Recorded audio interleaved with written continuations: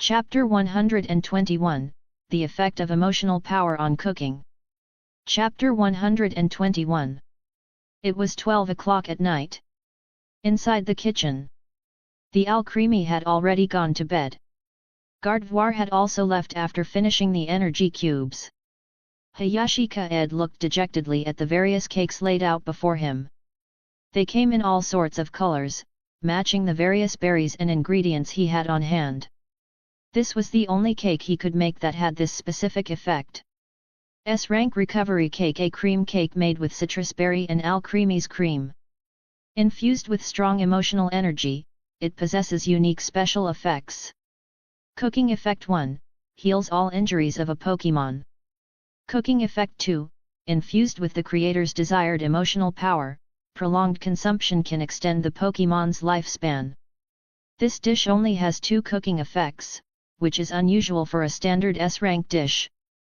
But the effects are remarkable. The first one completely heals all of a Pokémon's injuries.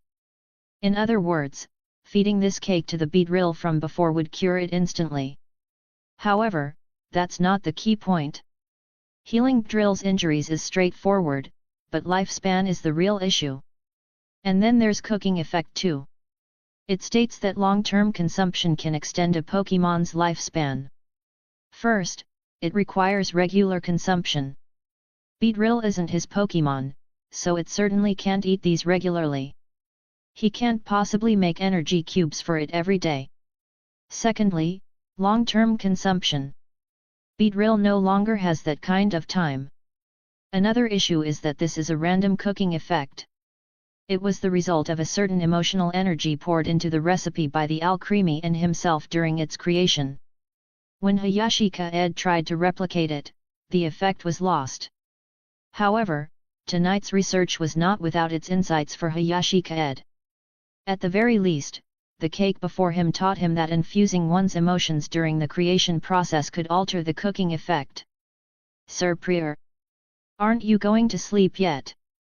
Behind him, Sir Prior noticed Hayashi Kaede hadn't come to the room yet and couldn't help but come out.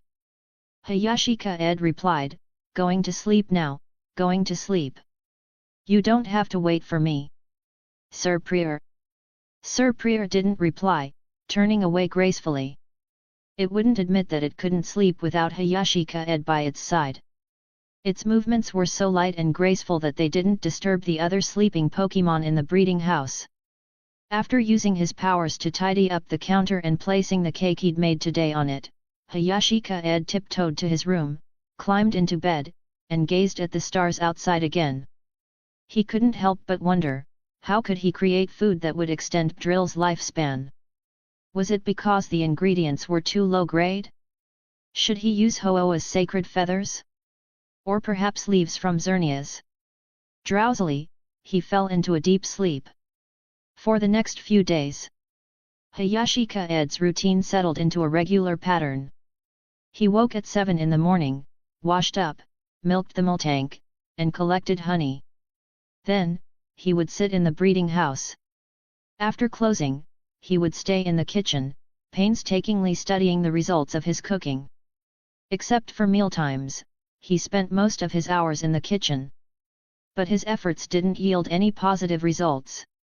He only managed to produce a few more cakes with effects similar to the S-rank recovery cake he'd made before. This left Hayashi Kaede feeling quite melancholy. On the afternoon of September 14th, Hayashi Kaede, having closed the shop, was about to return to the kitchen, when a sudden pang of curiosity struck him upon reaching the backyard. It had been days since he'd checked on the fruits and vegetables in the berry plantation. He thought, "I should go take a look."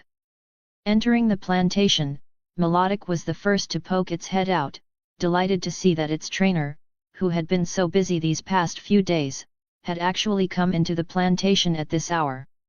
"Combuskin." The Combuskin also came forward and nudged Hayashi Kaede's thigh, as if asking why he hadn't been running with it these past few days. "I've been busy lately, probably for the next 2 weeks. Wait a bit. Once I find a new partner, I'll run with you in the mornings." Hayashi Kaede patted the Combuskin's head, then looked at Sir Prior, who was using grassy terrain. It suddenly occurred to him that he hadn't seen much of Sir Prior lately, and even Vulpix hadn't been around. Had it been maintaining grassy terrain all this time? Could there be some special ingredients because of that? Hayashi Kaede took a quick look around. The fruit tree he had planted last time had grown, now several meters tall, its leaves a glossy green. It should bloom and bear fruit in a few days. In the Pokémon world, most berry trees have a magical fruiting cycle. Berries like citrus and oran, which restore energy, bear fruit year-round in the wild except during winter. Moreover, the trees are extremely long-lived and rarely die except under unusual circumstances. However, not all berry trees are like this.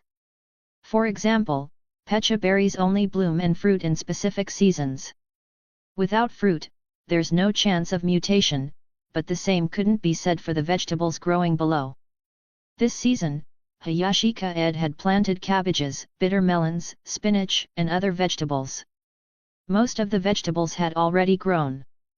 The cabbages growing near the reservoir were particularly impressive, each over half a meter tall, lush, and green. The outer leaves, wrapped around the inner ones, resembled palm leaf fans. Scanning the area, Hayashi Kaede quickly stopped in front of one cabbage. Among all the cabbages, this one stood exceptionally tall, nearly a meter high. Emerald green cabbage. After being nurtured by a certain grass-type Pokémon, it underwent a unique mutation. Effect: after eating it, your entire body turns green for 24 hours, healing most injuries. Turning green. Never mind, Beedrill is naturally green anyway.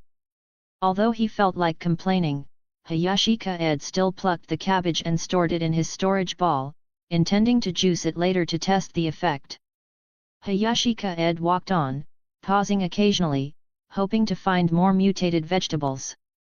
And as he expected, he soon found one. Having not visited the plantation for several days, and with the added benefit of the previously consumed mythical Pokémon Grade Energy Cube, he soon spotted a bitter melon in the bitter melon patch that looked distinctly different. Unlike the others, which were still green, this one had turned yellow, even with a hint of red. It even had a small yellow flower growing on it. The bitter melon of finding joy in suffering. The more suffering you have experienced, the greater the happiness you will feel after eating it. Conversely, if you have not experienced suffering, you will feel nothing. Chapter 122, Mutated Plants, 3 Kinds of Cakes. Chapter 122. Finding Joy Amidst Adversity. Hayashi Kaede couldn't help but smile wryly at this description, then shook his head, picked the bitter melon, and stored it in his storage ball. The 2 mutant harvests lifted his spirits, and he continued his search. Soon, another small vegetable patch caught his eye, or rather, a specific plant within it immediately drew his attention. It was a patch of spinach, the last vegetable Hayashi Kaede had planted. In the middle, 2 or 3 of the typically dark green spinach plants were pure white, as if albino. Hayashi Kaede immediately cast his eye of exploration on them.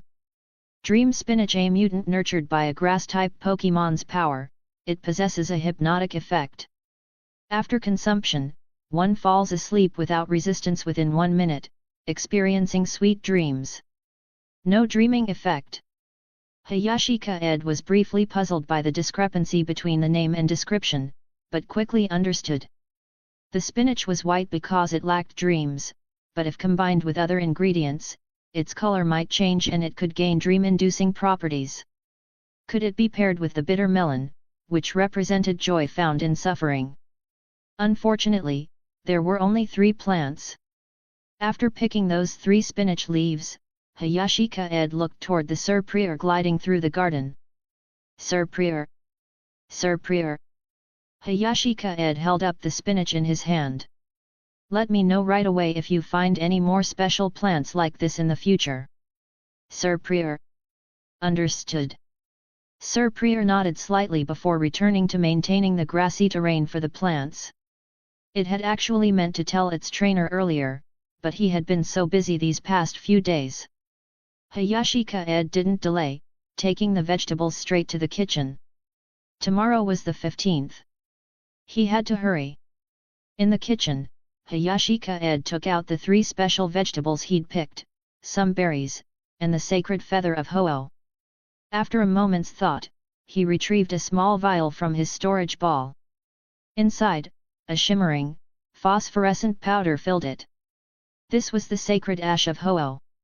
Honestly, Hayashi Kaede wasn't very confident that the sacred feather could be used to create a dish that increased lifespan. The sacred feather's description stated that a Pokémon touched by its pure spirit could significantly increase its strength and potential.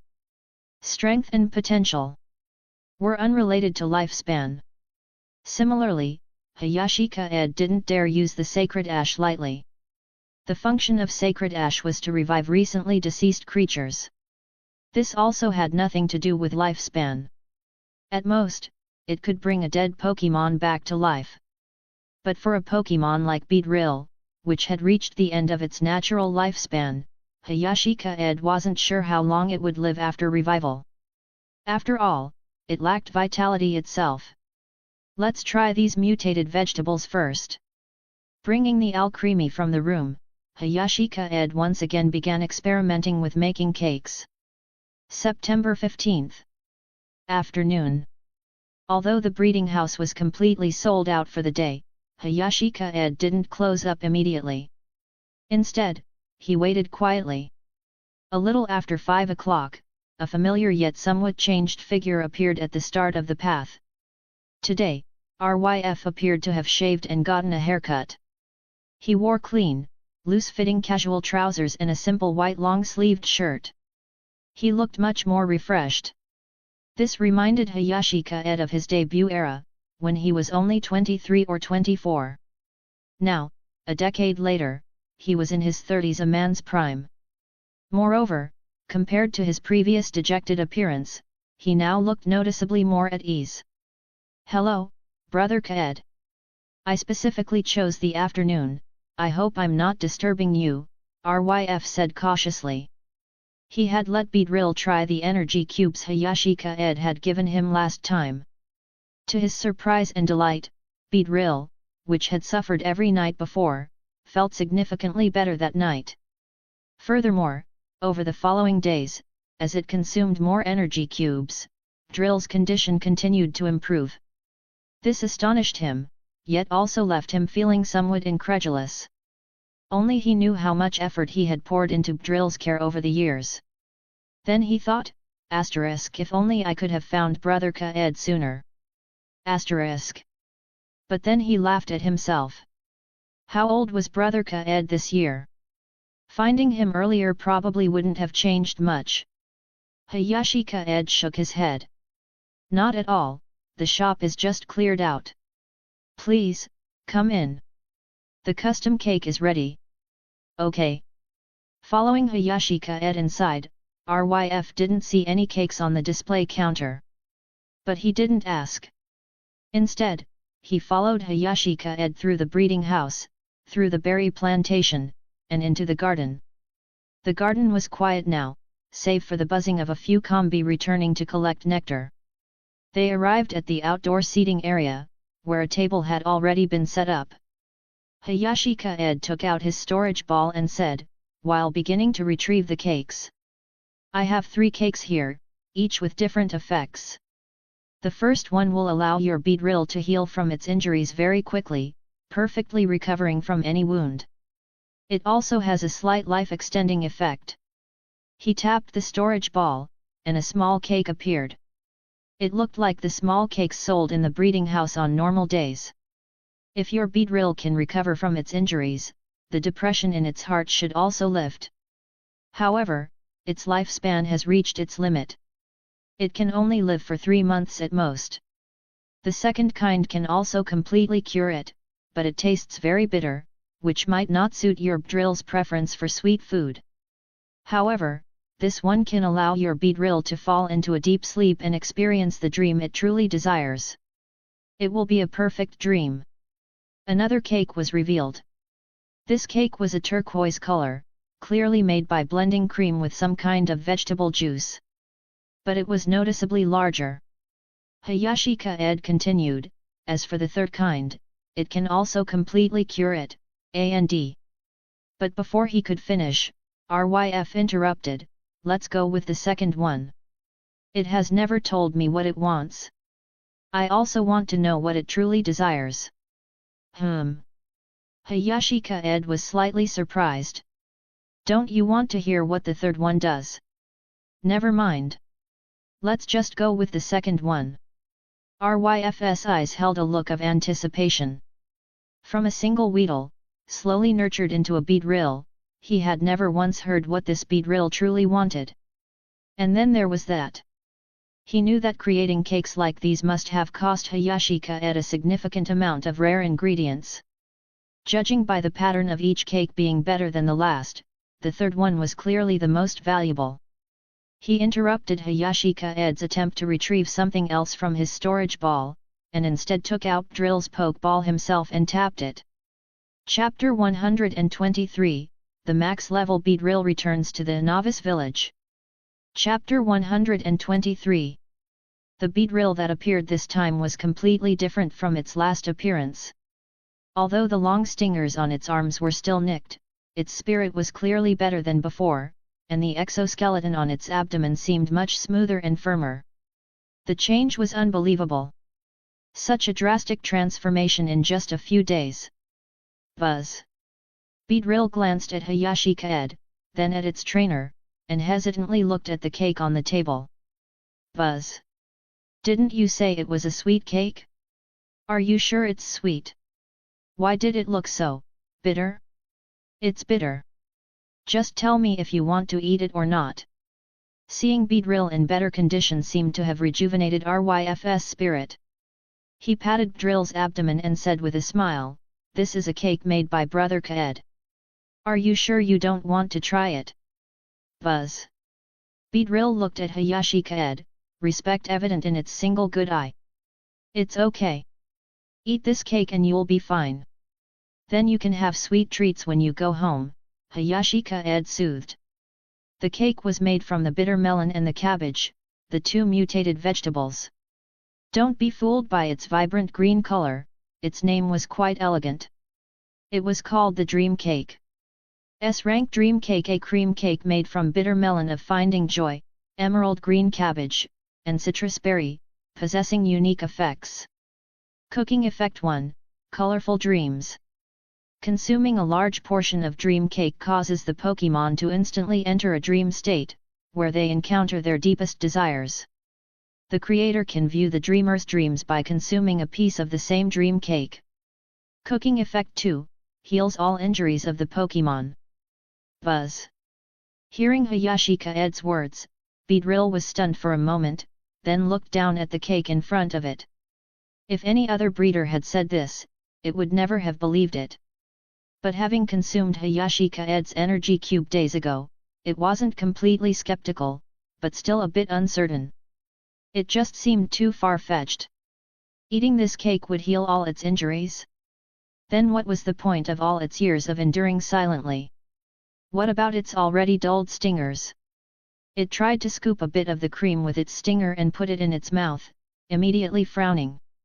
This was definitely the bitterest thing it had ever tasted, so bitter its entire mouth felt cleansed.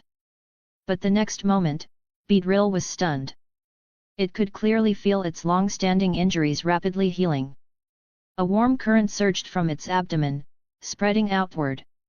Even its broken stingers became scorching hot. Layers of dead exoskeleton flaked off the stingers like rusted iron, rapidly replaced by new growth, sharp and strong like fine steel. The changes didn't stop there.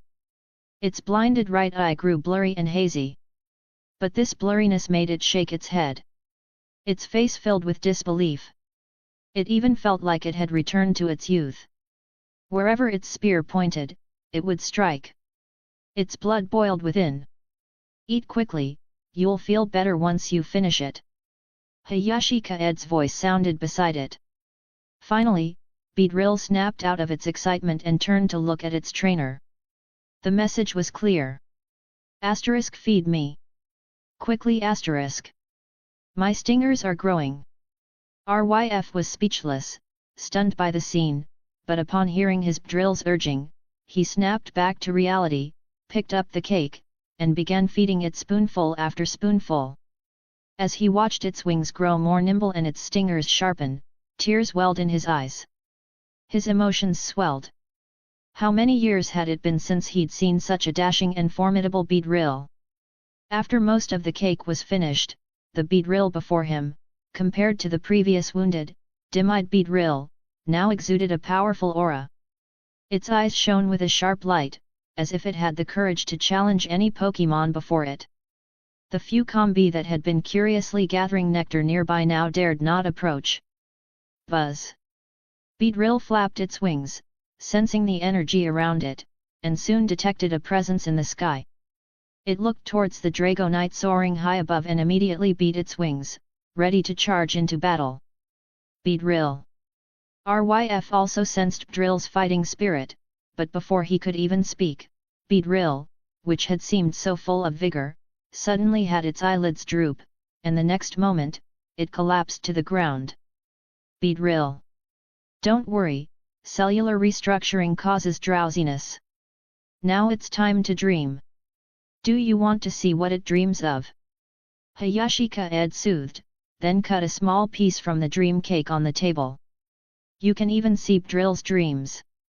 Ryf looked incredulous. Hayashi Kaede, as usual, offered his convincing explanation. Of course, my special power can shape its dreams, because it ate the food I made. As he spoke, he tasted a bit of the dream cake, and an inexplicable connection formed in his mind. His hands, following this connection, began to move as if blowing bubbles.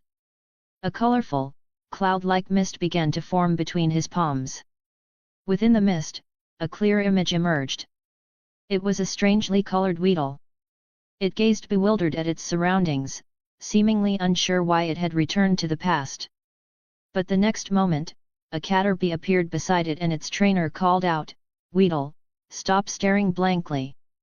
Use Poison Sting." It glanced back and saw the young trainer, Ryf, looking at it with excitement. Suddenly, a string shot past it, landing beside it. Weedle instantly recalled this moment. This was its first battle after being captured. Back then, this human had quietly approached it from behind, bonked it on the head, and captured it while it was dazed. But how could it possibly obey Ryf's orders after being captured like that? So, in their first battle, it was defeated by the opponent's Caterpie. But now, Weedle's vision sharpened. Even though its physical fitness was far inferior to its days as a beedrill, it now possessed a wealth of combat experience. Back in the starter zone again. Shouldn't it dominate? Help Ryf win every battle? Caterpie, use tackle. Hearing the voice of the opponent's trainer, now hazy in its memory, and seeing the Caterpie charging at it in a daze, Weedle grew excited. To the bewilderment of the opposing Caterpie, it simply leaned sideways with impeccable timing, letting the attack whistle past. Then, Ryf's voice cheered, "All right, Weedle, use Poison Sting." Chapter 124, Drill's Dream. Chapter 124.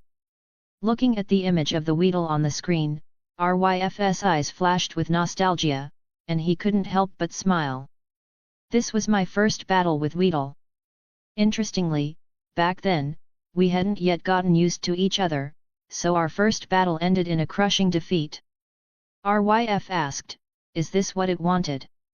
Hayashi Kaede didn't say anything, simply nodding and motioning for him to continue watching.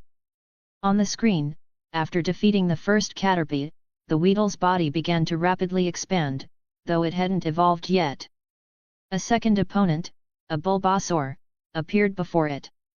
The scene brought back long-lost memories for Ryf, and his expression grew distant. He recalled that time, due to a flawed capture method, the Weedle had disobeyed him for a long time.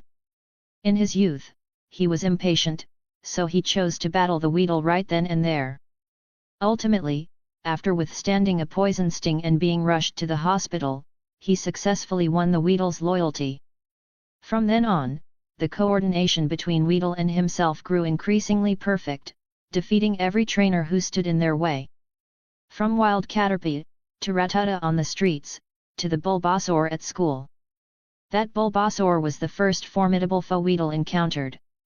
RYF clearly remembered its chlorophyll ability.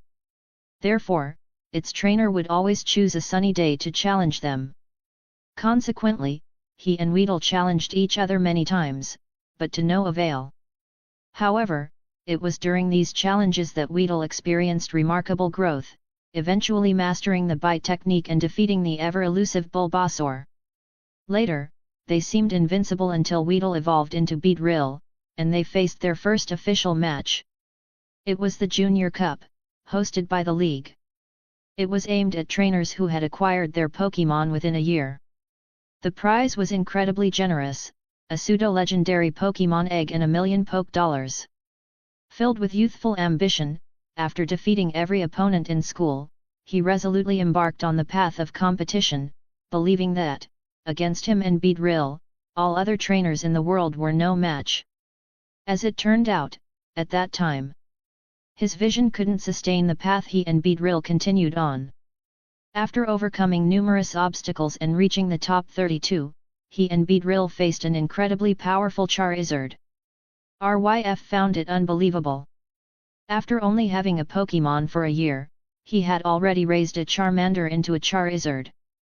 Undoubtedly, under Charizard's powerful flames, Beedrill was powerless, repeatedly driven back. But Beedrill refused to yield, charging forward again and again with its stingers, only to suffer a burn to its eye and be defeated. That was their first crushing defeat. Against the formidable Charizard, he and Beedrill tried every trick in the book but couldn't inflict even a scratch. After the defeat, his confidence was shattered, and for a time, he and Beedrill fell into despair. He didn't even notice Beedrill's eye injury in time. After the tournament, Beedrill told him its vision seemed to be blurring. He frantically sought medical help. At this moment, the image in Hayashi Kaede's hands had already reached this scene. This time, Beedrill, in its battle with Charizard, was agile, almost prescient, easily dodging its flames and using its twin stingers to inflict wounds on Charizard's body. Ultimately, it emerged victorious. That period is the time I regret the most in my life, seriously. Seeing this, RYF's face showed a look of relief, joy, or perhaps a wry smile. If I had taken it for treatment sooner, its eye definitely wouldn't have been damaged. Hayashi Kaede offered his assessment without hesitation. Well, judging by this, you certainly weren't a very competent trainer back then. Ah! RYF sighed, not objecting. The image within the clouds shifted again. The scene within it grew larger, surrounded by a dense crowd whose faces were too numerous to discern. The battlefield also expanded, almost as large as 2 or 3 football fields combined. Drill's aura grew immensely powerful, its twin stingers covered in mottled scars, resembling a battle-hardened veteran. Its trainer, standing behind it, wore a confident smile. Opposing it stood a Gallade. Gallade's trainer was a young man in his 20s, his expression relaxed and natural. Hayashi Kaede knew him, and perhaps most of the region's league knew him. He was the current champion of the regional league, a title he had held for 10 consecutive years. The two Pokémon quickly clashed. Stingers and blades gleamed, the two engaged in a fierce battle, the shimmering sound of metal clashing, and the surrounding spectators cheered. The Pokémon, which had been unstoppable in previous battles, challenging powerful foes one after another, seemed to stagnate this time. Perhaps this was its peak battle, and the opponent's combat experience and trainer were no less impressive. The two Pokémon were locked in a stalemate. However, it was clear that during the collision, the expression on Beedrill's face grew more and more agitated and excited, like a natural-born warrior. The wind from its stingers grew fiercer, and it seemed ready to fight to the death. Sure enough, it still longs for battle. Looking at the Beedrill in the image, RYF breathed a sigh of relief. During the 10 years of recuperation, he gradually used up all the prize money he had earned from competitions. Beedrill had asked him countless times to compete again. But because of its injuries, he never let Beedrill return to the battlefield. Even if he occasionally took on challenges for appearances, he would just let his other Pokémon battle. So over the years, Beedrill hadn't actually been happy. Perhaps because it was Beedrill's dream, the match it lost in reality, it held the upper hand here, and with a final combo, it took down the Gallade. RYF, who thought the dream would end here, muttered to himself, so this is what it wanted. And at this moment, the image in the colorful mist in Hayashi Kaede's hands shifted again.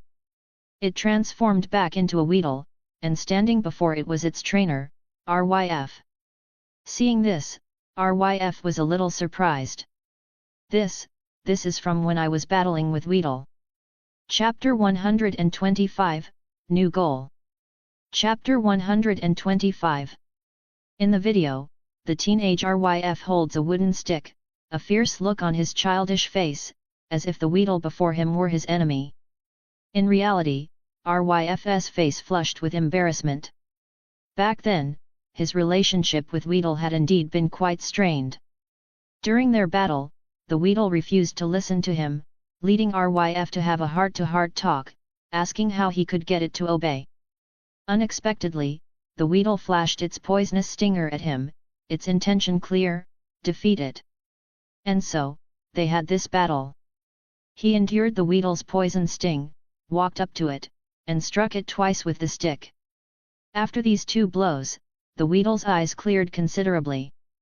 It cried out to him, "Weedle! Weedle!"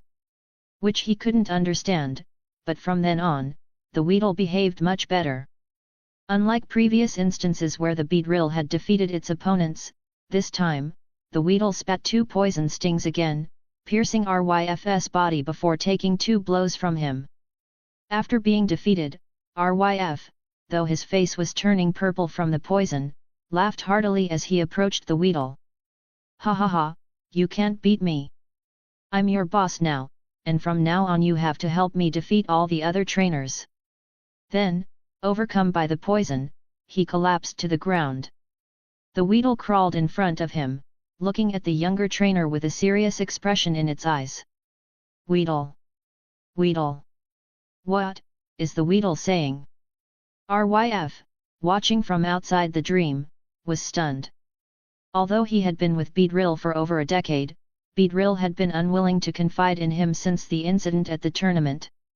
Furthermore, RYF had no special ability to understand the meaning of Pokémon's words, and in this current dream, it was still a Weedle. Therefore, RYF still had no idea what it was saying. He could only make a vague guess. Hayashi Kaede replied, "It said it will help you defeat every trainer." RYF was startled, then his mouth fell open. He took a deep breath and smiled again, his expression seemingly uncontrollable. Then, immediately, the smile tightened into a pursed lip expression.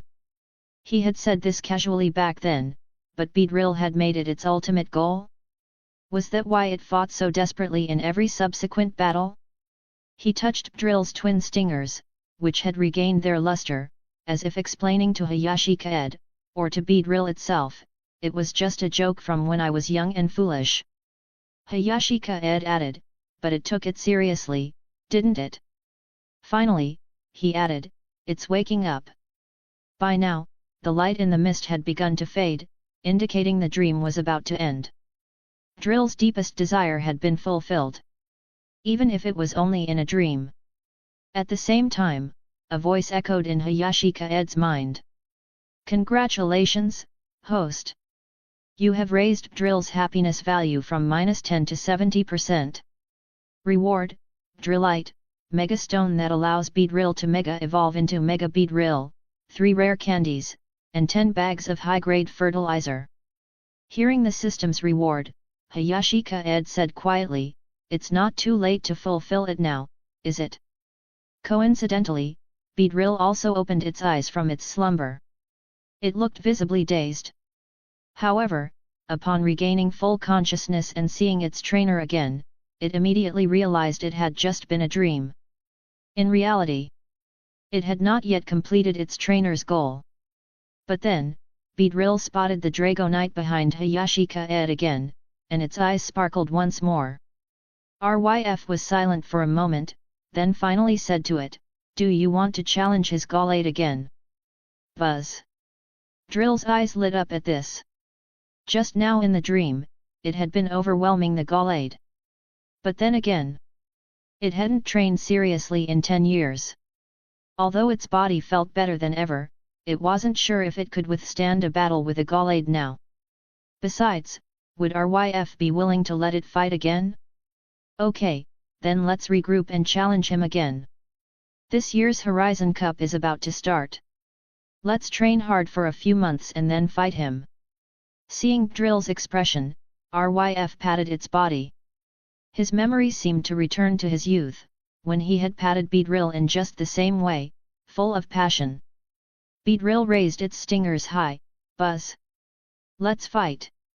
After the excitement died down, Ryf remembered they were still in Hayashi Kaede's garden. It was now completely dark. A birthday celebration shouldn't have taken this long. He addressed Hayashi Kaede solemnly, "Brother Kaede, thank you so much." Hayashi Kaede shook his head. "It's okay. Seeing the former bug-type king, now rejuvenated and full of fighting spirit, is what I wanted to see. This. I'm sorry." Ryf suddenly recalled the dejected state he was in when he first arrived and couldn't help but let out an awkward laugh.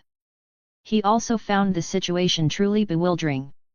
He had originally just wanted Beedrill to have a peaceful last birthday, but he hadn't expected it to be completely cured.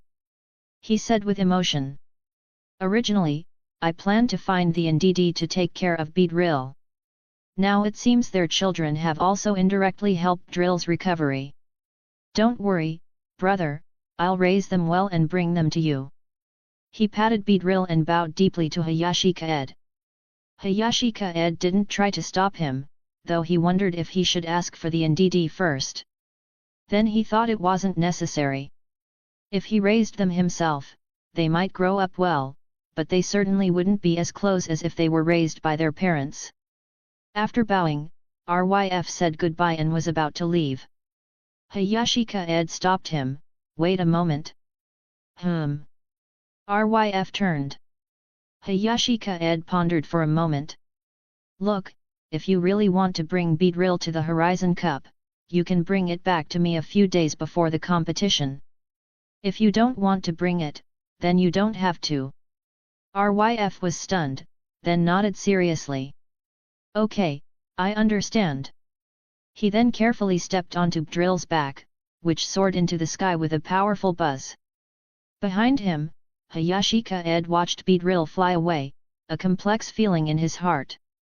The Horizon Cup is held every year around the new year, still more than 4 months away. Now with the goal of survival. Can it last those 4 months? Chapter 126, Evolution, Butterfree. Chapter 126. He shook his head, no longer dwelling on it. The so-called third cake wasn't much more better. It simply cured Drill's illness and helped it maintain a good mood for the time being. It was made with bound sweet juice and the bitter melon of finding joy, mixed with cream and a citrus berry. This would first help by sustaining Drill's life. He would continue to search for dishes with prolonging life effects in the future. Dragonite.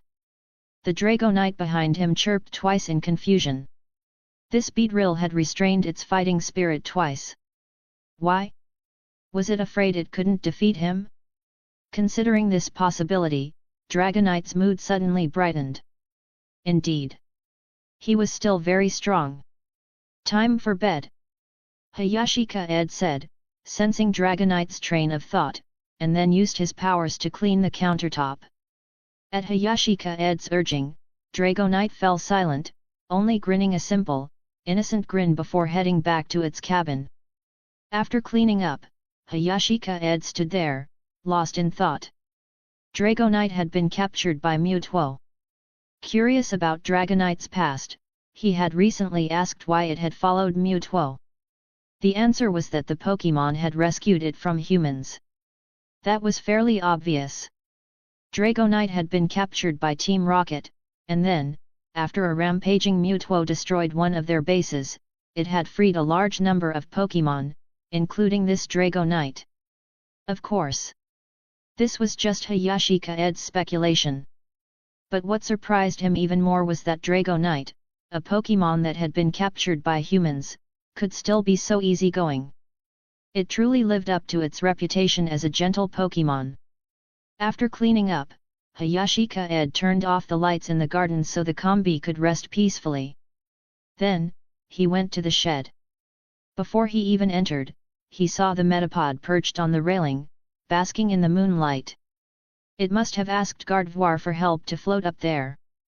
Only Gardevoir possessed telekinetic abilities. And Metapod lacked a mouth to communicate its requests, making movement difficult. So, Hayashi Kaede had asked Gardevoir to pay special attention to its mood. Moonlight streamed down, adding a touch of brilliance to its crimson cocoon. This was Metapod's request.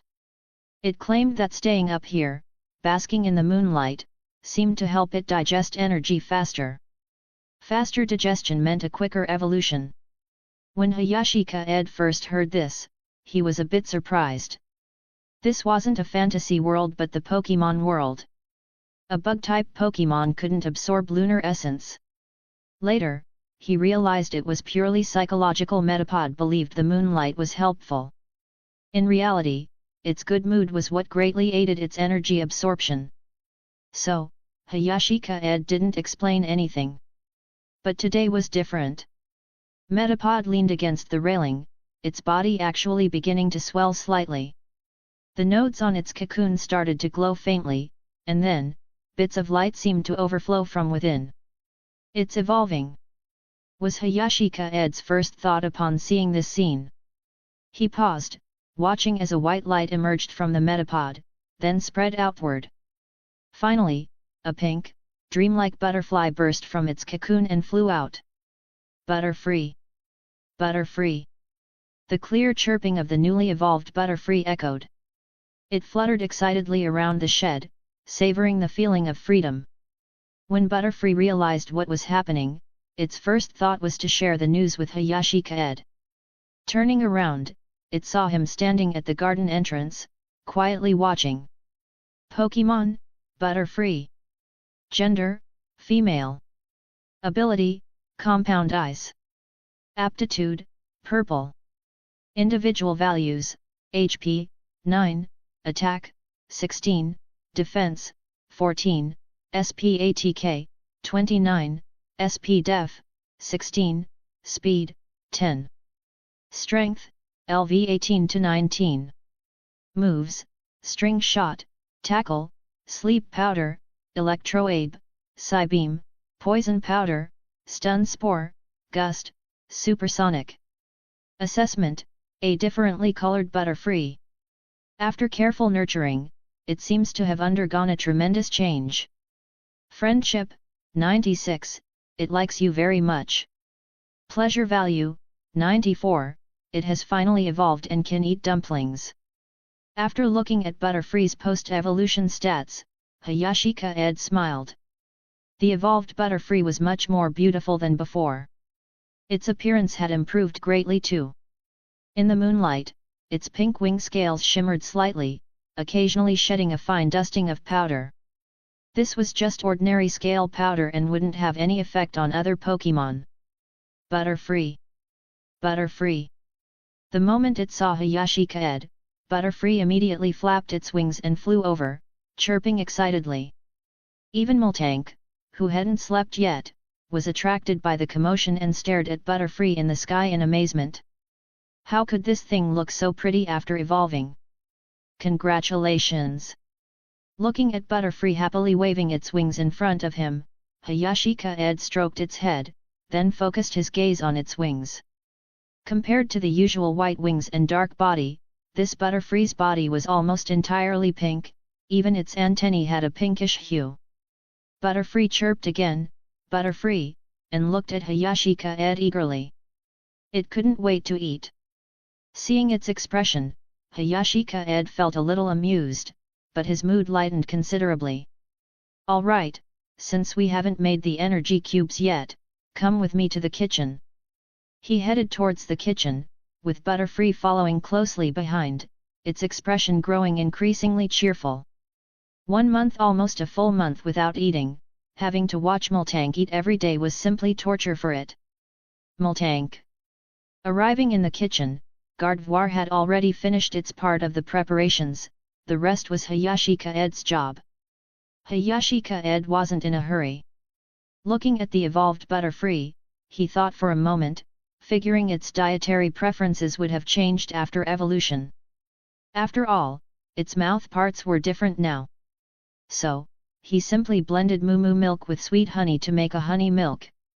Then, using his powers, he crushed a previously created Dream Energy Cube and added it to the milk.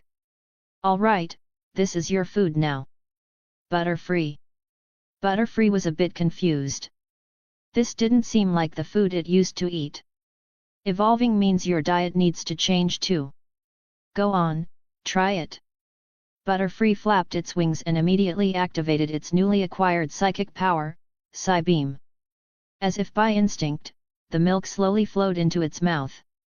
After taking a sip, its eyes lit up at the combination of the sweet honey and the distinctive, refreshing tartness of the moo milk, a large can of milk perfectly suited to the approaching autumn. This was delicious too. Alright, go drink outside. I'm busy. Butterfree, okay. Okay. Butterfree carefully controlled the bowl with its psychic power and flew outside. Seeing this, Hayashi Kaede couldn't help but sigh, why didn't I thought of Butterfree could learn psychic techniques? Then, he got busy with his work for the day. Chapter 127, Typhoon. Chapter 127. September 16th. It was raining heavily. Hayashi Kaede had Rotom check the weather and discovered a typhoon was forming offshore, meaning the weather would remain quite chilly for the next few days. Hayashi Kaede could clearly feel it. The temperature had suddenly dropped from the 20s Celsius to just over 10 degrees, prompting even the townsfolk out working to bundle up in thick sweaters. Because of the downpour, foot traffic to the breeding house had noticeably dwindled, often with only a customer every 10 minutes or so. And these were mostly regulars who didn't need introductions to the products or energy cubes. But Hayashi Kaede didn't mind. It was a chance to have some free time after the recent busy period. A welcome break. Many wanted to order takeout, but with the rain, Hayashi Kaede didn't want to trouble the Pidgeotto, so he temporarily suspended delivery service. He'd only send Pidgeotto for special orders. At the same time, this kind of weather was a bit dreary for the Alcremie manning the counter. They slumped listlessly against the counter, watching the occasional passerby, worried about the cakes they'd made yesterday. It's raining. Fewer people are coming. They won't be able to sell the cakes. Don't worry, don't worry. The cakes will keep just fine in this weather. If they don't sell, everyone can have cake tonight, Dragonite and Combuskin can have extra. Hayashi Kaede soothed with a gentle smile. Hearing this, the Alcremie felt a little better. Their main fear was that their creations would go to waste. Alcremie. Combuskin. Combuskin, sneaking out from the plantation, poked its head out. It had been raining the past few days, so Hayashi Kaede had cancelled its morning training. Hearing its trainer suggest it eat more, its eyes lit up. See? I call, and it comes right away, Hayashi Kaede teased. Combuskin. So, can I eat? Here you go, you little foodie. Hayashi Kaede unceremoniously walked to the counter and handed it a small cake. A customer in the breeding house, observing Hayashi Kaede's interaction with his Pokémon, couldn't help but envy him. Brother, the atmosphere with your Pokémon here is truly wonderful. Then, as if remembering something, he gritted his teeth, unlike my unruly Pokémon, stubborn as a mule. I say go east, he goes west. I say use bullet seed, he insists on using pound. He grew increasingly frustrated, finally putting down the energy cube he'd chosen. No, I'm so mad. I'm not buying it for him. Hayashi Kaede murmured, perhaps you could take it step by step, use things he enjoys, and slowly guide him. Combuskin eating cake nearby, seemed to sense something and turned to Hayashi Kaede in confusion. This method sounded familiar. The customer sighed, well, that's true, but sometimes, it's really infuriating.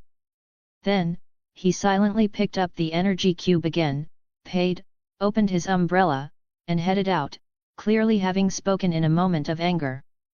Hayashi Kaede, watching him leave, couldn't help but sigh, it seems not every trainer can get along smoothly with their Pokémon. This is quite common. Haven't you seen? Even Ash, who eventually became a Pokémon master, was initially electrocuted by Pikachu and had to use rubber gloves to handle it. Not long after the customer left, the rain intensified into a torrential downpour, like a waterfall. The bean-sized raindrops, driven by a strong wind, fell in nearly solid sheets. After waiting over 10 minutes with no one else coming, Hayashi Kaede looked up at the oppressive dark clouds and wondered, could this rain be caused by that giant Kyogre changing the weather? Above, Rotom was checking the news feed for Aogiri Town. This year's Horizon Cup has been scheduled for January 12. Interested trainers can register now. Yesterday at noon, 3 EV went missing from the EV breeding house. They were wearing collars. Any citizen who finds them, please return them promptly. Rotom's voice was muted, seemingly to avoid disturbing Hayashi Kaede. Hayashi Kaede's attention wasn't on it, though. Assuming no one else was coming, he closed the shop door and called up to Rotom. Check the weather forecast, see the typhoon's path. Rotom beeped and immediately tuned into the official league broadcast. A news anchor and an elderly man in a white coat appeared on the screen. League announcement, a Category 11 typhoon, Primordial, has been threatening the waters of the regional alliance for the past few days. Residents in coastal areas are advised to stay indoors. League announcement, the typhoon's impact has been largely contained. Traveling trainers, please proceed to the nearest Pokémon Center, which offers free food, lodging, and hot water. The impact of this typhoon is predicted to last 3 to 4 days. Let's invite Pokémon meteorology expert, Dr. Moss, to analyze whether this typhoon is related to a powerful Pokémon. Category 11 Typhoon. Hayashi Kaede muttered, his eyes lighting up. Wasn't this a 3 or 4 day holiday? Aogiri town wasn't far from the sea. He said to Rotom, please post a notice on the Pokénet, saying that due to the typhoon, the breeding house and Pidgeotto delivery are closed for the next few days. Rotom. Okay, master. Rotom nodded and immediately got to work. Combuskin continued eating the small cake made by the Alcremie. Hayashi Kaede, meanwhile, headed to the plantation. Inside the plantation, Dragonite was using its ability to moderate the weather, reducing the impact of the heavy rain on the plants. It had integrated into the plantation quickly. Perhaps due to its gentle nature, all the Pokémon got along well with it. Among them, its biggest fans were Vulpix and Bounsweet. They were both small and could dance on Dragonite's belly. And Dragonite seemed happy to let them play there. But now, because of the heavy rain, Alolan Vulpix could only lie by the back door of the breeding house, boredly watching the downpour outside. Thinking to itself, asterisk, when will the rain stop? When will it be afternoon? Asterisk. After the rain stops, Dragonite will play with it, and in the afternoon, Hayashi Kaede can spend time with it. Hearing footsteps behind it, it immediately stood up and looked at Hayashi Kaede, Vulpix. Hayashi Kaede explained with a smile, it's raining today, so the shop is closed. Vulpix. Vulpix. Vulpix. Upon hearing this, Vulpix's eyes suddenly lit up, staring at Hayashi Kaede with wide eyes, as if asking, really? Really? Hayashi Kaede picked it up and rubbed its belly until it kicked its feet and went Vulpix, Vulpix, Vulpix, before stopping the harassment. This kid was obviously very ticklish, but sometimes it wouldn't avoid his tickling at all. He noticed Sir Prior peeking over from time to time, a smile unconsciously appearing on his lips. Just as he was about to call it over, Combusken came out from the breeding house. Combusken. Someone seems to be knocking on the door outside. Hayashi Kaede frowned. Knocking? At this hour? Chapter 128, Eevee on a rainy day. Chapter 128. Eevee had run away yesterday. It was hungry today. Being overly curious, it couldn't stand the daily routine of energy cubes and the constant selection by people. It didn't want to be chosen. What if the trainer who picked it wasn't good? Wouldn't it be trapped in a devil's den? The thought of this possibility terrified it.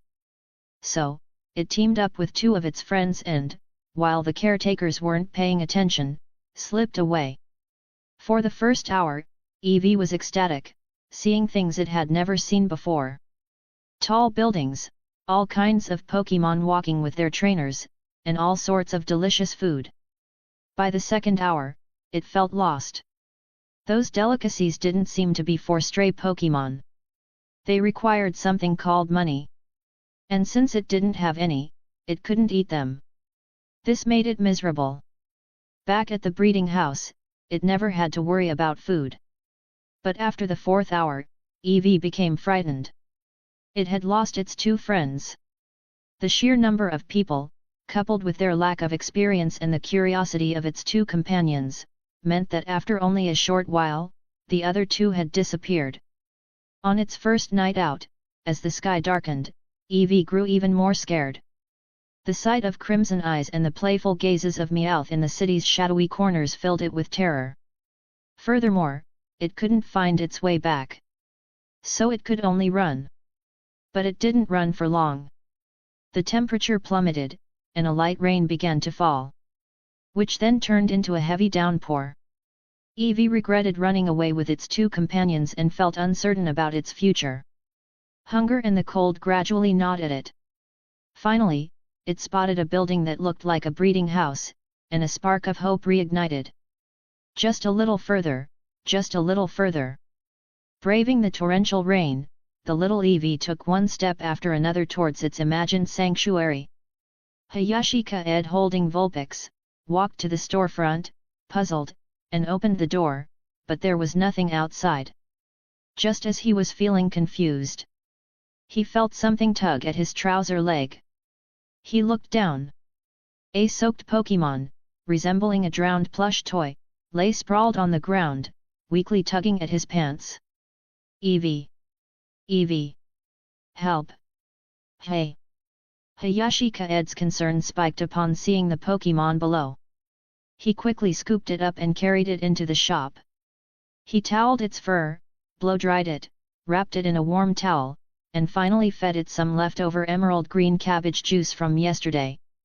After completing the entire process, Hayashi Kaede breathed a sigh of relief and took a good look at it. It was undoubtedly an Eevee, and a small one at that, about half the size of a normal Eevee. Its fur, now dry, was fluffy and glossy, its ears soft, its tail a slightly darker cream color, and its neck ruff was white. Its nose was a pale pink. It was clearly a carefully bred Eevee, not a wild one. Asterisk, did some careless trainer lose it, or did it sneak out on its own? Asterisk. Two thoughts flashed through Hayashi Kaede's mind. He then searched Eevee's body. But after a thorough search, he found no identification tags or marks. In desperation, Hayashi Kaede could only use his eye of exploration. Pokémon, Eevee. Gender, female. Ability, anticipation. Aptitude, purple.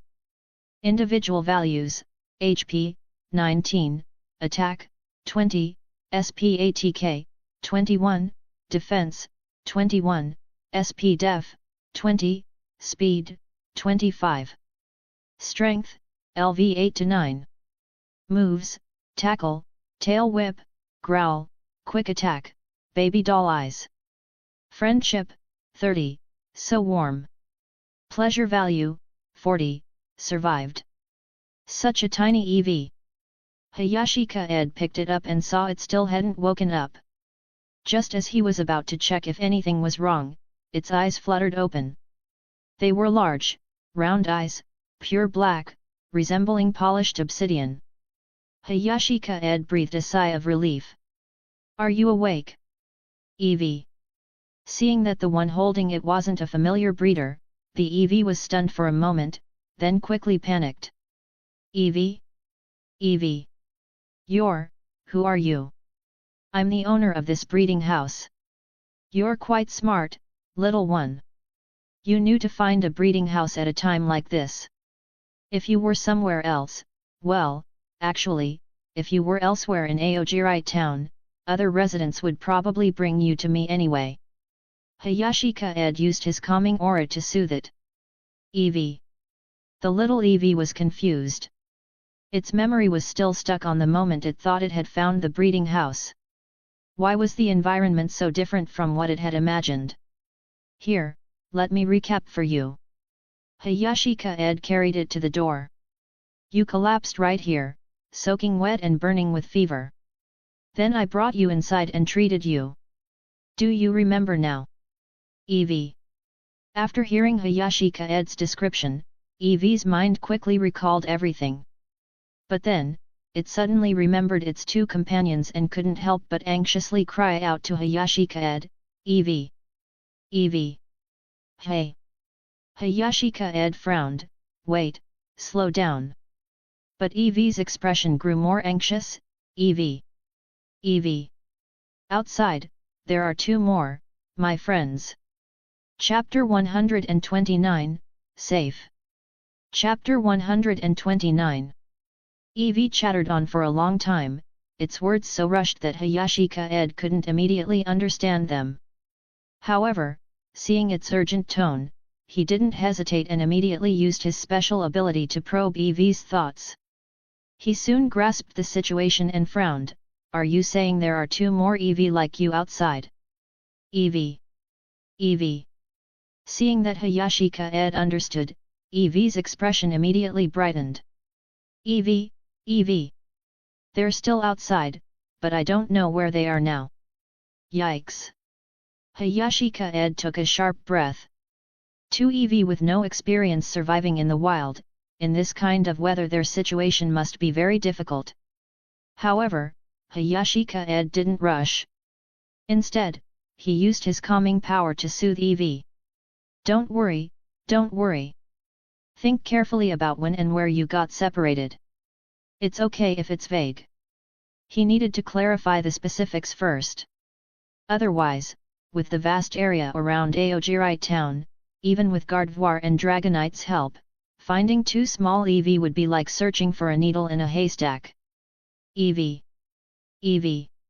With Hayashi Kaede's soothing, Eevee's emotions quickly calmed down, and the scene of parting with its friends began to surface in its mind. At that moment, a scene, channeled through Hayashi Kaede's special ability, quickly emerged in his consciousness. This was an advanced application of his power, allowing him to access Pokémon's memories and explore past events. The scene showed three little Eevee sneaking out of the breeding house, excitedly making plans after their escape. Then, they ran out of the breeding house and arrived at the snack street in Aogiri town. Finally, the three Eevee, each following a different enticing scent, were separated by the crowd. The scene cut off here. Eevee stopped its recollection, ready to describe it to Hayashi Kaede. Hayashi Kaede interrupted it. Okay, I understand." After taking in the entire scene, he now knew the origin of this Eevee. It was from the Eevee breeding house in the Oak district of Aogiri town. This shop, specializing in breeding, boarding, and selling Eevee, is quite famous in Aogiri town and has been open for over a decade.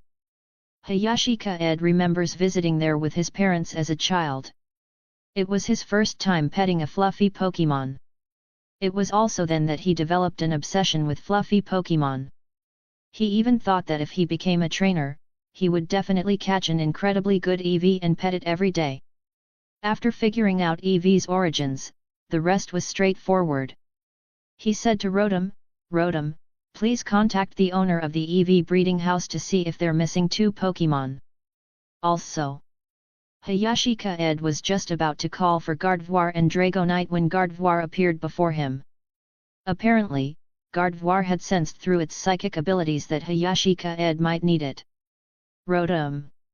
Master, don't worry about the other 2 EV.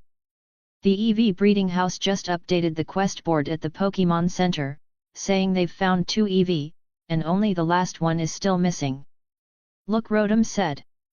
It projected an illusory screen in front of Hayashi Kaede and EV. At the top was inscribed Pokémon Center Quest System. Below were various quests. Due to the varying abilities of Pokémon, the Pokémon Center issues quests based on citizens' needs.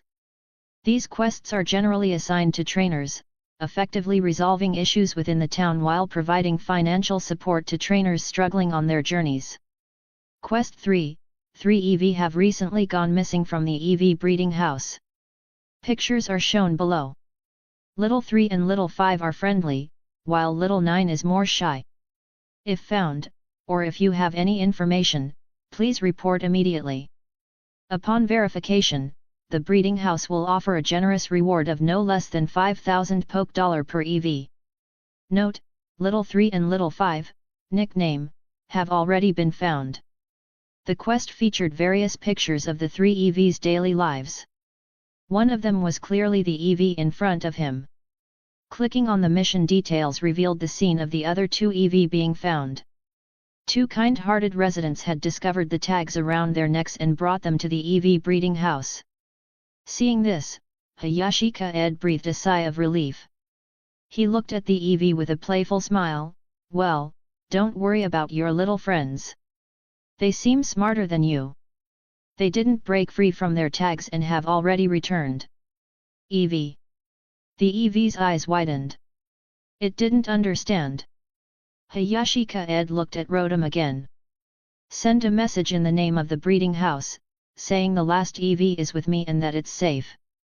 I'll send it back after the typhoon passes." "Okay, Master." Rotom immediately sent the message. Within a minute, a video call came through on Rotom. Hayashi Kaede didn't hesitate and immediately answered. The video showed a handsome young man, about 24 or 25 years old, wearing a white shirt and glasses. From the video background, a Flareon could be seen strolling past behind him. Hayashi Kaede was slightly surprised when he saw the young man. "Iji, aren't you supposed to be on your journey?" As a child, whenever Hayashi Kaede went to Aogiri town to run errands, he would pester his parents to take him along, partly to see more Pokémon and partly to visit the EV breeding house. This Iji was the son of Fang Buletin, the owner of the EV breeding house. After his parents disappeared, Hayashi Kaede rarely went there. Later, he heard that Iji had set out on a journey during high school and had apparently traveled through 2 or 3 league regions by now. The two had been close as children. Back then, Hayashi Kaede would ask Fang Iji to take him out to walk the EV every day. Interestingly, during their childhood, because Hayashi Kaede always seemed more mature and knowledgeable than Fang Iji, their relationship was somewhat unusual. Although Fang Iji was 5 or 6 years older than Hayashi Kaede, he still called him Brother Kaede. And did so quite naturally. However, Hayashi Kaede's impression of him was that he loved to boast. "Ha ha ha! Brother Kaede!" Fang Iji, sitting across the screen, was also a bit surprised to see Hayashi Kaede. Then he burst out laughing. "Neighboring breeding house. I was wondering if Uncle Kaede had returned. I didn't expect it was you who inherited your parents' breeding house. This is so different from how you were as a kid. I thought you had already embarked on a journey and swept through all the gyms in the regional league by the time you came back this time." Well. Hayashi Kaede laughed awkwardly. "I just graduated from high school this year. Then he asked, "Aren't you here about the EV?" "Oh, right, where's the EV?" Chapter 130, EV and Vulpix. Chapter 130. Hayashi Kaede picked up the EV. It got caught in the rain and has a slight fever. After drying its fur, it's recovered. Also, bring the other two missing EV over. This little guy seems worried about not seeing the others. Okay. Hearing the familiar tone, Fangaji instinctively nodded in agreement. He then walked over to the EV breeding area, picked up an EV in each hand, and brought them over. But halfway through, he felt something was off. When he was little, he thought Hayashi Kaede was amazing and incredibly knowledgeable about Pokémon. When they watched Pokémon battles in the battle park together, Hayashi Kaede could always clearly explain the various moves each Pokémon used. You have to remember, that was knowledge only taught in high school, but back then, Hayashi Kaede could do it effortlessly. So, he admired Hayashi Kaede. But now it was different. He had learned high school material, traveled to 2 regions, and competed in 2 league-level tournaments. He even reached the top 16 in a regular tournament in 1 region. He was definitely an exceptional trainer. And Brother Kaede, Hayashi Kaede, is just a high school graduate. So why should he be afraid of him? Thinking this, Fangaji's back suddenly stiffened. But before he could say anything, Hayashi Kaede over there held up the EV and said, "See? Your 2 friends are just fine." Iji immediately reconsidered his tone, coughed twice, and said in a somewhat suppressed, deeper voice, "Kaede, have you inherited Uncle Kaede's breeding house and become a breeder?" "Hey!" The change in address made Hayashi Kaede look over, but he didn't comment, just nodded, "That's right." Iji's chatty nature was piqued at once. He expressed surprise with a hint of disappointment in his tone, "Kaede, little Kaede, this isn't like the fighting spirit you had as a kid. Back then, you said you were determined to make a name for yourself in the regional league championships. Look at me. Over the years, I've traveled through Kanto first, then Johto, and I've achieved quite a bit. You wouldn't believe it, I made it to the top 8 in the Indigo Plateau Conference. The battles between trainers were fierce. Just before the Indigo Plateau, for example, I met a trainer named Red. Our battle was an intense, earth-shattering clash, but unfortunately, my Flareon was ultimately taken down by a single move." He eloquently recounted the glorious experiences of his travels, oblivious to Hayashi Kaede's increasingly strange expression. A 50-50 match with Red? Seriously? That Flareon just barely scraped past the Elite Four level. As expected. Men and their damned tendency to show off never change. Hey, Brother Kaede, you didn't even ask why I came back this time. I heard that Champion RYF will be attending this Horizon Cup. I'm back to win the championship and then challenge him. Hayashi Kaede cupped his hands politely. Is that so? Good luck then. The Horizon Cup allows participants to challenge the reigning champion every 3 years. Doing the math, this year is the 3rd year. Over there, Iji, who was talking with great enthusiasm, suddenly paused as if struck by a thought. All right, Brother Kaede, I'll stop chatting. EV's been found. I need to tell my dad so he stops searching outside. I'll come visit you when I have time. Okay.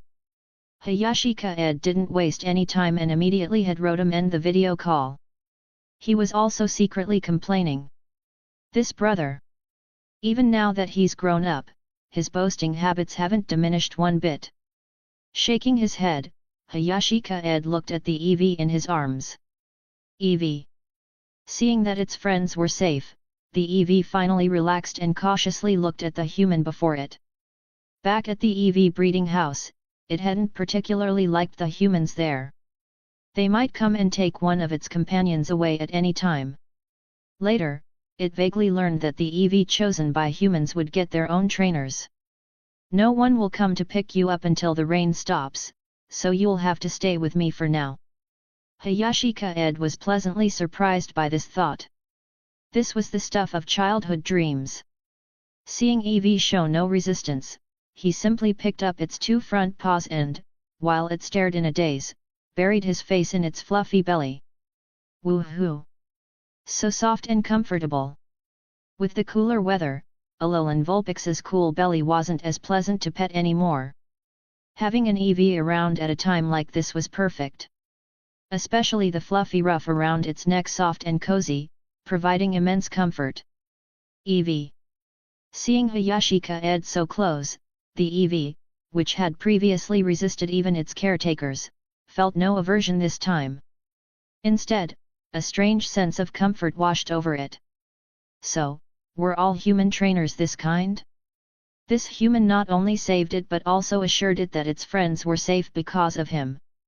And his scent was so nice. Just as it couldn't help itself and was about to reach out and hug Hayashi Kaede, a slightly huffy sound came from nearby, interrupting the intimate moment between Hayashi Kaede and the Eevee. Hayashi Kaede instinctively let go of the Eevee and looked down to see Vulpix, the Alolan Vulpix he had placed on the sofa, pouting at him for holding the new Pokémon. It puckered its lips resentfully, tugging at Hayashi Kaede's trouser legs with its paws. It looked utterly wronged, clearly in a sour mood, jealous. Vulpix! Why aren't you holding me? All right, I'll hold you, I'll hold both of you. Hayashi Kaede had no choice but to place Eevee on his left knee and then Vulpix on his right knee. He rested one hand on each Pokémon's back and gently stroked them. Vulpix was content, while Eevee fidgeted a little. The next second, a series of gurgling sounds came from Eevee's stomach. It felt even more embarrassed and buried its face in Hayashi Kaede's knees.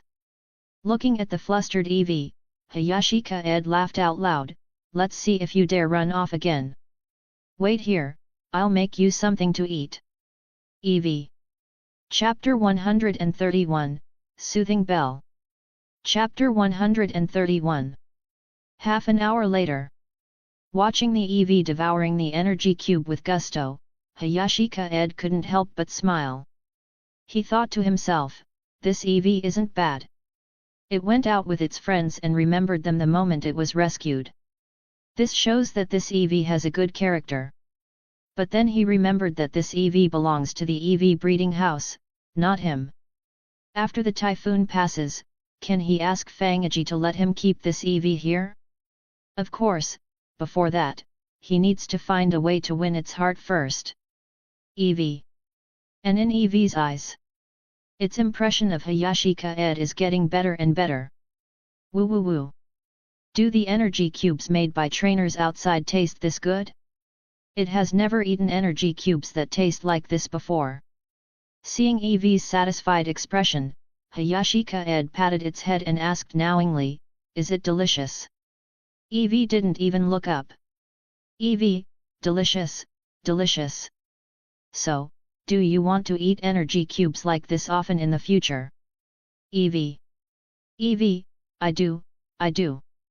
Hayashi Kaede continued to coax it, "How about you stay with me from now on? That means you won't go back. Stay in my breeding house and be my Pokémon." Eevee? Eevee. Okay.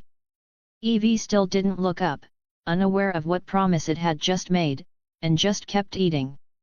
It only took 2 more bites.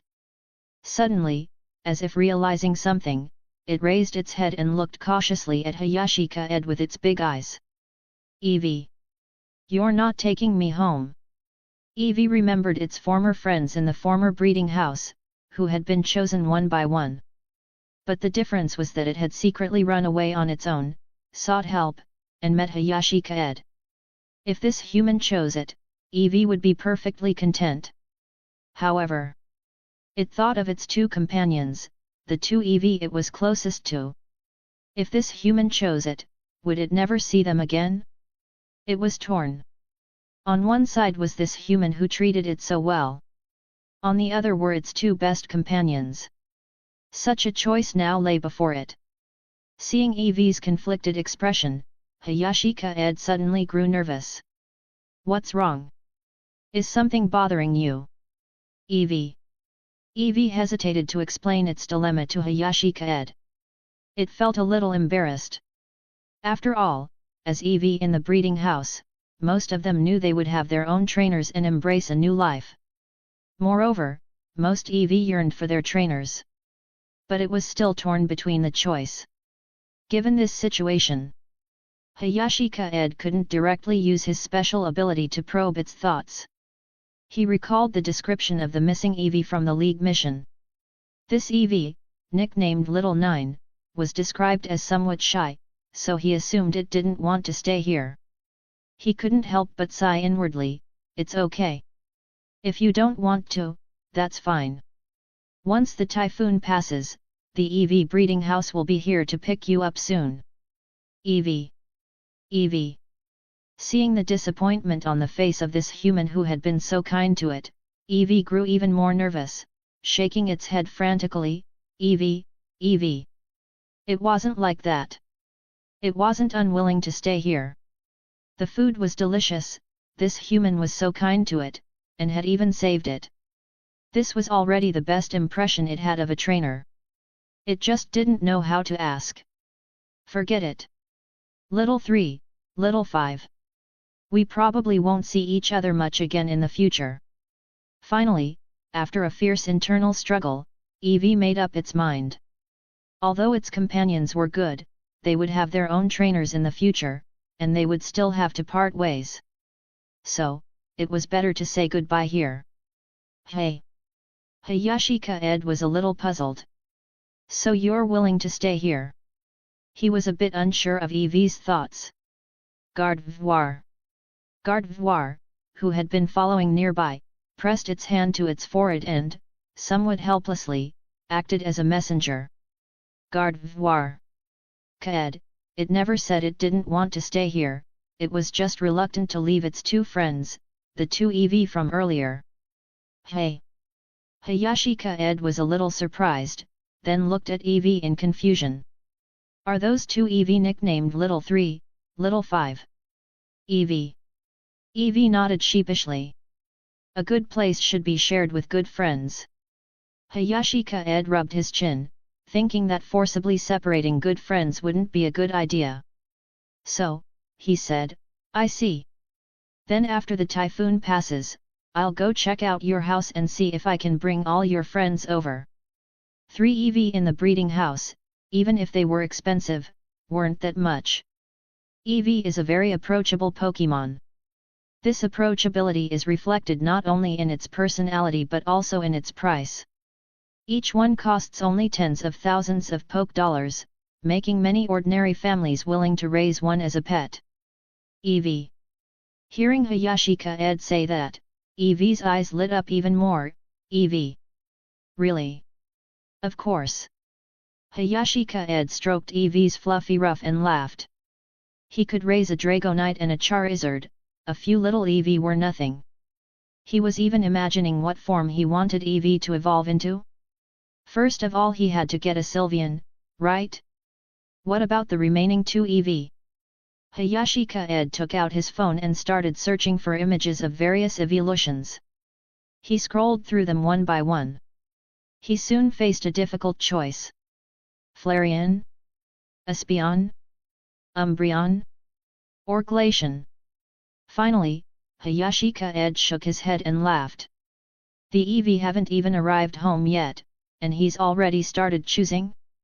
What evolutions they would become would depend on the direction the 2 Eevee were inclined to evolve. Just as he came back to his senses, the little Eevee had also finished its energy cube. It glanced at Hayashi Kaede discreetly. Although it still wanted to eat more, it felt a bit awkward to eat so much on its first visit.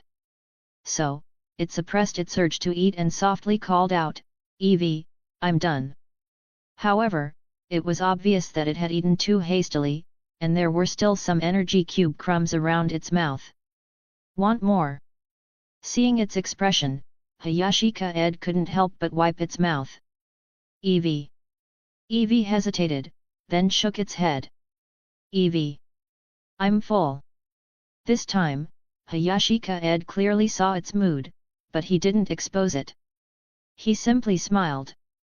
Well, it's almost lunchtime anyway, so we can all have our next meal together. Evie. Yeah, yes.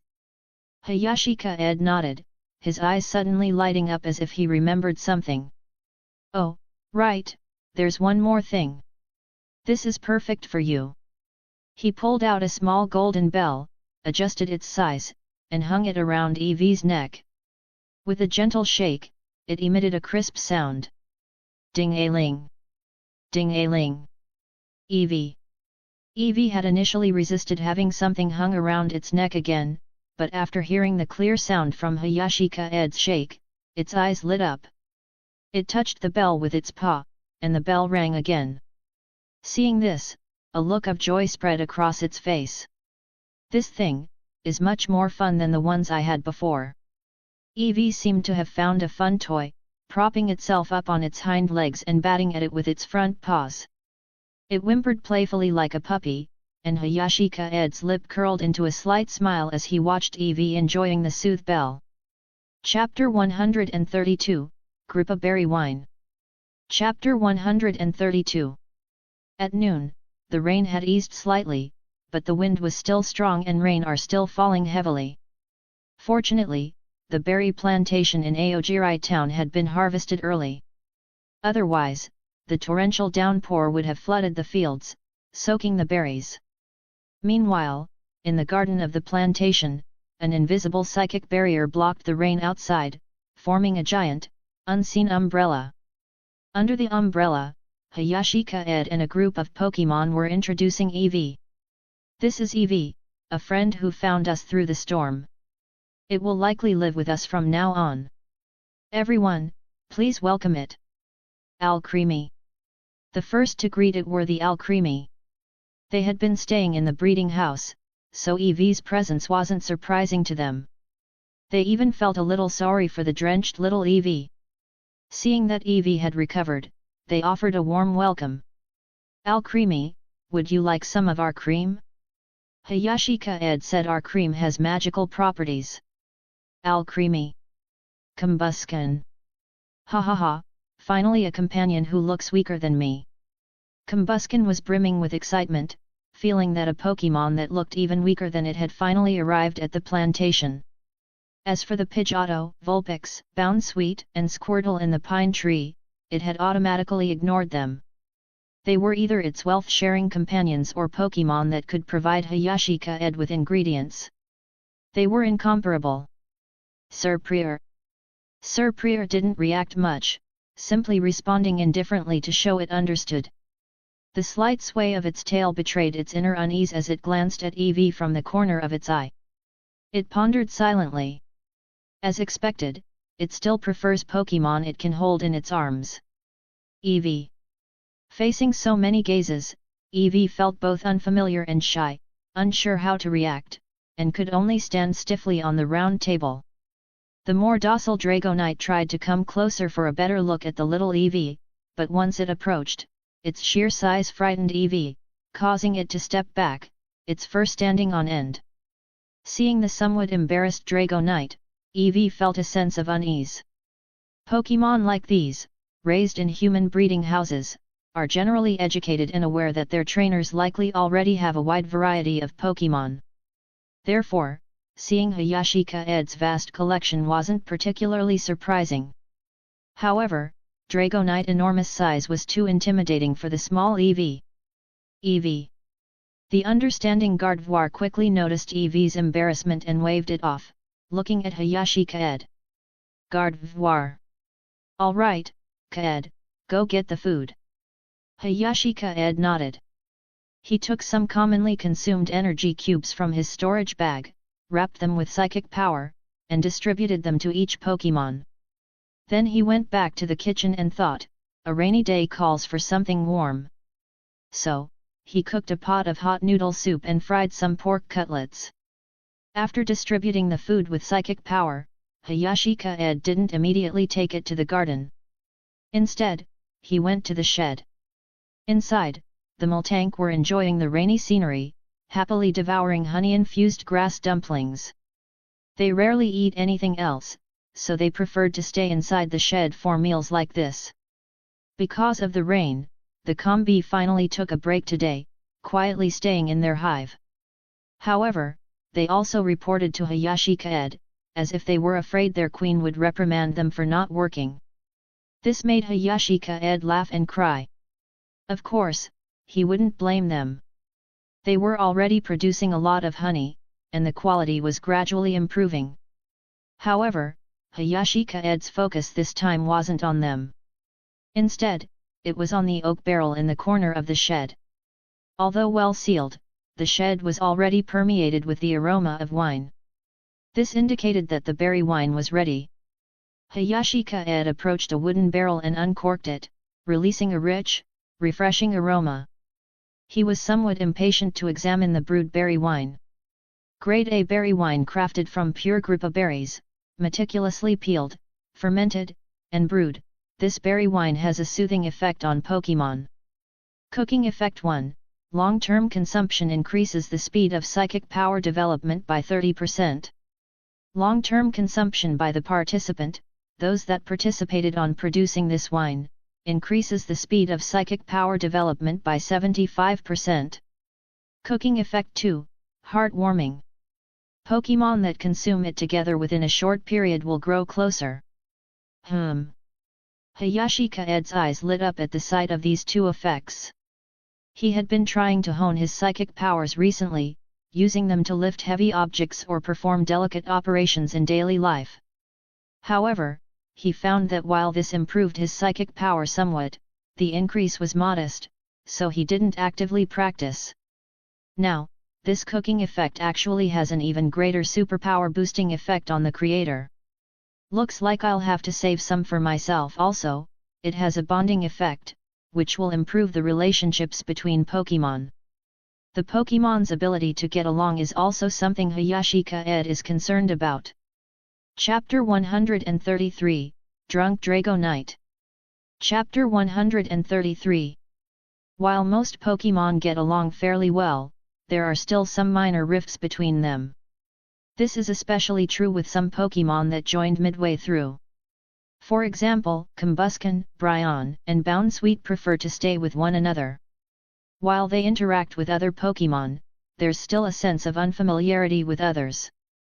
Hayashi Kaede occasionally senses this unfamiliarity in his daily life. This is particularly evident with Surprier and Pidgeot. Pidgeot spends most of its time in pine trees, rarely interacting with other Pokémon. Surprier, on the other hand, has a typically aloof demeanor that intimidates other Pokémon, making them hesitant to approach it. Now, perhaps in the future, there will be 3 more EV, also newly added midway through. If the relationships aren't handled properly, it'll be a real headache. The fact that this berry wine has this effect couldn't be better. However, if anyone in the plantation has the most outgoing personality, it's Alolan Vulpix. It is not afraid of anything, whether it's Gardevoir, Dragonite, or Surprier, it will go up and cause some trouble. It is the social butterfly of the plantation. Just like now. After Hayashi Kaede came to the garden with the berry wine, Vulpix surrounded Eevee, curiously looking at the bell on its neck, wanting to reach out and touch it. But Eevee tried its best to avoid its paws. Vulpix, Vulpix. This made Vulpix look at Eevee's bell with some envy. It remembered that when Eevee was in the room earlier, it didn't have this bell, but now it did. There was only one possibility: it was given by Hayashi Kaede. Thinking of this, Vulpix felt a sourness in its heart, with an indescribable sense of grievance. It has followed Hayashi Kaede for so long but has never received such a gift, while this new partner has only been here for a day and already has such a beautiful bell. It had a straightforward personality. Upon seeing Hayashi Kaede emerge from the shed, it immediately barked, its face full of grievance. Vulpix. Hey! Hayashi Kaede, fresh out of the shed, was still a bit confused, unsure why Vulpix had suddenly become so upset. It wasn't until Vulpix pointed at the bell on Eevee's neck that he understood. While amused, he also secretly blamed himself for not noticing Vulpix's whims. He soothed it, "Okay, Okay, I'll get you a gift in a few days. Vulpix. Vulpix's grievance subsided considerably. Although Eevee didn't want it to touch the bell, it couldn't resist its curiosity and looked at the soothe bell, wondering how it made the sound. Meanwhile, Hayashi Kaede distributed hot noodle soup and pork cutlets to each Pokémon that could eat, then gave each a glass of berry wine. Just as he was about to offer some to Sir Prior, he hesitated. While he felt Sir Prior should definitely drink the berry wine, he recalled how it had behaved the last time it got drunk. He froze midway, unsure. Sir Prior. Sir Prior paused, sniffing the wine. Clearly, it too was remembering its last drunken experience. Its usually proud face now showed a hint of embarrassment.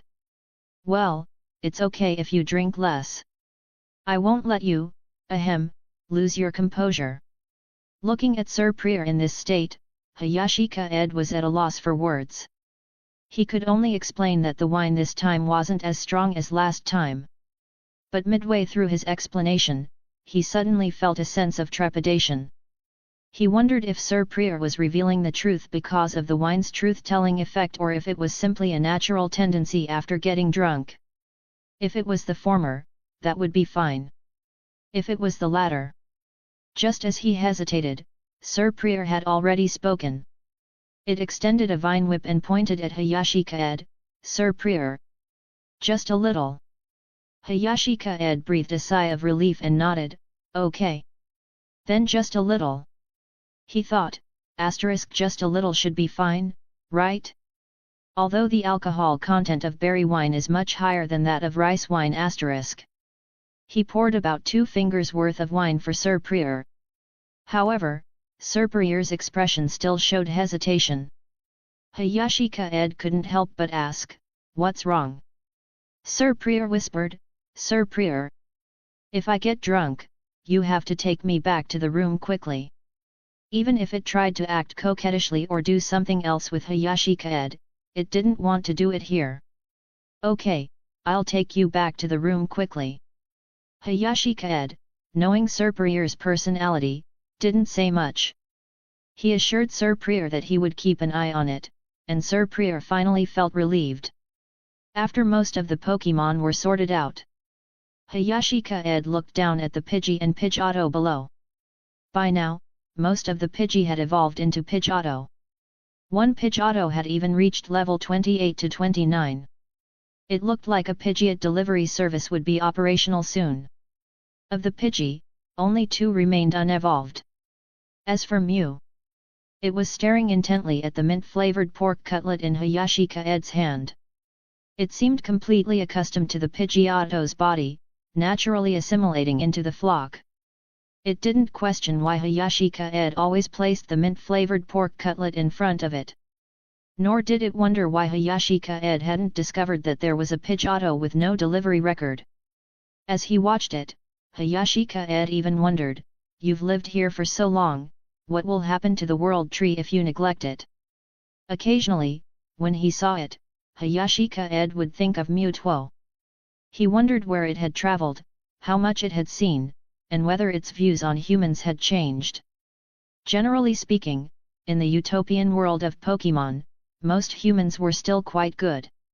Unless they met someone unusual, they generally wouldn't leave a bad impression. Butterfree. A long, drawn-out cry suddenly interrupted Hayashi Kaede's thoughts.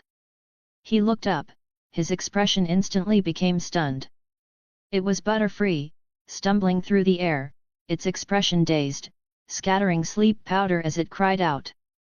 Hayashi Kaede recognized this symptom at a glance. It was drunk.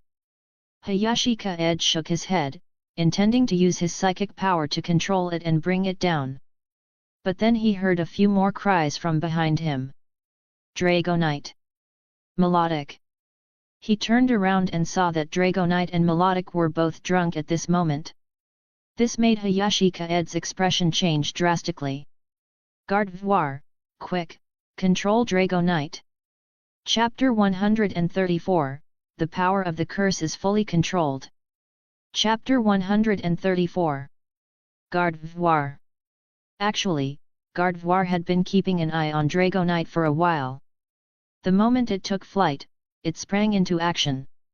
A crescent-shaped light appeared behind it, finally landing on Dragonite. After absorbing this powerful burst of lunar energy, the already intoxicated Dragonite collapsed dramatically, fall into a deep sleep. Gardevoir's telekinesis caught it, and Hayashi Kaede finally recalled it into its Pokeball. Melodic, however, was easily dealt with. Even drunk, it floated quietly in place, only twisting and turning slightly, feeling the slight discomfort from Gardevoir's telekinesis. It's safe. Managed to resolve this two troublemakers calmly. Seeing Dragonite asleep, Hayashi Kaede breathed a sigh of relief. If Dragonite got drunk, a single move could devastate the plantation. Taking over Gardevoir's telekinesis, Hayashi Kaede guided Melodic toward the reservoir. As Melodic entered the water, its expression sobered up considerably. It emerged and stared at Hayashi Kaede indignantly. "Whoa, good girl, a good rest and you'll be fine." Hayashi Kaede patted its head and, without overthinking it, hurried back to the garden. He was worried some Pokémon might get drunk too. Compared to the milder rice wine, this berry wine was at least twice as strong. Sure enough. When he arrived, two more Pokémon were looking drunk, Eevee and Poplio. However, before he came, the wine in front of them had been taken away by Gardevoir. A striking sign of being drunk, Poplio, usually somewhat shy, for some reason approached Sir Prior and patted it with its hands. In the past, it would never have dared approach Sir Prior. In the entire plantation, the only ones who had a good relationship with Sir Prior were Alolan Vulpix and Melodic, and now there was also Gardevoir. Other Pokémon, like Bounsweet and Combusken, simply didn't dare talk to it. But now, whether it was Bryan or Sir Prior, they both looked intoxicated. Sir Prior's face only had a slightly rosier hue, showing no signs of discomfort. Clearly, it had managed its alcohol intake well this time, and the relationship between the two had improved considerably over the wine. Not bad. Hayashi Kaede nodded in satisfaction at the results. Despite a few minor mishaps, he was very pleased with the outcome of the berry wine.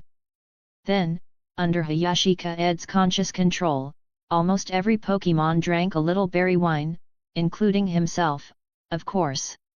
Unlike the light fragrance of rice wine, berry wine had a much richer flavor, and its alcohol content was higher than Hayashi Kaede had imagined. If rice wine has an alcohol content of 5, berry wine would be around 20. Hence, so many Pokémon were drunk this time.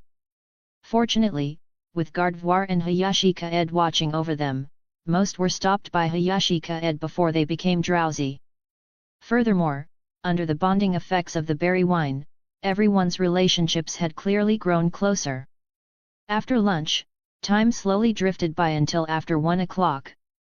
Feeling drowsy from the alcohol, Hayashi Kaede immediately sent them to rest.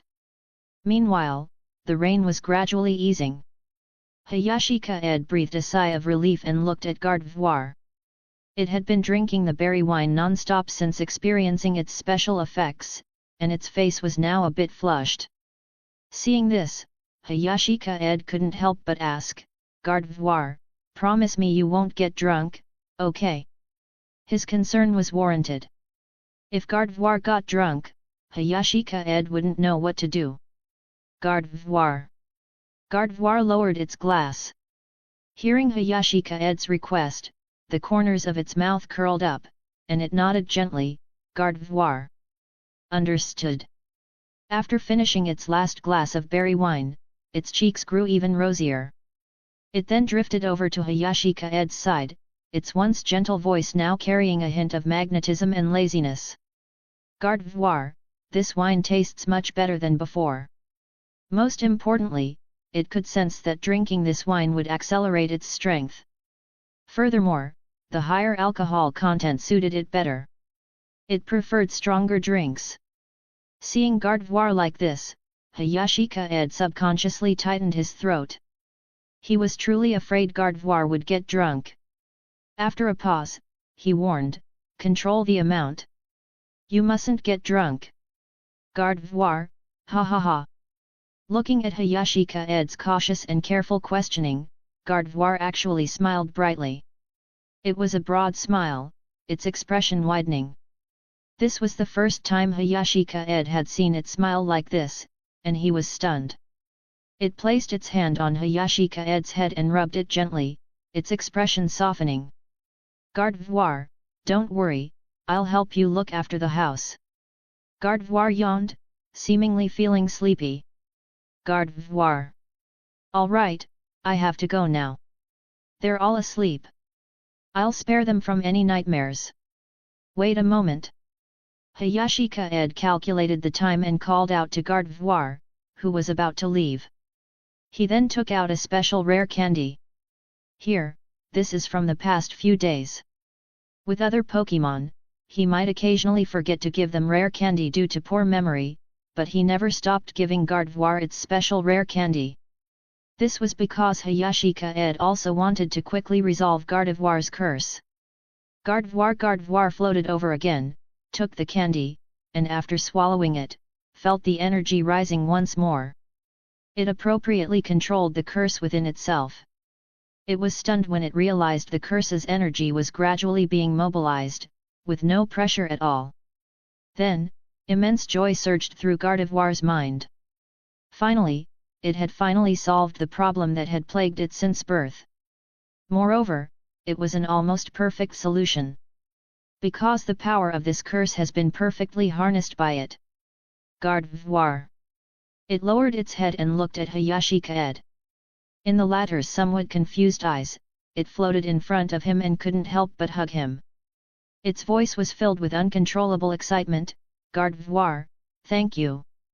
Kaede." Chapter 135, Kaede's Childhood Toy.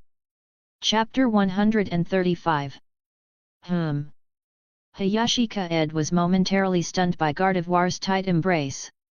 Then, a touch of excitement crossed his face. Completely controlling the curse energy meant that from now on, Garde voir wouldn't have to leave the plantation every night. This was a huge development for the plantation's operations. Furthermore, there were also generous rewards from the system. Congratulations to the host for raising Garde voir's happiness value from 40 to 90. Rewards: 3 rare candies, 10 bags of high-grade fertilizer, and a psychic gem, when held, allows psychic-type Pokémon to draw upon its power, unleashing skill damage exceeding 100% of their own. The number of uses depends on the Pokémon's strength. This was a valuable asset for critical moments. Seeing that Garde voir hadn't let go of him for a long time, Hayashi Kaede tried pushing it, and it obediently released him. He then noticed that after pushing Garde voir away, its eyes seemed slightly moist. Garde voir. The tears at the corners of its eyes quickly dissipated with the breeze. Garde voir touched its hair a little sheepishly. Garde voir. Sorry, Kaede, I got a little excited. It's okay, this is good news. Congratulations, Garde voir. Although Hayashi Kaede was a bit shocked, he quickly recovered and smiled in congratulations. Since, this had been a headache for Garde voir for a long time. At least, Hayashi Kaede rarely saw its happiness value over 60. But it wasn't too low either. Its mood seemed to always hover between 30 and 60. As for now, its happiness value had peaked at 90 and then immediately dropped back to 70. Garde voir. Garde voir stared at Hayashi Kaede, the smile in its eyes growing even brighter. After a while, it floated up into the sky again, smiling. Garde voir, it seems I don't have to leave now. Do you want to prepare a place for me? Pokémon like Garde voir, who have lived in the wild since childhood, don't like staying in Pokeballs for long. Oh! Hayashi Kaede came to his senses, thinking for a moment. Come with me. You can sleep in my old room. Hayashi Kaede was currently living in his parents' room. Since his own room was a bit small, after his parents disappeared, he had moved all his belongings into theirs and started living there. Gardevoir definitely needed a room now that it didn't have to leave every night. He led Gardevoir to the room next to his current one and opened the door. Inside was a small floor-to-ceiling window. He had cleaned the room a bit for Mutuo to stay there last time, so there wasn't much dust. However, when Hayashi Kaede came to tidy up the next day, he discovered that Mutuo hadn't been there that day. Everything was arranged exactly as he had cleaned it the previous time. Gardevoir. Is this my room? Gardevoir surveyed the surroundings, its mind seemingly energized. There was a small desk, a bed, a wardrobe next to the bed, and a collection of Pokémon dolls on the bed. There was quite a lot of Pokémon dolls. Among them were Eevee, Charizard, and Leafeon. Well, it even saw its own juvenile form. That was Ralts. It was a Ralts doll with its head lowered, hands behind its back, eyes hidden by its hair, and rosy dimples on each side of its face. Hayashi Kaede also saw this. His face flushed, and then, as if nothing had happened, he nonchalantly put the dolls in a bag and placed them in the closet. He mentally berated himself, wondering why he hadn't put them away last time. Gardevoir chuckled and shook its head, saying nothing more, continuing to survey the room. An EV poster was taped to the wall above the desk, and above it, aside from some theoretical books on Pokémon, there wasn't much else. It was a simple room. But Gardevoir liked it nonetheless. It could sense the presence of Hayashi Kaede as a child. After arranging the blanket, Hayashi Kaede said to Gardevoir, "This is your room. It's a bit plain right now. If you like to have anything else, let me know." Gardevoir nodded. Gardevoir, "Yeah, I really like it here." Hayashi Kaede breathed a sigh of relief. "Okay, I won't disturb your rest." Then he left the room. But before leaving, he couldn't help but glance at Gardevoir's happiness value. Pokémon, Gardevoir. Gender, female. Ability, telepathy. Aptitude, gold. Individual values. Strength, LV 86 to 89. Moves, Calling, Psybeam, Mystical Fire, Double Team, Misty Terrain, Disarming Voice, Psychic, Draining Kiss, Moon Blast, Future Sight. Assessment, a uniquely colored Gardevoir that has mastered the curse of Darkrai and can harness its power to cast nightmares upon its enemies. Friendship, 94, it truly cares about your feelings. Happiness, 75, a wonderful little home. I didn't realize it, and even the friendship has reached 94. Hayashi Kaede sighed inwardly, then went to rest. After he left, Gardevoir paused for a moment, then walked over to the closet and took out the dolls Hayashi Kaede had just put away. There were Eevee, Charizard, Melodic, Serperior, Rayquaza. After looking at them for a moment, Gardevoir's lips curled up involuntarily.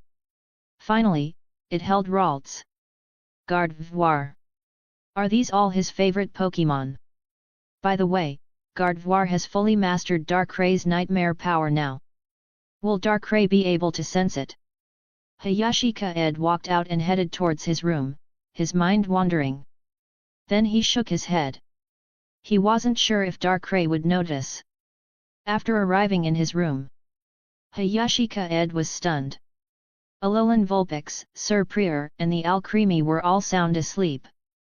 The most important thing was that Serperior was actually curled up on his bed, while Alolan Vulpix was leaning against Serperior. "No, you're sleeping and occupying the whole bed like this, how am I able to sleep? Am I going to sleep on the floor?" Watching this scene, Hayashi Kaede felt like crying, but he couldn't.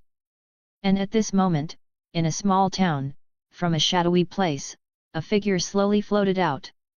It muttered in a hoarse, strange voice, "Strange, this power can't be taken back."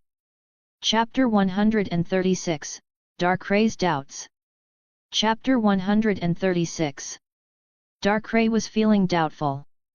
In the early years, influenced by Cresselia, the lunar feather Pokémon, it was kind-hearted. It would lend a helping hand to weaker Pokémon, even granting them a portion of its power in more serious cases. But times changed. It discovered that this power, rather than helping some Pokémon, instead made them targets of public disapproval, so it quietly withdrew its power. However, it had been some time since it discovered this. As a result, some of its power was inevitably scattered, and some Pokémon had already died, leaving it unable to reclaim its power. Over the years, its own power had diminished somewhat. Fortunately, these powers were somehow connected to Darkrai and it can still sense the Wii powers. Therefore, Darkrai wasn't anxious and didn't immediately search for them. Furthermore, it discovered that its strength increased faster when it placed its power in other Pokémon or specific locations. It was therefore more willing to distribute its power. But now, the connection to this power had vanished. This made it increasingly anxious. Losing connection meant the power no longer belonged to it. No. I have to go look. Darkrai paused for a moment, finally deciding to leave and search for its disconnected share of power. But before that, it had to find a way to locate the last known location of that power. Kaede had thought the typhoon would be brief, but it had lingered for 5 or 6 days. While an occasional rain might offer relief in the summer heat, days of continuous rain were a bit frustrating. Though the downpour had turned to a light drizzle, it still left one feeling damp and uncomfortable. Hayashi Kaede even wondered if he should ask Dragonite to take him to the sea to see what was going on. While it was quite relaxing, only a few trainers from other places stopped by the breeding house these days to buy some energy cubes. Similarly, few regular customers came too. Even Eevee, being here, felt a bit melancholy. Since arriving, it had been constantly wondering when it could bring its friends over. Eevee found the food here much better than in the previous breeding house. Furthermore, Hayashi Kaede didn't restrict its personal freedom, it could play wherever it wanted, as long as it didn't get dirty. Driven by a desire to share and show off, Eevee couldn't wait to invite Little 3 and Little 5 over. This kind of weather finally improved on September 22nd. September 22nd. It was a cloudy day. Hayashi Kaede, who had risen early, finally experienced the feeling of being busy again today. Milking, making energy cubes, making wild grass dumplings. The entire day passed in this busyness. In the afternoon, Hayashi Kaede, who had just rested, felt a little drained. He had originally thought that the energy cubes he had made over the past few days would last a few days, giving him some rest, but in reality, since no one had come to the breeding house to buy energy cubes for the previous days. Therefore, there were so many people coming today when the weather is better to buy, hence clearing out his stock. This made today a little more tiring than usual. Phew! Hayashi Kaede couldn't help but laugh at the somewhat wilted Alcremie. Even the Alcremie were starting to feel the strain. Speaking of which, the 2 weeks should be almost up, right? Hayashi Kaede muttered as he hung up the closed sign. Ever since Gardevoir's curse was resolved, he didn't have many things on his mind. Counting from first to last, the first was the Mystery Egg event in Nagisuna City. He hadn't had time for it, and Ikoka Show had called him to ask about it. However, Hayashi Kaede had been incredibly busy lately, so he'd piled it up. This Mystery Egg event was just a side hustle for Hayashi Kaede right now, so he'd never paid it much mind. The second was the road construction. He definitely had enough money for it right now, but he was completely busy lately, so he'd put it off. The third was the Growlithe egg that Mayor had for him, and he didn't know when it would arrive. At the time, he'd just said that the Growlithe was pregnant. But it didn't say how long the pregnancy would last, so even Hayashi Kaede didn't know when the Mayor would deliver the eggs. Generally speaking, if a Growlithe is pregnant, it only takes a little over 2 months to give birth. The fourth is RYFS-NDD. This is what he is looking forward to the most at the moment. He thinks about it every day. Especially today, just after closing the door, he looked at the blue stone path full of flowers and actually saw Ryf walking silently on the blue stone path. After rubbing his eyes, Hayashi Kaede's expression suddenly brightened. This was not an illusion. This was the real Ryf who had come. When he got a little closer, Hayashi Kaede was about to greet him but found that Ryf's appearance this time was different from before. This time, he was wearing a casual sweatshirt and grey sports pants, carrying a travel backpack, and there was a clear pokeball belt on his waist. This was a very typical travel outfit. Ryf stepped onto the steps of the breeding house first, smiling. "Brother Kaede, it looks like you're very busy today. I waited at the entrance for quite a while before I saw no one here." "Hey!" Hayashi Kaede was surprised for a moment, then hurriedly said, "If you want to come, just come directly. There's no need to wait at the town entrance." Ryf shook his head. "It's okay, this is fine too." Hayashi Kaede had a good idea of Ryf's personality. He was the type who didn't like to bother others. Honestly, this kind of personality was actually the most vulnerable. Because he liked to keep many things to himself, it would eventually cause him a lot of psychological pressure. Here, he thought of the Beedrill. They say that after a Pokémon spends enough time with its trainer, it becomes more like its trainer. That Beedrill likely had a similar personality, though a bit more severe. Because Beedrill had some injuries that it hid from even its trainer in the early stages, it ultimately developed an untreatable condition. Honestly, this isn't a good personality trait, at least, that's how Hayashi Kaede sees it. Hayashi Kaede politely asked, "Okay, would you like something to drink? Or is Beedrill having another problem?"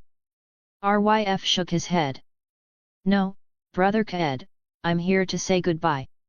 I'm embarking on a new journey, this time to the Kanto region, and I won't be in the regional alliance for a long time." "Goodbye?" Hayashi Kaede was a little stunned. Wasn't the Horizon Cup still a few months away? Could it be that? His expression turned surprised. Chapter 137, End of Summer. Chapter 137. Ryf confirmed Hayashi Kaede's guess and smiled at him. "Yes. We have already challenged the champion." After Beedrill recovered from its injuries, it was full of fighting spirit. "So, we did a few days of restorative training and then fought a battle with him. Thanks to our old friendship, he was surprised to see me but still accepted my challenge. The process went smoothly. It was the first time in all these years that I saw such a happy expression on Beedrill's face. It gave its all in that battle, even more fiercely than 10 years ago. Even though the outcome was no different from 10 years ago, it still fought dozens of rounds with his Gallade. Although the result wasn't ideal, it was still a very enjoyable battle, and it was very happy. A few days after the battle, its physical condition declined rapidly. I suggested coming to you again, but it didn't want to." In just a few words, Ryf finished describing the developments of the past few days. Hayashi Kaede was a bit shocked. "Hey!" Ryf nodded calmly. "So, this time, I came to say goodbye to you. I probably won't be returning to the regional alliance for a long time." But Hayashi Kaede could still hear the tremor in his voice. "This..." Hayashi Kaede was still in shock. He couldn't understand why Ryf, who had been so dejected a few days ago with Beedrill, could so quickly calm down after seeing him this time. Moreover, he even listened to Beedrill's advice and didn't bring it with him. "I clearly told you to let me know before you fought." After a long silence, Hayashi Kaede whispered, "I might still be able to save it." Ryf shook his head. "It's all right, Brother Kaede. For it to have one more fight like this at the end of its life is enough. Both it and I are already very satisfied. I've figured it out. Even if Beedrill could continue to survive in this world, it would just be as depressed as before. That way, it wouldn't be happy." At this point, Ryf laughed. "Unless Brother Kaede can bring it back to life, but that's probably impossible, right? Hayashi Kaede fell silent. He naturally wasn't sure about that. At least not yet. RYF smiled with an as-expected expression. He had genuinely believed that even Hayashi Kaede might not have a way to revive Beedrill. He pulled out 2 Pokeballs. Alright, thank you for your hard work, Brother Kaede. And here are 2 NDD Pokeballs. Under their parents' guidance, they're quite capable of general household chores and Pokemon care. I hope that you can take good care of them. Then he gently tapped them. 2 black and white, NDD Pokemon appeared. Their size and height were similar, with only slight differences in appearance and some physical features. This was the difference between male and female NDD. Both Pokemon had a pair of light-colored antennae on their heads. The male NDD's antennae pointed upward, while the females were rounder and drooped downward. It's said that these antennae can collect emotional energy, gratitude, happiness, which then allows them to grow rapidly. In fact, this is precisely the characteristic that distinguishes them. Pokemon like NDD possess a strong passion for helping both humans and Pokemon. Even wild NDD will help other wild Pokemon. When the 2 NDD emerged, Hayashi Kaede subconsciously observed them. They were both about 0.3 meters tall. This was consistent with RYF's description. They were also 2 relatively young NDD. Hayashi Kaede guessed that they were only a few months old. Besides the antennae on their heads, which were a noticeable difference, they also differed in their mouths, eyes, and the coloring of their fluff. The male NDD has a more serious face, angular eyes, and darker fluff, giving it a stern look. However, because this male NDD is still young, this serious demeanor has a playful edge. The female NDD, on the other hand, has a natural smile on her lips, round eyes, and predominantly lighter fluff. This gives her a more lively, innocent, and endearing appearance. The moment the 2 Pokemon came out, they spotted Hayashi Kaede and looked at him curiously. They'd heard over 10 days ago that they were being sent to a distinguished trainer. They were filled with anticipation, yet also with a touch of apprehension. On the one hand, they felt they had finally grown up, ready to meet their own trainer and took on the job. On the other, they were unsure of their trainer's character or circumstances. They may still be a little small, but they're already very capable, Brother Kaede. Don't worry about them causing you any trouble. Besides, they're siblings, so there's no need to worry about them getting along.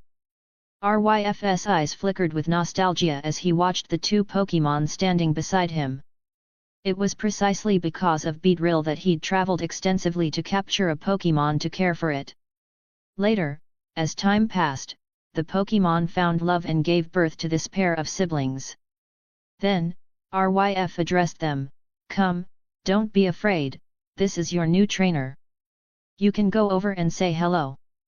NDD. The female NDD, looking a little shy, hid behind the male NDD, quietly observing Hayashi Kaede. The male NDD, upon hearing RYF's words, straightened up and slowly walked over to Hayashi Kaede. He said seriously, "NDD." He introduced himself and his sister. "NDD. I'm good at housework and other chores, and my sister is good at taking care of the little ones. Of course, if there's anything else we need to do, we can learn." Hearing the male NDD's seriousness, Hayashi Kaede couldn't help but smile. But then, realizing it wasn't the right time to laugh, he quickly suppressed his smile and said, "They look very reliable." RYF nodded. "Then I'll leave them in your care, Brother Kaede." After entrusting the 2 NDD to him, his expression lightened with relief, as if his last worries had been lifted, and his mood got better. He had made a promise with Beedrill to pick himself up again. So, he decided to capture another Weedle in a new region and embark on a new journey. After a moment's thought, RYF bought a lot of bound sweet juice from the breeding house, then said goodbye to Hayashi Kaede and walked onto the Bluestone Trail. And just then, a cool breeze blew, picking up a few yellowed leaves from somewhere, swirling in front of the breeding house. Hayashi Kaede watched Ryf leave and sighed inexplicably, feeling a sense of melancholy. Suddenly, he remembered that according to the regional calendar, today was the last day of summer. After today, it would be the start of autumn. Chapter 138, 2 NDD. Chapter 138. The cool breeze blew past, but Hayashi Kaede didn't feel cold. However, watching Ryf walk away, the 2 NDD following him shivered. Hayashi Kaede noticed this and immediately said, "Come inside first. It might be a bit chilly out here." The 2 NDD reluctantly followed Hayashi Kaede through the breeding house. However, upon entering, the first to notice them were the Alcremie still on the counter. They looked curiously at the NDD following behind Hayashi Kaede. "Alcremie? Are these new companions?" "Yes, these are our future helpers." The moment Hayashi Kaede brought the NDD in, he immediately affirmed their presence. "Hey!" The older NDD following behind was stunned by these words. He hadn't even started helping the new trainer with anything yet, and he was already receiving such a friendly evaluation? Did he trust them that much? Vulpix. Alolan Vulpix emerged from the backyard right on time, still wondering why Hayashi Kaede hadn't arrived at the plantation yet. Upon entering, it noticed 2 more Pokémon behind Hayashi Kaede. They didn't look particularly large. Considering Hayashi Kaede's recent mumblings about Pokémon that might arrive someday and be of great help, Vulpix realized that they seemed to be the ones mentioned.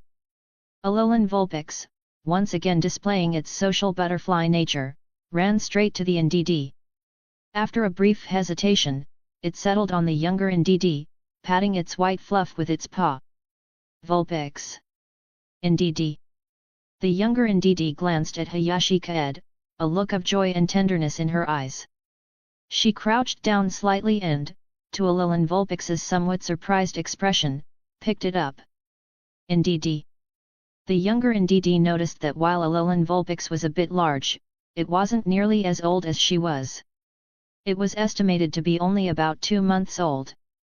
So, the younger sister NDD subconsciously picked up the Alolan Vulpix that had come close to her and comforted it using the method she had learned from her mother. In fact, it wasn't just this Alolan Vulpix, even the Alcremie over there were like babies in her eyes. This made her a little happy. Because the more babies there were, the more things she could do. The older brother NDD looked around the environment. When he saw the somewhat messy counters and the dirty countertops, he suddenly felt uncomfortable. He wanted to clean this place up. However, the Alolan Vulpix being held like this seemed a bit helpless. "Vulpix, Vulpix." It always felt like it was being held like a child. But it seemed quite comfortable to be held like this. So, it didn't struggle to get down. Instead, it looked curiously at the younger sister NDD holding it. "Vulpix. Can you help Hayashi Kaede with a lot of things? It seems he's been very busy lately and hasn't had much time to spend with us." The younger NDD was stunned for a moment, not expecting the Alolan Vulpix in her arms to speak first. But she quickly recovered and said, "NDD, yeah, I'll help him with what I can, like taking care of you." Although they had only been together for a short time, as an emotion-sensitive Pokémon, she could sense that the emotions in this breeding house were mostly positive. She remembered that before they set off, her brother had told her that they would test the new trainer. If the new trainer was no good, they would sneak away and not serve him. But now it seemed that the new trainer was quite good. Alolan Vulpix pouted, "Vulpix. I can take care of myself, but I'm too useless to help Hayashi Kaede." The younger sister NDD's smile softened even more. "NDD, it's okay, my brother is very skilled at this kind of thing, and he can help the trainer a lot." She turned to look at her brother NDD beside Hayashi Kaede. "NDD. Right, brother." The brother NDD also looked over, but with a serious attitude. "NDD. Yes, but, sister, don't forget our agreement." "NDD, I know, I know." The younger sister Ndidi nodded to her brother Ndidi, then looked at the Alcremie with excitement. What kind of Pokémon are these? They look so cute. Hayashi Kaede, standing aside watching the two Ndidi having a private conversation, couldn't help but ask, what are you two talking about? An agreement? Why hadn't RYF told him about this? What kind of agreement did the two Ndidi have? The older brother Ndidi said seriously, Ndidi. I just want to ask what our main mission here is, which is to work. Is that so? Hayashi Kaede smiled. No rush. Come with me, I'll show you around the plantation.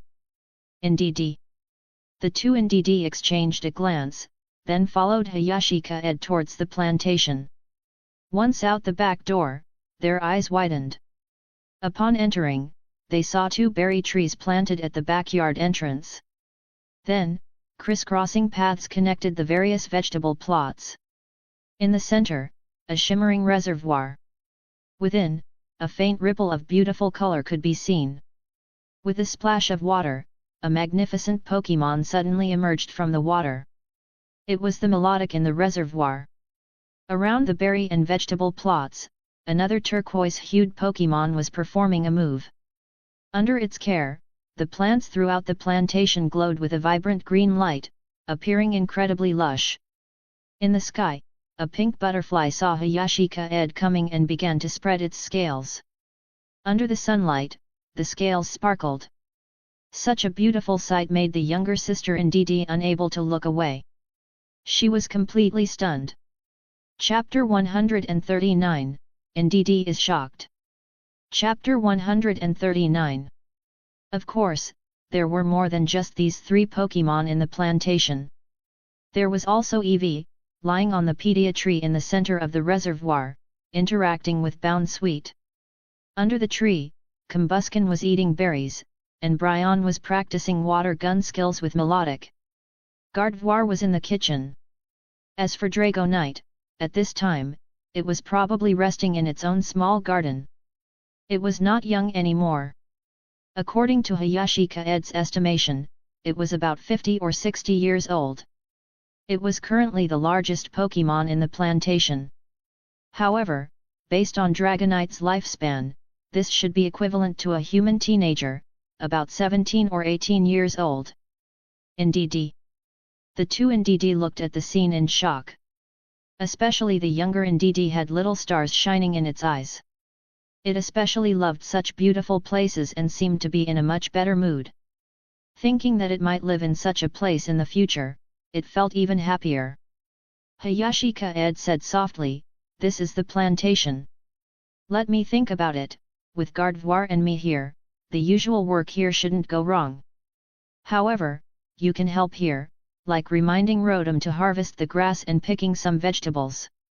Managing the plantation will be easier with you, and only one of you needs to do it."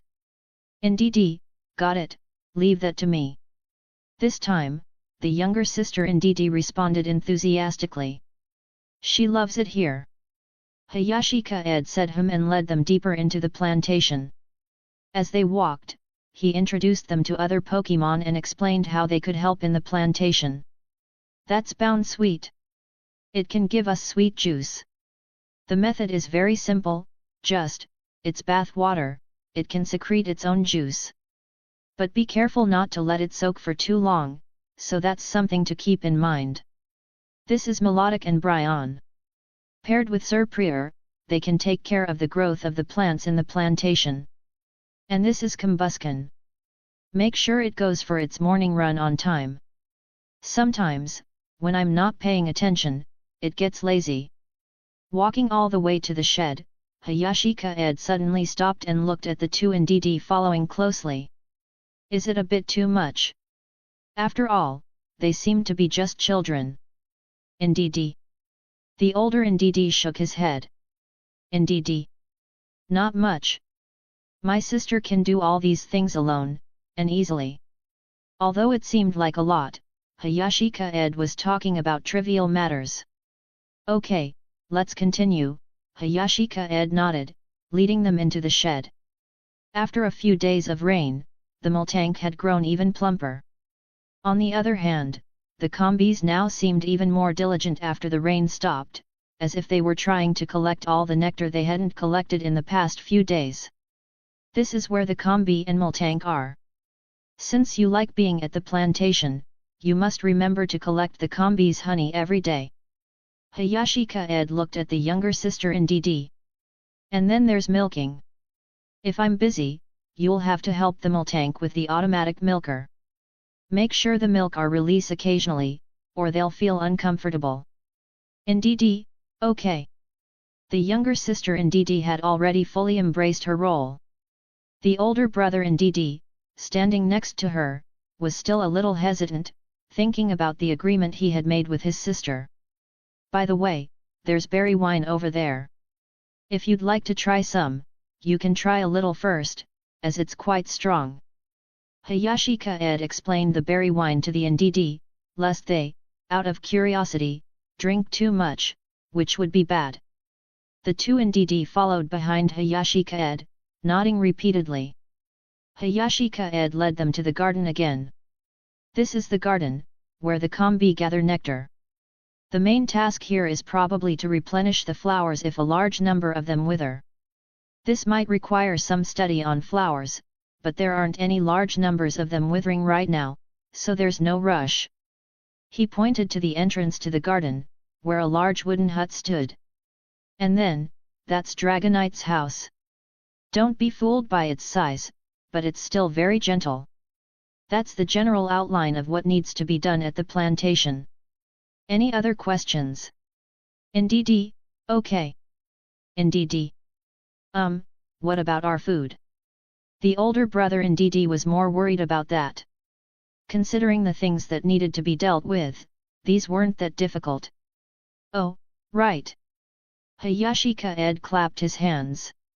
As for the food, I'll make a variety of energy cubes for you to choose from. If there are any energy cubes you particularly like, just let me know and I'll prepare them for you. Ndidi. The older brother Ndidi nodded, indicating he understood. Hayashi Kaede finally made the decision to them, then it's decided. The younger sister will be in charge of the plantation-related matters, and the older brother will be in charge of the breeding house in front. He also took a look at their panels. Pokémon, Ndidi.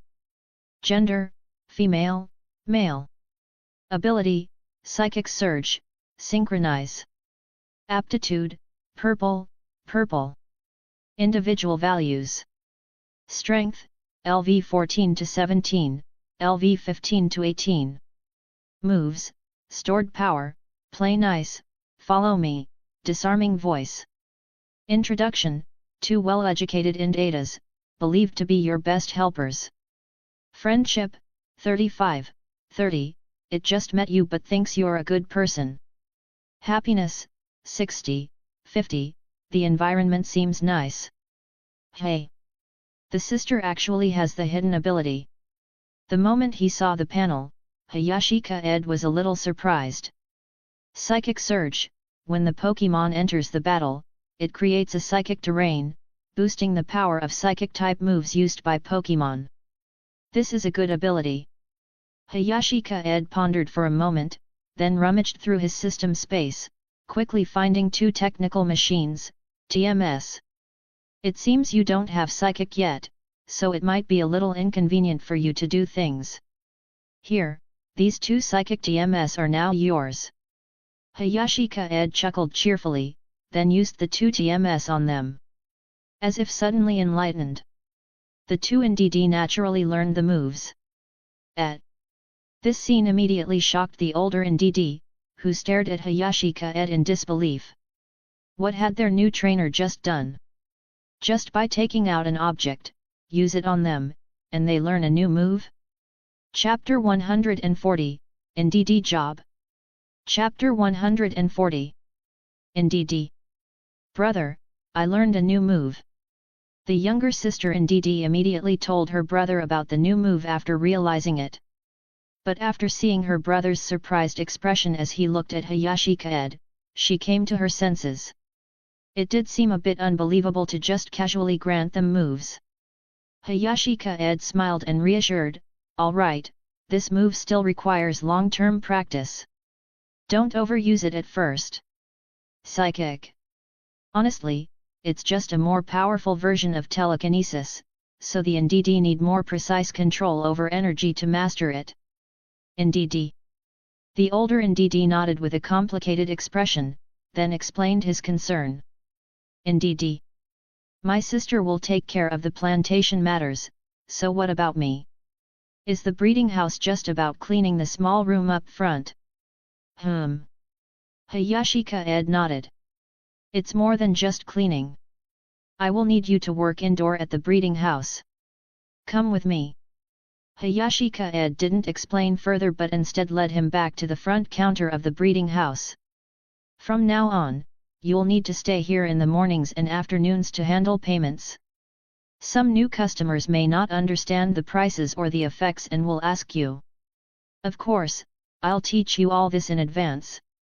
The cashier job wasn't difficult, so the NDD quickly learned it.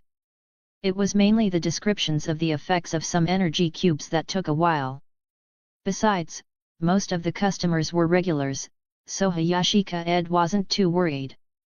NDD. The final step is to clean the entire breeding house, right? Seeing that Hayashi Kaede seemed to have finished, the older NDD added seriously. Hayashi Kaede was stunned by the tone, then smiled and said, "Of course."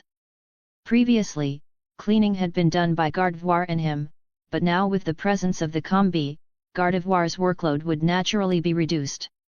It was mainly because the NDD brought it up. That was even better.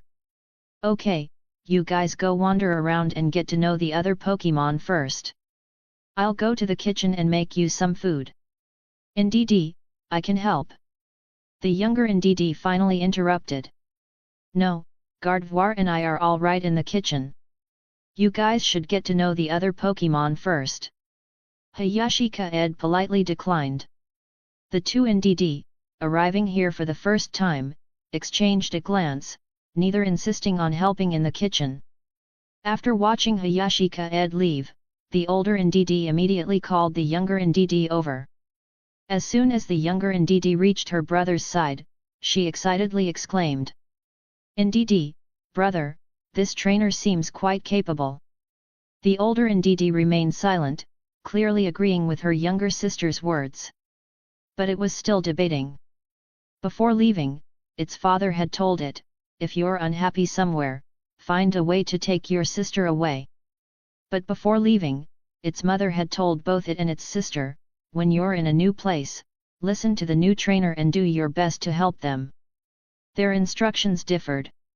So, the older NDD had his own plan to see how the new trainer treated them. If that didn't work out, he'd take his sister away. It seemed the new trainer had already passed the first stage of its assessment. Of course, that wasn't the full test. Noticing her brother's silence, the younger NDD perked up, looking here and there, quickly starting to tidy up the breeding house. The older NDD joined in. Within minutes, the once somewhat messy breeding house looked much tidier. After finishing, the younger NDD nodded with satisfaction, then glanced at the alchemy on the counter. She had shown a keen interest in the Pokémon there when she first entered. Alchemy. Hello. Seeing their new companion's gaze directed at them, the alchemy immediately turned around. They'd been in the breeding house for so long that their initial shyness and timidity had vanished. Therefore, they weren't overly nervous when facing the combi. NDD. You look so fragrant. The little NDD immediately took a liking to one of the red alchemy. Alchemy. Doesn't it smell delicious? Alchemy, we can make cakes. You'll smell fragrant too after eating our cakes. Alchemy. I heard you were the Pokémon Hayashi Kaede hired to help him. Is that true? Several alchemy immediately gathered around the NDD. NDD. My parents and RYF both said that. RYF said he'd take me to a great trainer. The little NDD told her the whole story without reservation. Upon hearing this, the alchemy excitedly began to discuss. Alchemy, oh, Oh, oh, oh, that's right. Hayashi Kaede is the best trainer I've ever met. He makes so many delicious things and even helps us make cakes, huge birthday cakes. Alchemy, yes, and he even lets us meet Coley. That's strange. I don't even miss Coley that much anymore. Alchemy. Anyway, he's really great. Alchemy. I remember last time. When they talked about Hayashi Kaede, their faces were filled with dependence and praise. Later, they even forgot about the NDD standing beside them, so busy discussing their thoughts on Hayashi Kaede's virtues. And their younger sister, NDD, was listening with gusto. As the saying goes, if you want to know how a trainer treats his Pokémon, just ask his Pokémon directly. The number of Pokémon listening nearby gradually grew. Apparently, their older brother, who had finished cleaning up the breeding house, had also joined in. During this conversation, in an invisible energy field, faint emotional energy flowed from the Alchemy's bodies toward the NDD antennae. This was the gratitude etched in the Alchemy's narration. It became the energy for the NDD's growth. They continued to listen until Hayashi Kaede emerged from the kitchen again, calling out, "All right everyone, dinner's ready. NDD, can you help me lead the Alchemy to the garden?" NDD. Okay. NDD. Okay. The two NDD felt their mood was better than ever before. They immediately responded, then carefully guided the Alchemy toward the garden. Chapter 141, Students. Chapter 141. September 23rd. Early morning. The first person to step into the breeding house was the evaluation live streamer, Akira. However, today, he felt something was off the moment he entered. Ever since that young lady, Takagi Megami, had left, the breeding house's opening time had been delayed by about an hour and a half.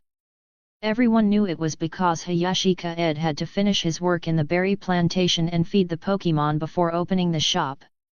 Though there were some complaints, no one made a big deal out of it. But today, Akira, who had come early, saw the breeding house's door open at 6:30 in the morning. He walked in, ready to greet Hayashi Kaede, but noticed that the person behind the counter wasn't Hayashi Kaede, it was a Pokémon. And standing beside this Pokémon was Hayashi Kaede. NDD. NDD, male, greeted the day's first customer with great seriousness. NDD. Akira was taken aback for a moment before turning to Hayashi Kaede. Kaede, you've already caught an NDD to act as a cashier. Hayashi Kaede smiled and nodded. Well, it's not just about being a cashier. Having them here will be a huge help to me. It's their first day, so I'm staying here to see how things go. That's great, that's great. This means we can come early again every day. Akira nodded in satisfaction. As an evaluation live streamer, he couldn't stay at Hayashi Kaede's breeding house every day.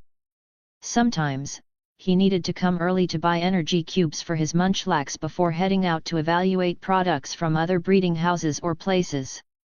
But to be honest, after trying so many different foods, he still felt the energy cubes sold at Hayashi Kaede's breeding house were the most impressive.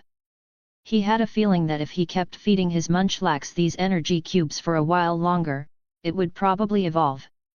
But work required him to travel to various places. Akira quickly selected the energy cubes he needed this time and, under the watchful gaze of NDD, male, paid for his purchase. The entire process went smoothly. It was clear that NDD had quickly gotten the hang of this simple task. Later customers also expressed amazement at the new NDD assistant but completed their purchases without any issues. Seeing this, Hayashi Kaede felt completely at ease. He was just about to head to the kitchen to prepare breakfast when two students wearing Aojirai First High School uniforms walked in. They cautiously looked around before finally settling their gaze on Hayashi Kaede, who hadn't left yet. Are you the owner, Kaede? Yes? What can I do for you? Hayashi Kaede turned to face them. The two boys glanced at each other before one of them stepped forward. "We're students from Aojirai First High School. We were referred by our senior, Takagi Megami. She said that coming here would make our Pokémon stronger. Is that true?" Hayashi Kaede looked stunned. "Hey! Suzuki Takeshi and Rikuchi Homura were second-year students at Aojirai First High School this year. During the entrance exams for the third-year students at Aojirai First High, they had watched the match between Wartortle and Quilava. They were utterly amazed, unable to believe that a third-year student could have such a powerful Pokémon. It looked like it was about to evolve into a Blastoise. Later, they heard that before summer vacation, Senior Takagi Megami's Wartortle had been a Squirtle that couldn't even use Tackle properly. This left them even more shocked.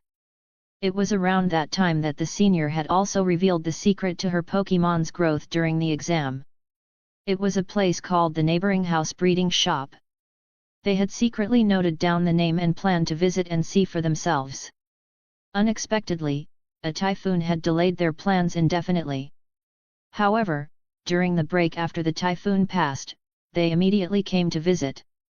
Even though they had already looked up reviews and basic information about this breeding house online, seeing Hayashi Kaede in person still made them think, this shop owner looks really young. He didn't seem much older than them. As everyone knows, youth and being a skilled breeder don't necessarily go hand in hand. So, at first glance, honestly, neither of them was very convinced. Senior Takagi Megami said that the secret to Wartortle's growth lies in this breeding house. Takeshi, who was more bold by nature, asked directly, "Can you make our Pokémon stronger?" Hayashi Kaede stood there and, after hearing this, couldn't help but smile. Stronger? What level of strength counts as stronger? This was a question he loved to ask. Everyone had a different idea of what stronger or more powerful meant. Some might still feel they are still not strong enough even after becoming champions. But others might feel incredibly strong just by reaching a certain point. Take Pidgeot, for example. After driving away the Fearow and Spearow, it had become much more relaxed. It used to train its moves often, but now it preferred spending its days perched in the trees, watching its flock come and go. It kept an eye on everything in the berry plantation to prevent other Pokémon from entering. To get it moving again, Hayashi Kaede had given it a new task, to patrol the town more often and help keep the town safe. What level of strength counts as stronger? The two students clearly hadn't expected Hayashi Kaede to ask this question. They were stunned for a moment. After a while, Rikuchi Homura timidly said, like Senior Takagi Megami, being able to defeat the examiner in the test. Hearing his friend say this, Suzuki Takeshi clearly wasn't satisfied. What's so great about defeating an examiner? Becoming as strong as a champion now, that's what I call strong. As he spoke, a look of admiration appeared in his eyes. Having ambitious goals is good, but you also need to be realistic, Hayashi Kaede said with a cheerful laugh. He didn't discourage their dreams. He could also see their different personalities. For example, Rikuchi Homura was more practical, while Suzuki Takeshi was clearly more impulsive. Now that NDD was managing the breeding house, it was a good time to implement some of the ideas he had been considering. How about this, you two? If you're really interested, I happen to have a challenging method here. Would you like to give it a try? It should help your Pokémon grow stronger. They looked at each other and then nodded in unison. We both want our Pokémon to become stronger. Hayashi Kaede asked them to wait outside for a moment. He then went into the berry plantation, looked at his Pokémon, thought for a moment, and called over Combuskin and Miltank. After another moment's thought, he looked up at Pidgeot and Pidgeotto, summoned a few Pidgey and Pidgeotto, returned them to their Pokeballs, and then headed back to the breeding house entrance with the Pokeballs in hand. Come on, let's find an open area, he said to the two waiting teenagers. Chapter 142, Two People Seeking to Become Stronger. Chapter 142. In Aogiri town, there were still quite a few open spaces. In the past, the town's permanent population had numbered at least 100 households. Though it was still a small town, it had been much livelier back then. So, Aogiri town wasn't actually small, it was just sparsely populated. Hayashi Kaede led the two students to a vacant Western-style house. It stood opposite the breeding house, along the blue stone trail leading toward the town exit. The front had a large courtyard where, in the past, many trainers would gather for battles. Later, the owner of the house went away for some reason, and the place fell into neglect. Over more than 10 years, the front courtyard had become completely overgrown. Weeds sprawled chaotically in every direction, some even breaking through the hard cement floor as they grew wildly. But the space was still quite large. It had been years since Hayashi Kaede last came here, and he couldn't help but feel a sense of nostalgia. In the blink of an eye, so much had changed. Where once was bustle, now stood silence. The place is a bit rough, but let's use this as our battlefield, he said, turning to the two students. Now, send out your Pokémon.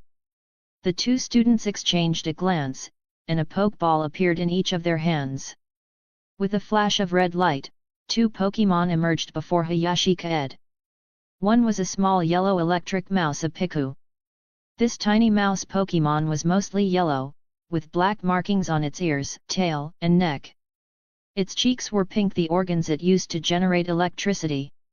The other was a Nidoran. Judging by their appearances, both Pokémon seemed to have hatched not long ago. Hayashi Kaede quickly checked their stat panels. Pokémon, Piku. Gender, female. Ability, static. Aptitude, blue. IVs, HP, 18, Attack, 10, SPATK, 18, Defense, 5, SPDef, 6, Speed, 26. Level, 8-9. Moves, Nuzzle, Thunder Shock, Tail Whip. Pokémon, Nidoran. Gender, male. Ability, Poison Point. Aptitude, green. IVs, HP, 21, Attack, 10, SPATK, 12, Defense, 15, SPDef, 16, Speed, 6. Level, 7-9. Moves, Leer, Focus Energy, Double Kick, Poison Sting. As expected, both Pokémon were still in their newborn stages. Hayashi Kaede thought for a moment, then released the two Pidgeotto and Pidgeot he had brought with him. In an instant, the courtyard filled with the cries of birds. It was worth noting that, under Hayashi Kaede's care these past few days, these Pidgey and Pidgeotto had developed glossy, well-groomed feathers. The two high school students were stunned at the sight of so many Pidgey and Pidgeotto. There are so many, one of them exclaimed, unable to hold back his amazement. Especially when they saw the Pidgeot leading the group, their hearts skipped a beat. Why did this Pidgeot seem to be surrounded by a faint aura of flames? And it was so much larger than usual. Was this really a Pidgeot? I have a few challenge modes here, Hayashi Kaede said thoughtfully. One involves with the Pidgey line, you could call it the Sky Challenge. The Sky Challenge can be divided into two formats. The first is where Pidgey and Pidgeotto attack your Pokémon from the air. Of course, we'll start with just two Pidgey, and later add Pidgeotto, increasing the difficulty step by step. The first tier is to last 30 seconds without being hit by one. You can use any method to evade its attacks. The second tier is to last 1 minute against two Pidgeotto, and so on, until finally, the Pidgeot joins the fray. For each difficulty level cleared, I'll reward your Pokémon with a special energy cube. These cubes can quickly increase your Pokémon's move proficiency, boost their effort values, or even help them learn new moves faster. The second format is for you to try and hit the Pidgeotto or Pidgey in the air. The specifics are similar to the first format, but the number of birds decreases as difficulty increases. The rewards are roughly the same. This challenge format had long taken shape in Hayashi Kaede's mind. He just hadn't had the time to implement it until now. The initial difficulty couldn't be too high, or it would discourage many new trainers. But it also couldn't be too low, it needed to offer a real challenge. The reward system was inspired by gym badges. Typically, challenging a gym would earn you a badge, and officially recognized badges could grant priority entry into major tournaments. Although Hayashi Kaede didn't meet the conditions to become a gym leader or establish his own gym, he could use this method to create challenges and rewards to attract trainers. As long as the energy cubes were effective enough. Hayashi Kaede looked at the two dazed students and smiled. Since this is your first time challenging, it's free today. After this, there'll be a fee. So, are you interested?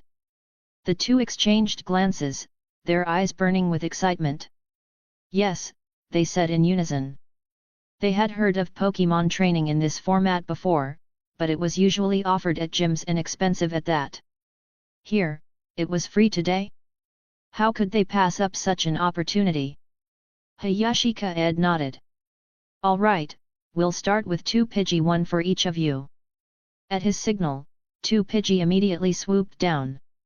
After a brief exchange of glances, each fixed its eyes on its assigned opponent. In truth, these Pidgey were on the verge of evolution. Already at levels 18 or 19, their presence was no less imposing than that of Wild Pidgeotto. The two high school students immediately grew serious. First up were Piku and Pidgey. Type-wise, Piku had the advantage. So, Rikuchi Homura chose the second format, trying to hit the Pidgey. Seeing the Pidgey flying overhead, Rika took a deep breath.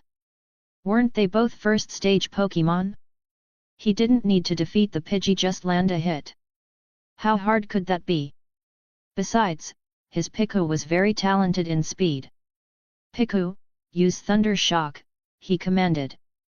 The Piku below obediently rubbed its cheeks, and a thin bolt of electricity shot from its body toward the Pidgey in the sky.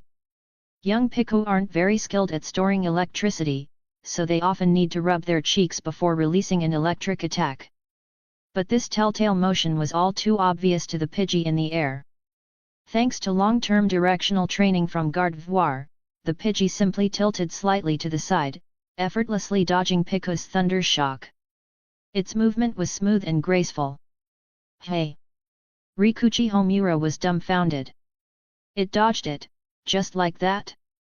Chapter 143, Strange News. Chapter 143. Watching the two stunned students, Hayashi Kaede smiled. The breeding house stocks stamina energy cubes and super potions for healing. If your Pokémon get injured or run out of energy, you can always come to the breeding house to buy some. Just let me know whenever you clear a challenge. The two 15 or 16-year-old boys, right at that competitive age, didn't find this boring at all. On the contrary, they thought this kind of challenge was incredibly interesting. Hayashi Kaede, meanwhile, glanced at Pidgeot and signaled it to keep an eye on things, making sure the battle didn't spill over toward the Western-style house before leaving. Truthfully, Hayashi Kaede didn't think they stood much chance of succeeding. After all, while their Pokémon were improving, the Pidgey and Pidgeotto were progressing too. But that was fine. Through these challenges, they were bound to gain valuable experience. He could even consider offering a consolation prize after multiple failed attempts, something to keep motivation high. Returning to the breeding house, he watched the male NDD gradually growing accustomed to handling the register.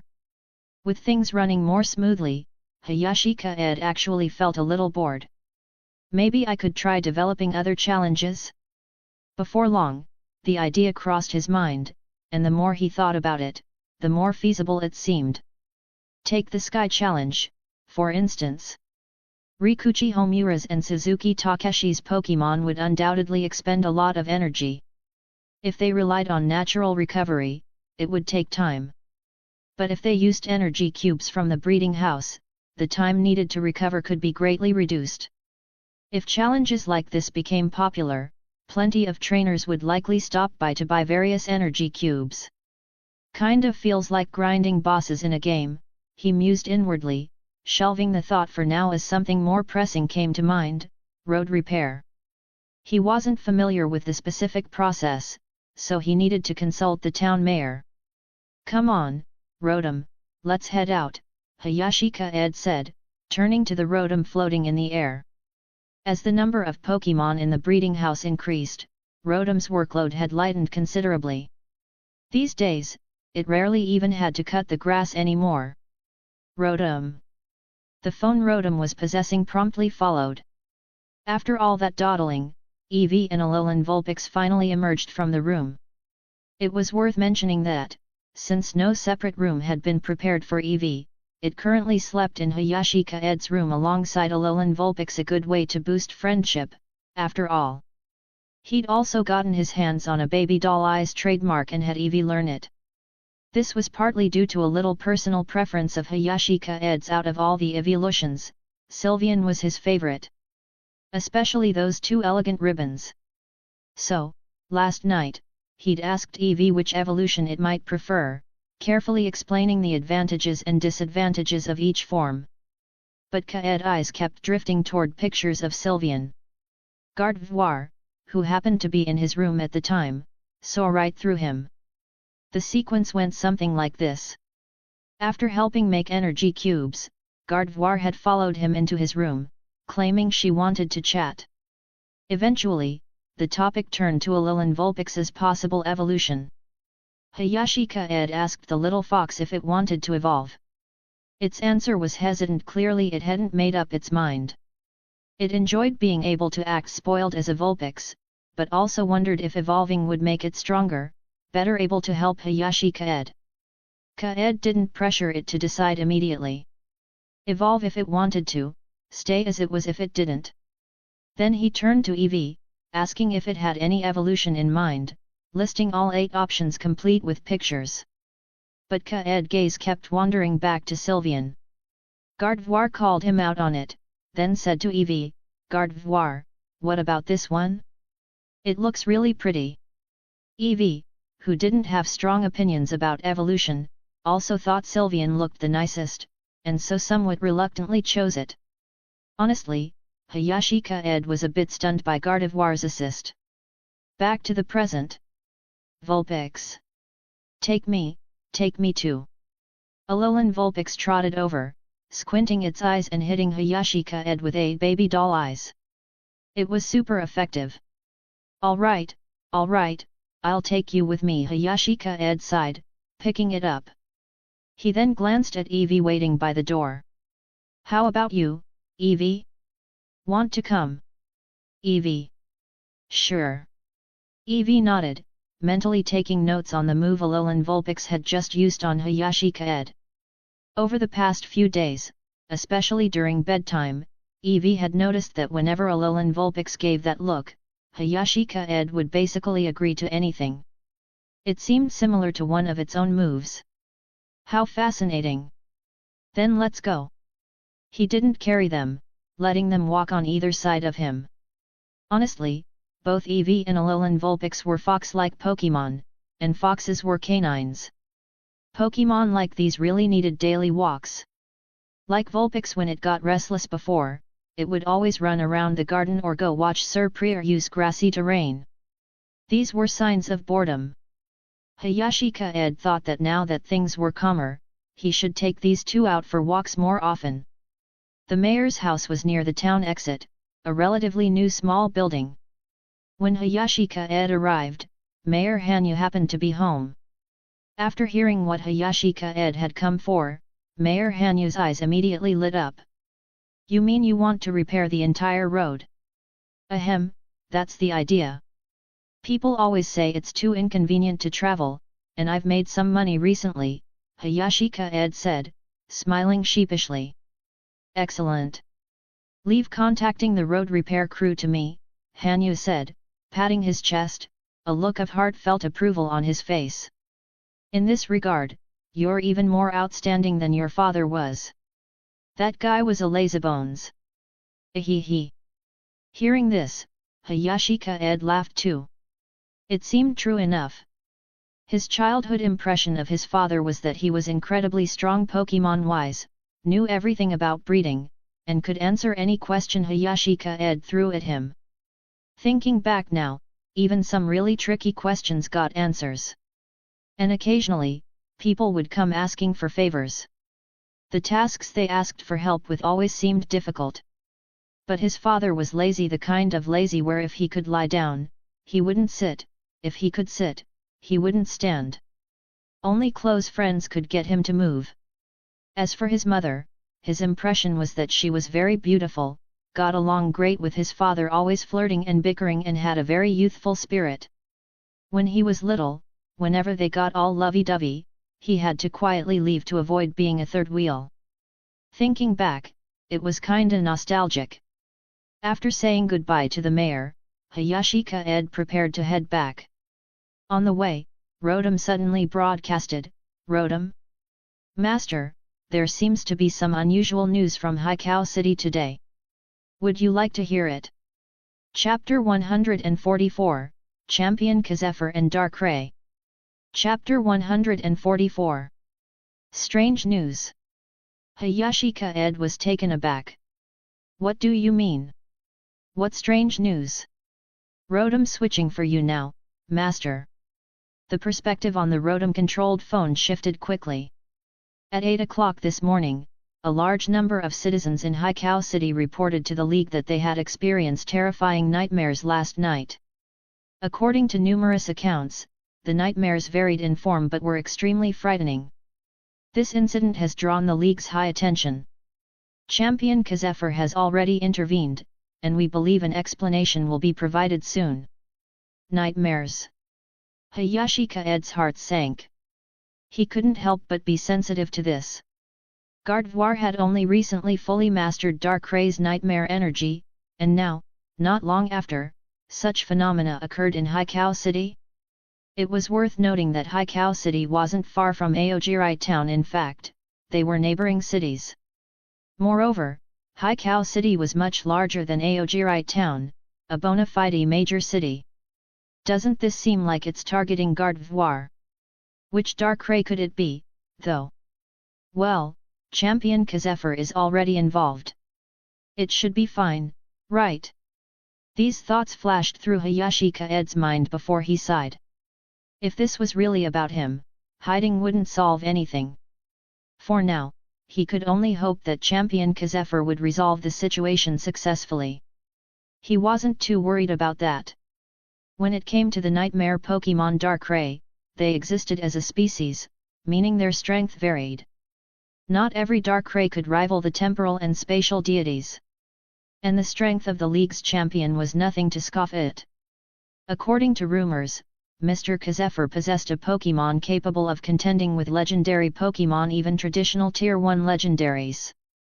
Though the source of this rumor was unknown, Mr. Kazephyr had indeed revealed a legendary Pokémon in battle before the public Moltres. If it comes down to a fight, well, Gardevoir is almost at level 90 now. It shouldn't be completely helpless, right? Hayashi Kaede thought to himself. There was no way he would let Gardevoir return this power. It had worked so hard to master this energy. Giving it back just like that? What about all the hardship it had endured over the years? With a faint sense of unease, Hayashi Kaede returned to the breeding house. But the moment he saw the pink-clothed youth standing at the entrance, his anxiety vanished. Mutuo. Haikao City. Haikao City Pokémon Center. As a major city in the rivaling even Nagisuna City, it was home to a population of several 100,000. But today, tens of thousands of people collectively reported having extremely terrifying nightmares. At the end of these nightmares, they all saw a figure. This figure was pitch black, with blood-red eyes, and left them with just one phrase: energy. Find my energy. Panic spread quickly. Everyone believed this mysterious figure intended to absorb some kind of energy from them. At the Haikao City League headquarters, a tall young man wearing a white short-sleeved shirt under a beige coat looked seriously at the officer Jenny before him. Have we identified the source of the nightmare energy? He was none other than Kazefer, the champion, elected through the Horizon Cup and had reigned as champion for 10 years. A decade of fame had elevated his reputation to great heights. His name was practically a household name across the Pokémon League.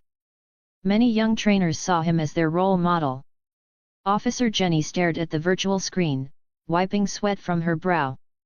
As the progress bar reached its end, she breathed a sigh of relief. "We found it!" On the virtual screen, once the progress bar disappeared, a map of Haikao City appeared. It was covered in dark energy, and the area with the highest concentration was now clearly marked. The port. The moment the dark energy source was identified, Officer Jenny exclaimed. But when she turned to look, Kazefer had already vanished. In the sky. Kazefer rode on Moltres, deep in thought. Such intense nightmare energy in his experience, only one kind of Pokémon could be responsible. Without a doubt, a Darkrai had come here. But to his knowledge, there were no Darkrai in this region. Which meant this Darkrai had come from somewhere else. Traveling such a great distance and causing such a disturbance clearly indicated this Darkrai had a purpose. What could it be here for? The thought crossed Kazefer's mind as his destination drew nearer, filling him with confusion. Moltres was incredibly fast. In just a minute or two, they traveled from the city center to the port. The nightmare energy is emanating from here. So, logically speaking. Kazefer looked down from above. Unlike its usual bustle, the port was unusually quiet today, with only a few fishing boats docked along the shore. He scanned the surroundings, feeling somewhat frustrated. He didn't have any Pokémon particularly suited for investigation. If Darkrai insisted on hiding, he would have to seek help from the Pokémon League's Psychic-type elite. Just as Kazefer was about to pull out the investigation report for a closer look, his movements halted, and his body stiffened slightly. A shadowy, dark figure slowly materialized before him. Pitch black, floating form, with turquoise blue eyes. "So it is you, Darkrai." Kazefer's expression turned grave. Judging by the aura this Darkrai emitted, it was undoubtedly at the champion level or higher. "Human. I request your assistance." Darkrai was straightforward. The Pokémon this human rode was the strongest he had ever encountered. So he directly stated his request. "Assistance? You caused such a commotion just to ask for our help." Kazefer's face tightened. This was no small disturbance, tens of thousands of people plagued by nightmares, prompting his immediate arrival. Yes, Darkrai didn't think it had done anything wrong. Those humans had merely experienced nightmares, no physical harm had been done. Kazefer clenched his fist. In his mind he scolded this Darkrai 10,000 times over. Then, considering the other's strength, he finally said, "Tell me. What is it?" Chapter 145, Level 100 Mutuo. Chapter 145. It wasn't that Kazefer was afraid of conflict with this Darkrai, but as the champion, he bore certain responsibilities. His considerations couldn't be based solely on personal opinion. However, after hearing Darkrai's request, Kazefer's expression turned strange. "Looking for a Pokémon? A very powerful Pokémon, one that possesses its energy. 3 preliminary conditions. None of them were useful. How am I supposed to find it?" Kazefer fell into deep thought. Inside the breeding house. After leading Mutuo to the plantation, Hayashi Kaede looked at the youth form Mutuo had taken, a hint of surprise on his face. "What brings you here?" Mutuo replied calmly, "Finished traveling, so I came." Unlike their last meeting, Hayashi Kaede didn't sense much hostility from it this time. "There's one more thing. This time, I plan to take Dragonite with me. I needed to deliver a message." Hayashi Kaede let out a puzzled "hey," before quickly catching on. If Mutuo needed Dragonite to deliver messages, did that mean the plot of Mutuo Strikes Back was about to begin? With his involvement this time, would Mutuo go easier on Ash and the others? It seems to be living very well here. Mutuo's tone carried a hint of something unreadable. When it arrived earlier, it had already taken a glance at Drago Knight.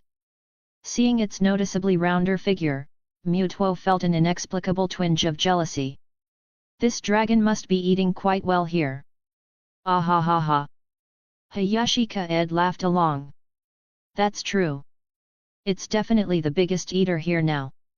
MMM. Mutuo remained impassive. How long do you plan to take it for?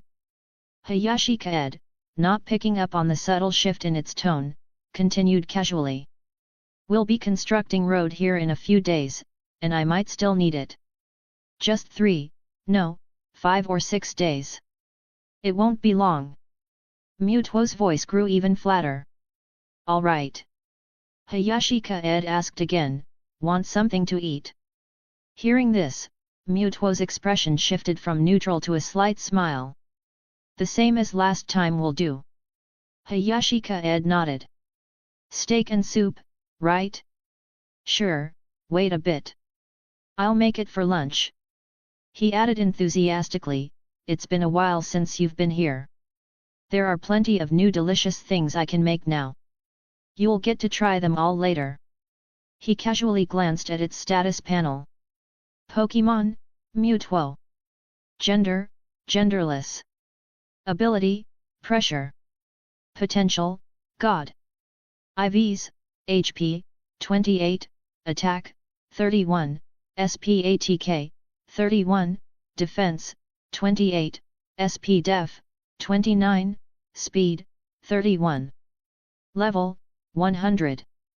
Moves, Disable, Confusion, Swift, Ancient Power, Life Dew, Psychic. Happiness, 60. Friendship, 70. Seeing these stats, Hayashi Kaede felt a surge of security. Even Mutuo had a friendship level of 70. With power like this, who would dare cause trouble? Seeing a stranger suddenly enter the plantation, the Pokémon who hadn't met Mutuo before were all surprised. Aside from Takagi Megami, Hayashi Kaede didn't allow anyone else into the plantation. The Pidgeot flying overhead often warned customers who tried to enter with sharp cries. Over time, everyone learned that the plantation was off-limits to visitors. Among them, Gardevoir had the strongest reaction. Its usual lazy demeanor instantly turned vigilant upon seeing Mutuo. It sensed psychic power from this humanoid far exceeding its own. Fortunately, this being didn't seem to harbor any ill intent. It also appeared to be on good terms with Hayashi Kaede. MMM. Mutuo secretly swallowed, though its expression remained unchanged. Hayashi Kaede led the way, picking vegetables while making conversation. So, what have you been up to all this time? Went to Johto, and also visited the Kalos region, Mutuo replied honestly. Planning to return to Kanto after this? Yes, Mutuo fell silent for a moment. I plan to host a game there, inviting human trainers to participate. To test an idea I have. Hayashi Kaede joked, Ahaha. Can I join? To be honest, he was quite interested in seeing some of this world's main characters. Like Ash Ketchum. Mutuo fell silent. Haha, just kidding. Don't take it so seriously. I can't just abandon all these Pokémon to go play some game with you. Hayashi Kaede stored the picked vegetables in a storage ball, stood up, and patted Mutuo's shoulder. He was about to head back to the breeding house when he heard Serperier's voice. It had slithered up behind him at some point and tapped his shoulder with its tail. Shoo shoo! Look at this! Hayashi Kaede followed it to the spot it indicated and soon saw several stalks of large red leeks. Whoa, nice! With the increased luck, there really are a lot more mutated plants now. Exclaiming in admiration, Hayashi Kaede inspected the red leeks. Flavorful leeks can be added to other food dishes to elevate the taste and rating of the ingredient by 1 grade. Can also be used as a weapon for certain Pokémon. If used as a weapon, it has special effects. Enhances flavor, and can be used as a weapon. Hayashi Kaede was momentarily stunned upon reading the description. Used as a weapon? Which Pokémon would use a leek as a weapon? That would be Farfetch'd, right? A Farfetch'd wielding a red leek? The image made Hayashi Kaede want to laugh for some reason. Without hesitation, he pulled out one of the red leeks. He didn't have a Farfetch'd, so he wouldn't be using it as a weapon. Better to use it for enhancing flavor. Alright, looks like you came at just the right time, Hayashi Kaede said, storing the leeks and turning to Mutuo. Mutuo still didn't quite understand what was happening. This plantation seemed completely different from the last time it visited. It felt unfamiliar with this place, so it didn't dare wander off, simply following behind Hayashi Kaede. Just then, Rotom flew over from the direction of the breeding house. Rotom Master, there's a message. It seems to have been sent by the League to all citizens of Haikao City and the surrounding areas. Do you want to see it? Sent by the League. Hearing Rotom's words, Hayashi Kaede immediately thought of the news report from this morning. He wondered if Darkrai, unable to find its target, was trying to use human forces to locate his Gardevoir? Let me see. Hayashi Kaede motioned for Rotom to come closer. Chapter 146, Let's Eat First. Chapter 146. League Special Announcement, Citizens of Haikao City and surrounding areas, as well as trainers currently traveling, please be advised. If you frequently experience nightmares recently, please report to your local Pokémon Center promptly. Upon confirmation, the League will offer rewards ranging from 50,000 to 1 million Poké Dollars. Additionally, please keep an eye out for any exceptionally powerful Pokémon from other regions that possess nightmare-related abilities. Rotom, that's what it says. Champion Kazephyr also released a video. Rotom floated in the air and reported. Sensitive to the word nightmare, Gardevoir quickly turned its attention over and floated closer. Gardevoir. Hayashi Kaede shrugged. Looks like the one who gave you that cursed power has realized its energy doesn't belong to it anymore. Gardevoir. Gardevoir's gaze froze as vague memories of that dark figure resurfaced. It's often said that shiny Pokémon face discrimination within their own species. But when it was young, it hadn't really experienced much discrimination or bullying. It just noticed its skin color stood out strikingly among other Ralts, making it feel special. So, back then, Ralts would often practice its moves alone. During one such day, Darkrai found it and said, "I can make you stronger. But in return, all living beings around you will suffer from nightmares from now on. What do you say?" The young Ralts, completely unaware that all gifts from fate come with a price, agreed without hesitation. Then, when Ralts returned to its tribe, the nightmares had already begun. Every Pokémon meditating near it would inexplicably fall into terrifying nightmares. For a Psychic-type Pokémon tribe, this was unacceptable. The Gardevoir in the tribe quickly traced the source of the nightmare energy through psychic powers right to it.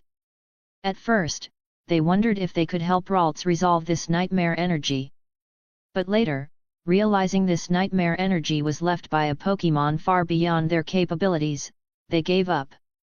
This time, the only fate left for Ralts was expulsion. The Gardevoir wouldn't allow a Ralts that could cause such significant impact to remain in the tribe. It not only affected them but also caused serious developmental issues for the newer generations.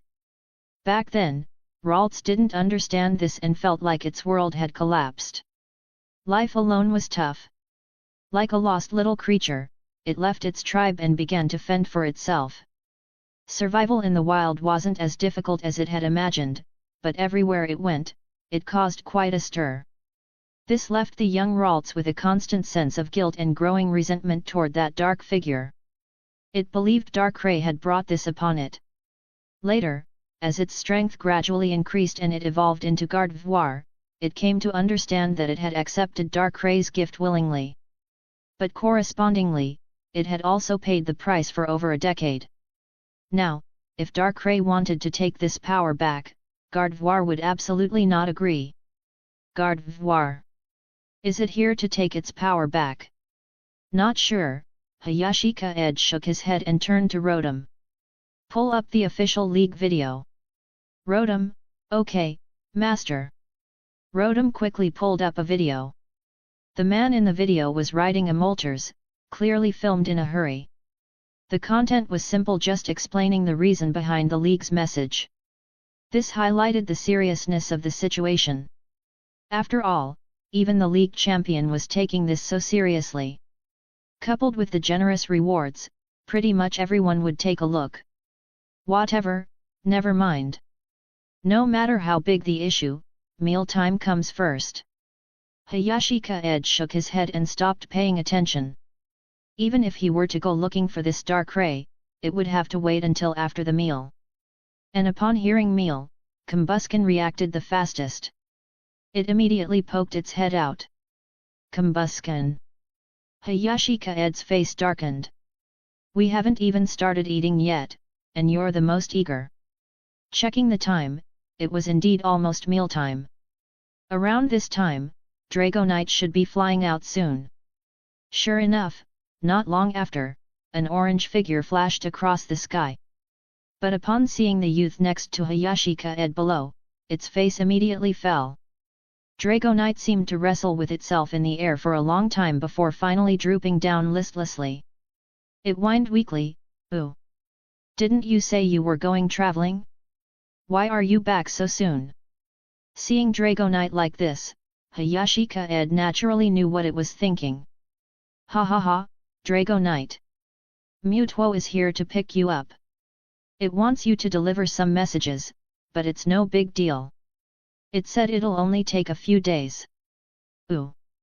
Really?" Dragonite looked at Mewtwo with disbelief. Mewtwo's mouth twitched. Seeing how well Dragonite was living here, it couldn't help but feel a bit envious. Then it regained its composure. It's true. At the same time, it pondered its own future. This would be its final test regarding the relationship between humans and Pokémon. And after this test, to be honest, it felt lost, unsure of where to go. Well, I'll just take it one step at a time. The thought flashed through its mind. Mewtwo shook its head and, seeing Hayashi Kaede heading toward the breeding house, followed. After entering the breeding house, Hayashi Kaede first checked on Nddi's work. Finding everything in order, he was about to head to the kitchen to cook when he saw the two high school students from earlier walk into the breeding house. They picked up and bought about 1/5 of the stock of stamina energy cubes. He could hear them muttering, "It's really challenging. How can that Pidgey fly so fast and so steadily? But I feel like Piku's move proficiency is improving quickly with this challenge." The other high school student replied, Yeah. My Nidoran is much more agile than before too. The main thing is the energy cubes we bought here recover stamina super fast. It's fully restored in 3 or 4 minutes. They're just a bit expensive." "Hey, enough. Mr. Hayashi said today was free. Who knows if he'll charge next time? We gotta make the most of today." After buying some energy cubes, the two hurried out. Hearing their conversation, Hayashi Kaede couldn't help but feel surprised. Had those two been challenging here all morning? Chapter 147, Dinner with Mewtwo. Chapter 147. Hayashi Kaede couldn't help but admire their persistence in taking advantage the free offer. Shaking his head, he headed toward the kitchen. As he had said, no matter how big the issue, mealtime comes first. Entering the kitchen and seeing Mewtwo following him, he couldn't resist teasing, "Are you here to help control the fire again?" Mewtwo's expression froze for a moment, unsure how to respond, so it simply nodded. Hayashi Kaede didn't press further. "All right, same as last time. Just keep an eye on the soup's heat." He took ingredients from the refrigerator, prepared the materials for the soup, and let Mewtwo monitor the heat before starting his own tasks. Hayashi Kaede first took out a bottle of Gripa berry wine, drank a bit, and then got to work.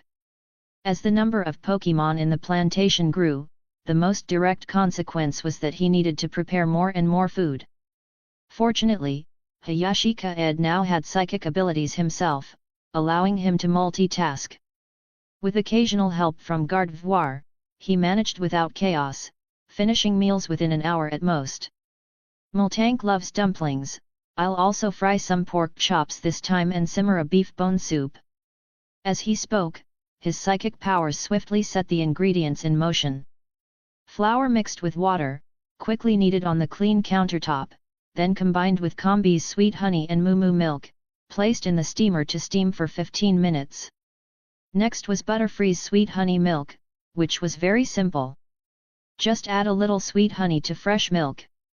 The pork chops were cleaned piece by piece mid-air, then sent to the griddle. With a sizzling sound and delightful aroma, the pork chops released an enticing fragrance. Seasonings and the freshly acquired flavorful leeks, cut into sections, were added. Done. And great ingredient: flavorful leek pan-fried pork chop, a special dish made with unique ingredients, extremely delicious. Effect: 1 Pokémon consuming this will have their energy recovery rate increased by 50% for a short time. Long-term consumption can improve energy recovery efficiency. Effect: 2 Farfetch'd consuming this can enhance proficiency in slashing type moves. Seeing these effects, Hayashi Kaede's mouth twitched. Is you are what you eat supposed to work like this? Does Farfetch'd even eat meat? Or is it supposed to eat the leek? However, these effects felt somewhat average compared to other recipes in his collection. Probably because it was a specialty dish for a specific Pokémon, Farfetch'd. After frying all the pork chops, it was time to handle the other vegetables picked from the plantation. First, the Napa cabbage, a very large one. The cooking method was simple. Just stir-fry it lightly. But to develop more dishes, Hayashi Kaede also prepared a cabbage porridge. B-grade cabbage porridge made with grain and Napa cabbage leaves. Has heat-clearing and dampness-removing properties. Effect: consumption can remove certain abnormal status conditions inflicted by Pokémon. By the time all this was done, exactly an hour had passed. The soup Mutwa was watching was also ready. Packing all the food into specialized storage balls, Hayashi Kaede tidied up the kitchen. Looking at the fully utilized space, he couldn't help but rub his forehead. Seems like the kitchen is getting a bit small too. As he made more and more dishes, and his psychic abilities became more proficient, he often prepared multiple dishes simultaneously, but the kitchen clearly couldn't handle such use anymore. In reality, there were only 3 stoves here, all powered by gas. Moreover, the place where Pokémon and he ate had already been moved from the breeding house to the garden, which was inconvenient for coming and going each time. Build a dedicated kitchen next to the garden. The idea flashed through his mind, and he quickly decided on doing it. Building such a kitchen was simple, just a call for a team of workers to build would do. They would come over, select a suitable location, and bring their own porters and fighting-type Pokémon. It will only take a few days of construction, and it would be done. Having decided, Hayashi Kaede didn't linger. He carried the food to the garden, calling out along the way, "Food's ready." He also delivered Multank's favorite dumplings and didn't forget to stop by the breeding house to bring in Didi and Alcremie over before closing up for the break. The other Pokémon were already familiar with the routine. Upon hearing Hayashi Kaede's call, they took their positions. For instance, shorter Pokémon with hands and feet, like Combusken, sat on chairs, using chopsticks or forks as Hayashi Kaede insisted, no eating with hands allowed. Surprier simply slithered over. Its raised height wasn't much shorter than Hayashi Kaede's. It used forks, controlled by its vines. The most inconvenient was Melodic. It needed to be carried over by Hayashi Kaede's psychic powers. Pidgeot, Pidgeotto, and Poplio could simply have their plates set on the ground. Alcremie was placed on the table by Hayashi Kaede. In short, whatever was most comfortable. Now, with Mutuo and Ndidi added, they naturally sat at the table to eat as well. Though the younger Ndidi sister seemed a bit reserved. So today, Hayashi Kaede prepared a little group of berry wine for all Pokémon, including Mutuo. Once all Pokémon were seated, Hayashi Kaede raised his glass.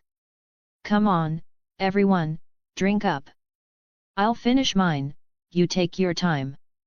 With that, he downed the group of berry wine in one go. The other Pokémon, caught up in the atmosphere, also drank the group of berry wine placed before them. Those with good alcohol tolerance were fine. Like Gardevoir and Combusken. The latter, after drinking, immediately started devouring the food in front of it. Those with poor tolerance immediately flushed. Like Serperior and Dragonite. And now, it seemed another Pokémon with poor alcohol tolerance had joined. The younger Ndidi sister, with just a few sips, its face turned incredibly red, feeling intensely warm, and it snuggled closer to its brother. But soon, it became enthusiastic. Ndidi, the food here is so delicious, everyone is so amazing. Nearby, Mutuo, after drinking the group of berry wine, stared blankly at the glass, lost in thought. Chapter 148, Mutuo and Mew. Chapter 148. Having traveled to so many places, only to realize upon looking back that the food here was still the best. Even if it was just a simple glass of wine. Mutuo thought to itself. At the same table, Hayashi Kaede suddenly clapped his hands, a look of realization dawning on his face. Right, Pidgeot and the others. Pidgeot had been sent out for the Sky Challenge and hadn't been called back yet. Gardevoir closed its eyes, and after a moment, nodded. Gardevoir, I've told them. Great. That's why you're the best, Gardevoir. Hayashi Kaede's eyes lit up. As Gardevoir's strength grew, the range of its telepathy had also increased. But speaking of Pidgeotto and Pidgeot, Hayashi Kaede was a bit surprised. Why hadn't he seen that Pidgeotto that always arrived right at mealtime today? Yet the next moment, speak of the devil, and he shall appear alone. Pidgeotto suddenly descended from the sky. It habitually landed in its usual spot, ready to dig in. But before it could take a bite, it sensed something was off. It looked around, finally settling its gaze on Mutuo, eyes filled with slight suspicion. What is this? Then, Pidgeotto's eyes lit up. Wasn't this the target it had been searching for all along? Meanwhile, Mutuo's gaze also turned serious. According to the human organization that created it, Team Rocket, it was created from a Pokémon called Mew. Later, it had researched, Mew, the Pokémon, is said to possess the genetic composition of all Pokémon, meaning it could transform into any Pokémon and use all kinds of techniques. Now, Mutuo sensed a kindred spirit in this Pidgeotto. Clearly, this was no ordinary Pidgeotto. But Mew. Yet judging by its actions, Mutuo suddenly felt doubtful. You, here for a free meal too? What a coincidence, we have the same goal. But it quickly regained his out-of-spiral thoughts. During its travels, while investigating the relationship between humans and Pokémon, it had also been searching for Mew. It was an almost instinctual pursuit. But after searching for so long without success, Mutuo finally found Mew here. The two Pokémon exchanged a glance, then ultimately turned their attention to the delicious food before them. No matter how many questions they had, none were more important than the feast in front of them. So, time to eat. Hayashi Kaede, who had been observing the two Pokémon's reactions, also breathed a sigh of relief upon seeing this. In his memory, in Mutuo Strikes Back, the first time Mutuo saw Mew, it immediately attacked, and the two Pokémon seemed to fight. Hayashi Kaede hadn't recalled this immediately, it was only upon seeing Mew arrive now that he remembered. The two had an indescribable connection, but at least now, they don't seem to have any conflict. However, when Hayashi Kaede brought out the special edition, catnip version, pan-fried pork chop for Muto's composure broke. It stared in disbelief as Hayashi Kaede placed that pork chop on Pidgeotto's plate, then involuntarily swallowed, growing visibly restless. What kind of food was this? Why did it smell so enticing? The thought flashed through Muto's mind. But seeing that Hayashi Kaede showed no intention of offering it any, it felt too embarrassed to snatch it from Pidgeotto or directly ask Hayashi Kaede, "I want to eat that." Or perhaps more accurately, it wanted to smell that pork chop. This restlessness grew more pronounced upon seeing Pidgeotto eating with evident relish. Subtly, its psychic energy began to show signs of instability. Gardevoir. This fluctuation was immediately detected by Gardevoir and Pidgeotto, who turned their gazes toward Muto. Followed by Hayashi Kaede noticing it naturally too. After a glance at Pidgeotto, Hayashi Kaede had an epiphany. "Forgot you're probably into this kind of thing too." He then took out a bottle from his storage ball and sprinkled a small amount onto Muto's plate. Actually, the pork chops were prepared the same way, it's just that Pidgeotto's portion had a bit of catnip powder added. This was powder Hayashi Kaede made by drying and grinding catnip leaves for easy use. It might lack some freshness this way, but it was more convenient for use when needed. In less than 3 seconds, upon seeing the powder added to its plate, Muto's taste bud was whetted. It felt an urge to swallow the food, but the setting clearly wasn't appropriate, so it restrained itself. Yet its hands trembled slightly. Why? What was this? How could it make its spirit so exhilarated?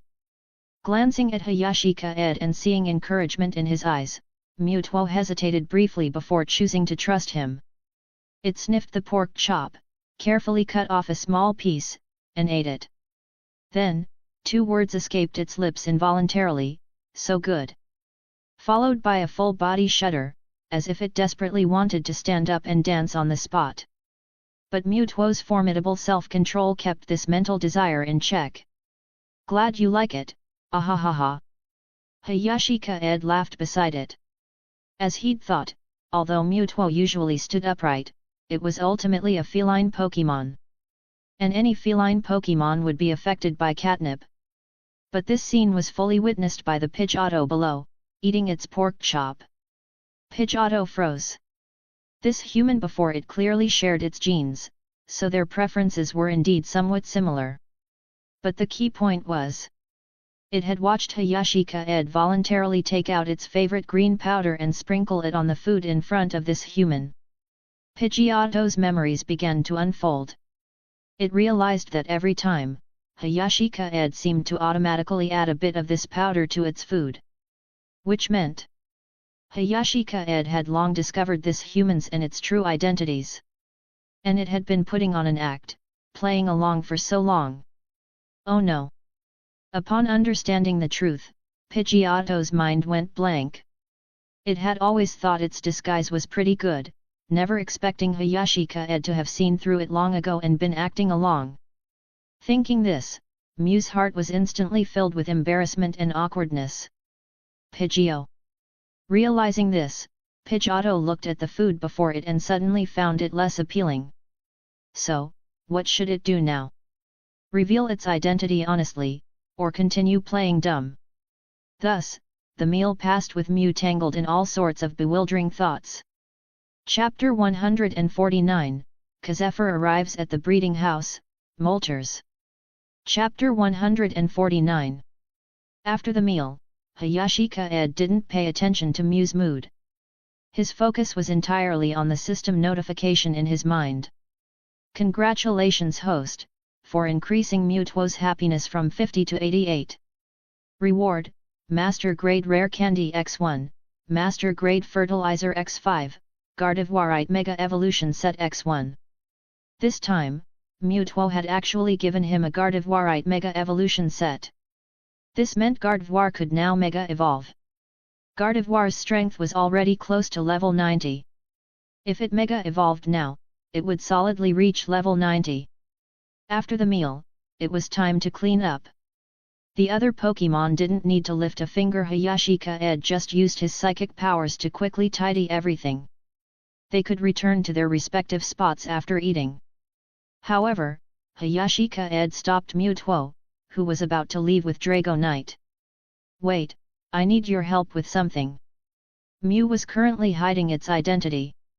Asking for its help would mean exposing it, and success wasn't guaranteed. He also wasn't sure if Mega Evolution had become widespread yet. Relying solely on Gardevoir still made Hayashi Kaede a bit nervous, so he planned to bring Mewtwo along to meet that Darkrai.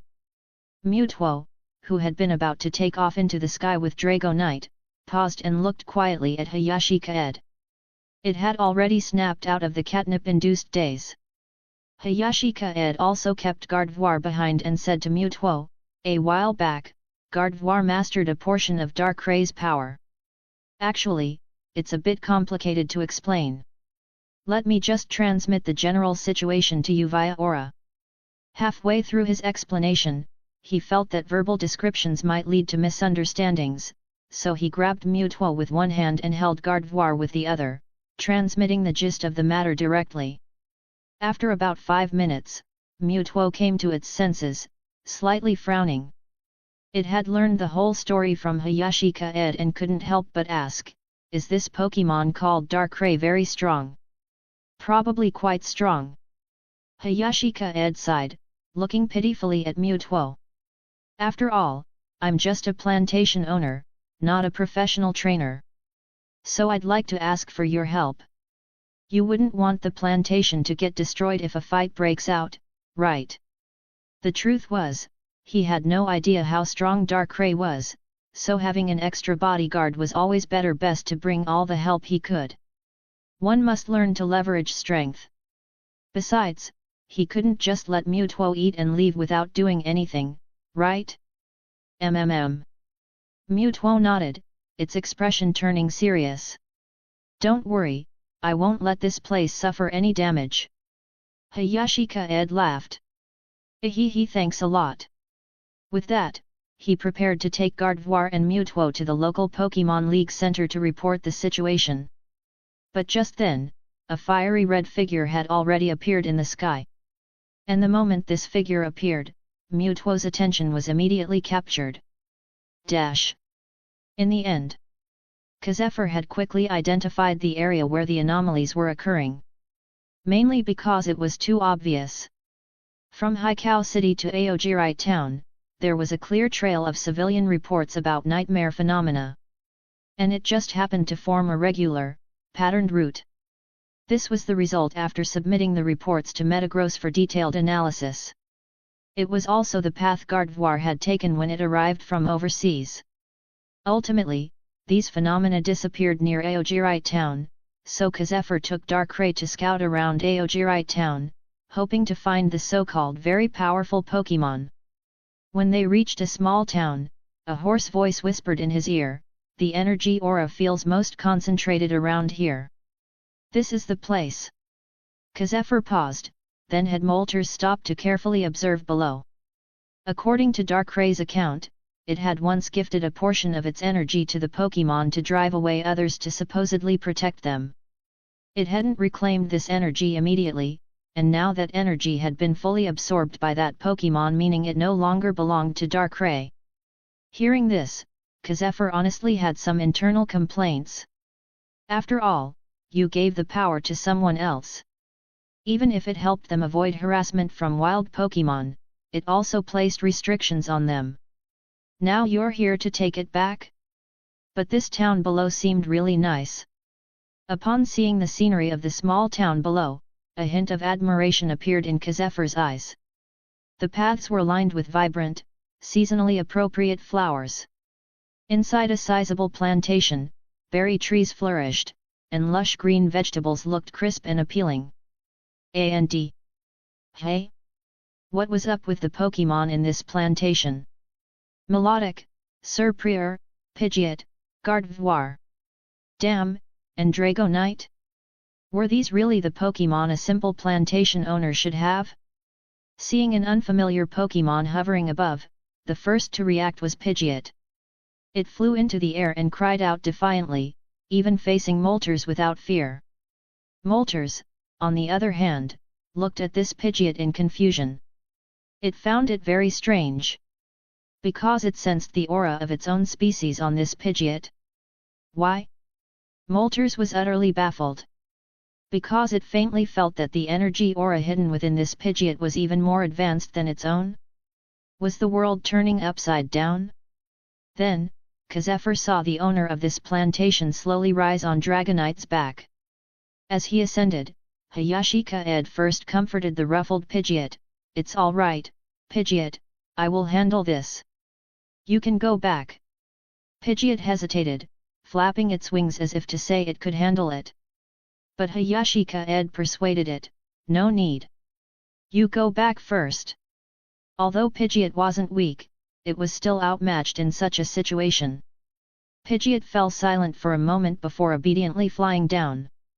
Once it had fully descended, Hayashi Kaede turned his gaze to Kazephyr across from him, and the Moltres beneath him and the Darkrai behind him. "Champion Kazephyr, hello. Pokémon, Moltres. Gender, male. Ability, pressure. Potential, gold. IVs, HP, 28, Attack, 31, SPATK, 31, Defense, 27, SPDef, 21, Speed, 21. Level, 89.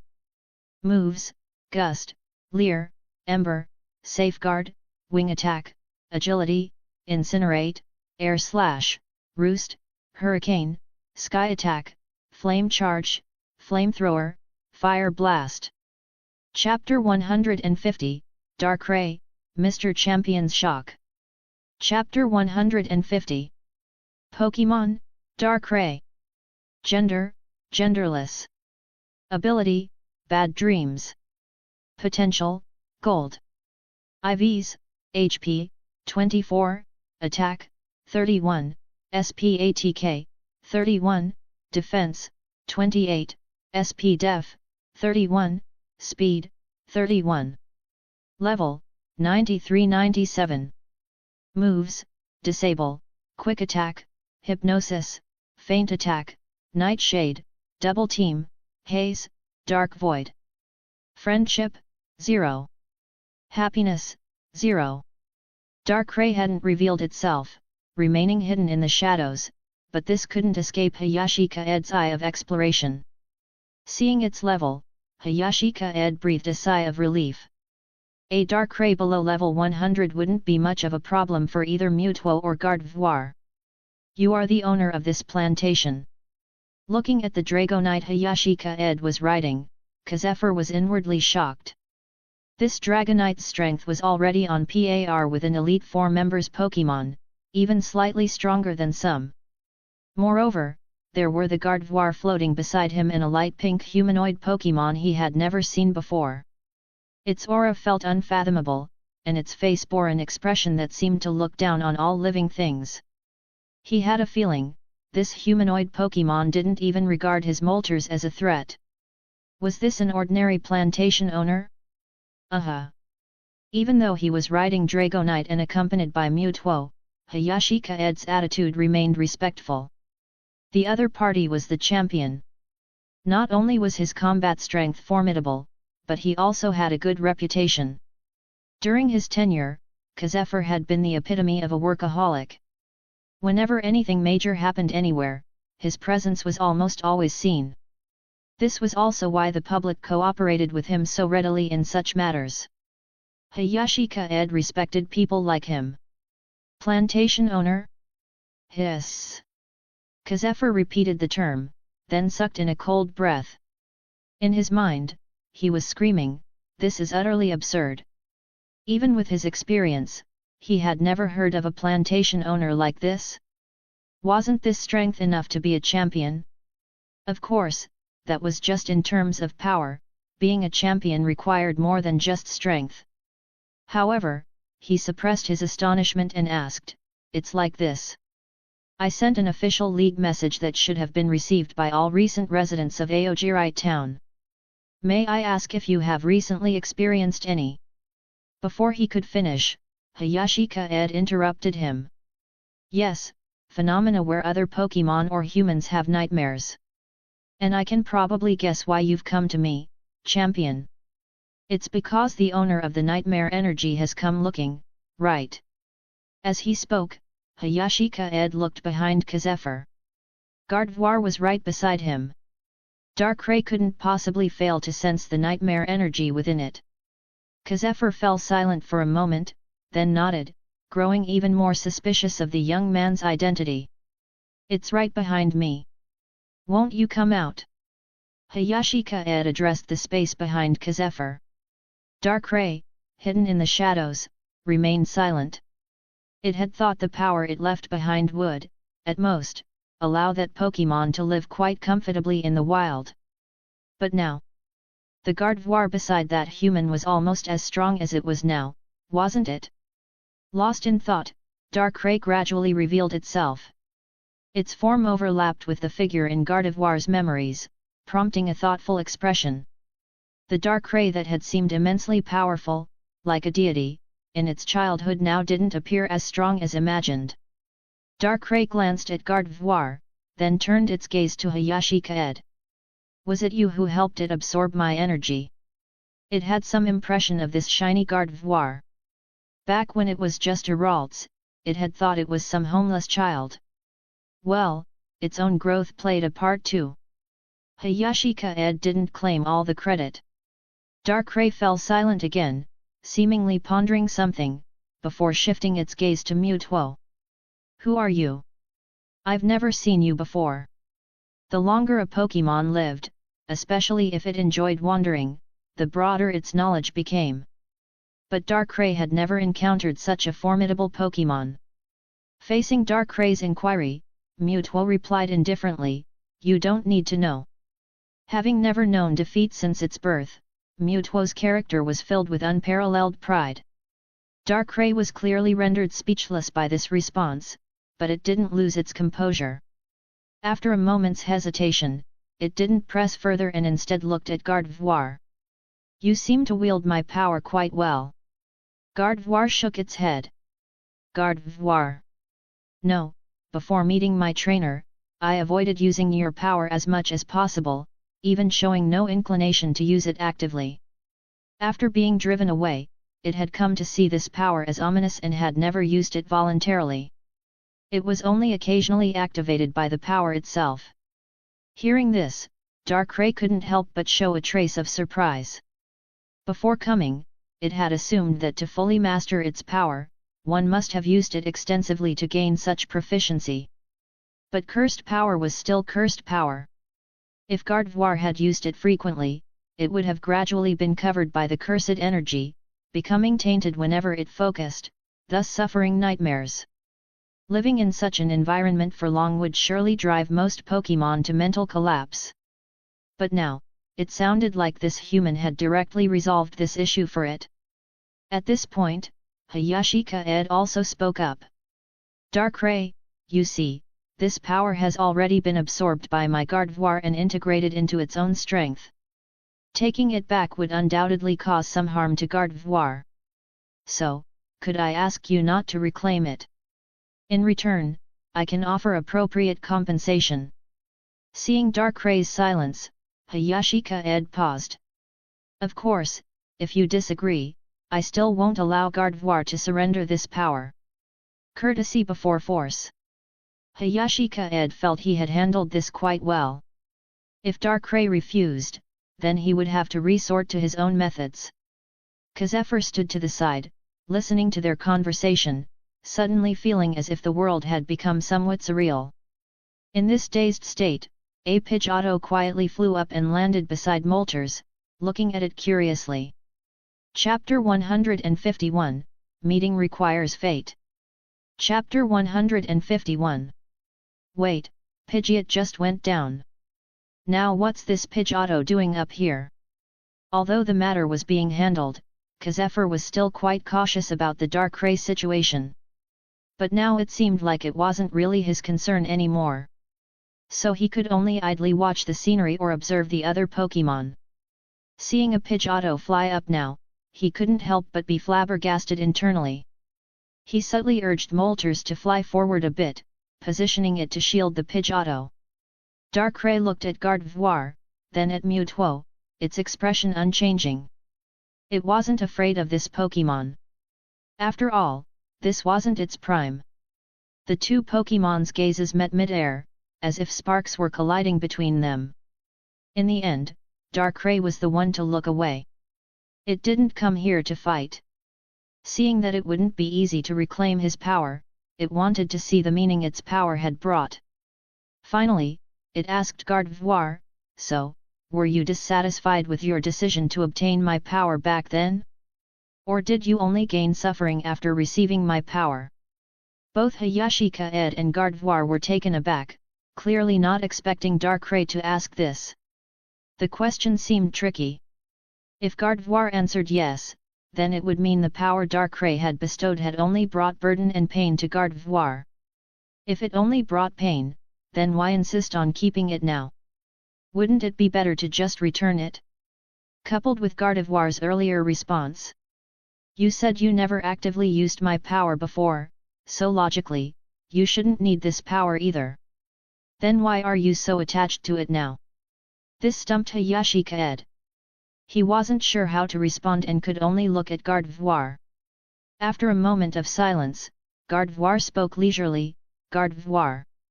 I wouldn't say that exactly. When I was young and naive, I thought any power I could obtain was good. Gardevoir. But later it was different. For a period after that, from when I evolved from Ralts to Kurla and then to Gardevoir, I resented this power. Gardevoir. Because during that time, everywhere I went, I caused disturbances, so I had to constantly move from place to place. Gardevoir. But after evolving into Gardevoir, I gradually came to terms with it. Although your power brought me much distress and pain, it also brought me many gains in growth, like this level of strength. Gardevoir. If I had grown up step by step within the tribe, I'd most likely have ended up like the other Gardevoir in the tribe, growing up slowly, becoming just another Gardevoir within the tribe. I wouldn't have had so many experiences. I wouldn't have become this strong. Gardevoir. Similarly, I wouldn't have met the trainer I admire.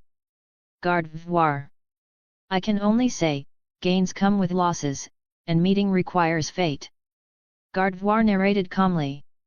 So many years had passed, it was no longer that ignorant Ralts from back then. It now understood what cost meant when doing things. Moreover, the reason it was so attached to this power now wasn't because it wanted to use it, but because the curse this power brought was resolved by Hayashi Kaede. In a way, this cursed power was a testament to how the two of them met. Gardevoir didn't want to easily hand over the power that Hayashi Kaede had worked so hard to help it master. Listening to this, Hayashi Kaede felt inexplicable pang of sadness for Gardevoir and also touched. Gardevoir is the best. Even their simple words are so touching. What did it mean by the trainer I admire?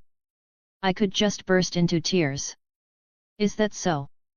Darkrai nodded. In that case, I won't take it back then. It had scattered so much power like this, losing one or two pieces didn't hurt.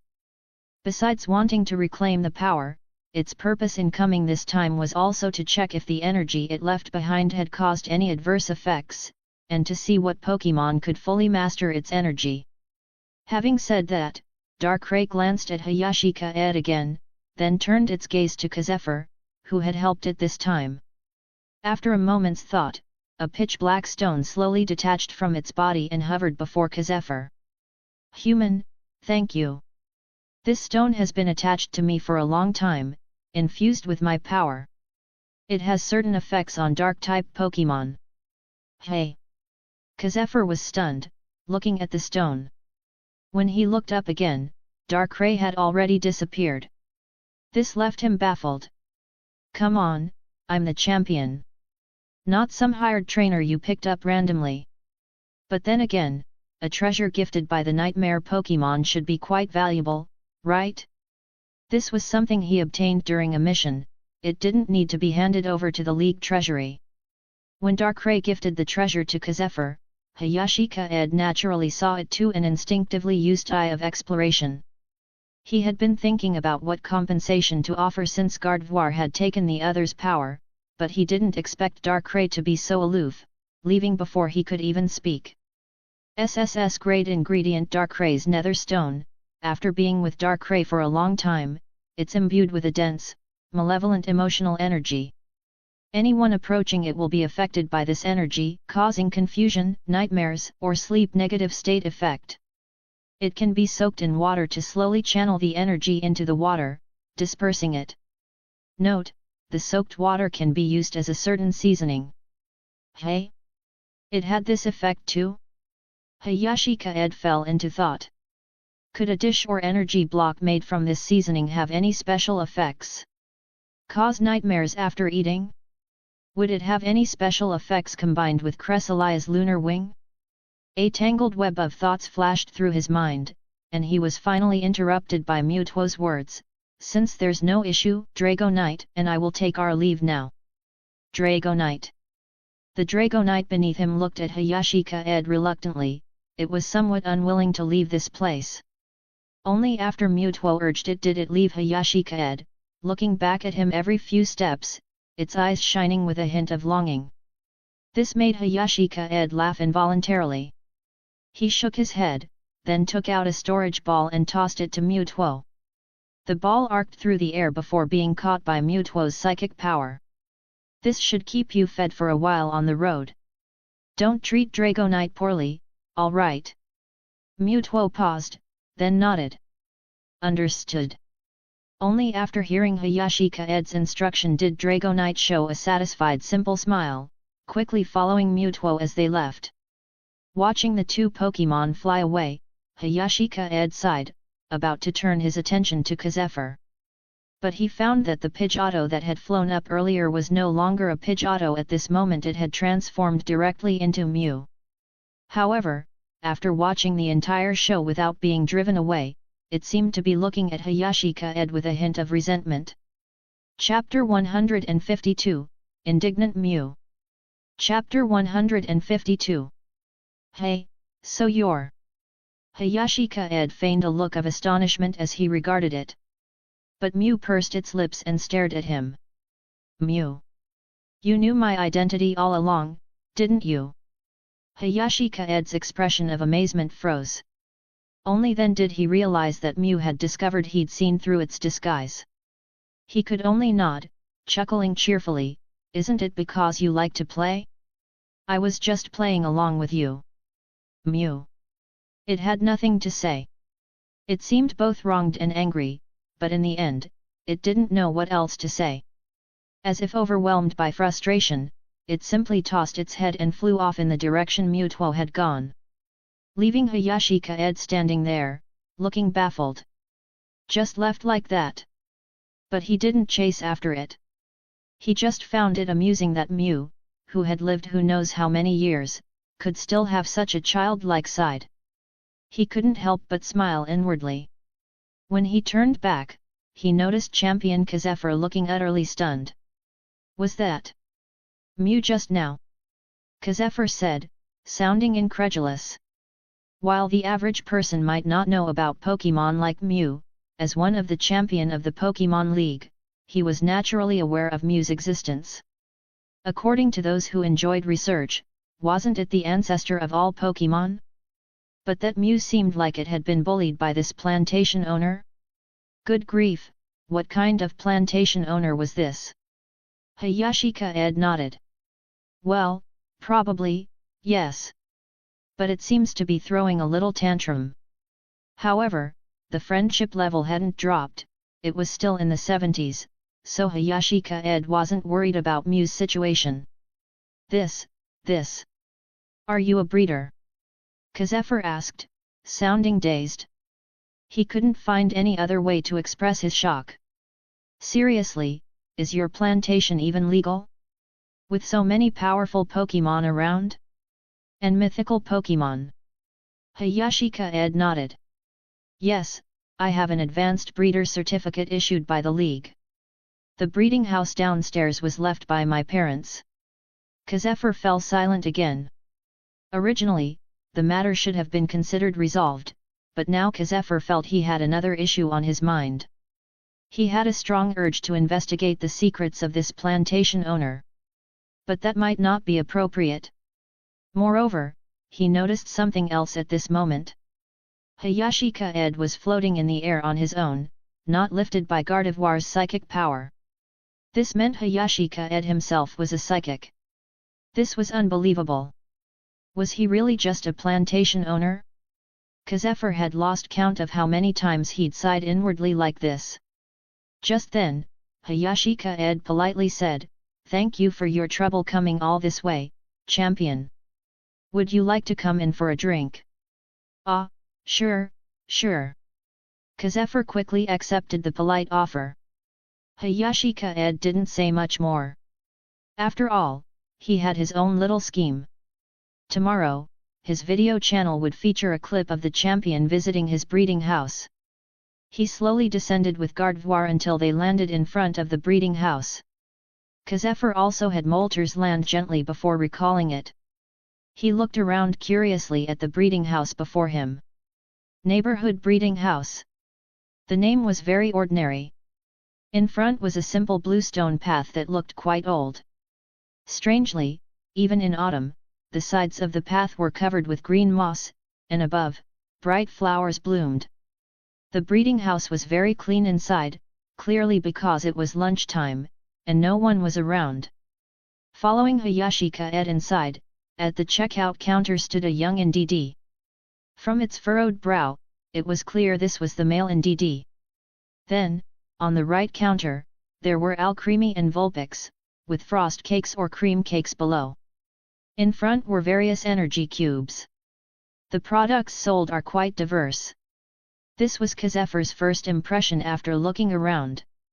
And after seeing the prices and description, his second thought was, do these energy cubes really have such effects? If they did, then the prices were too cheap. If not, they were too expensive.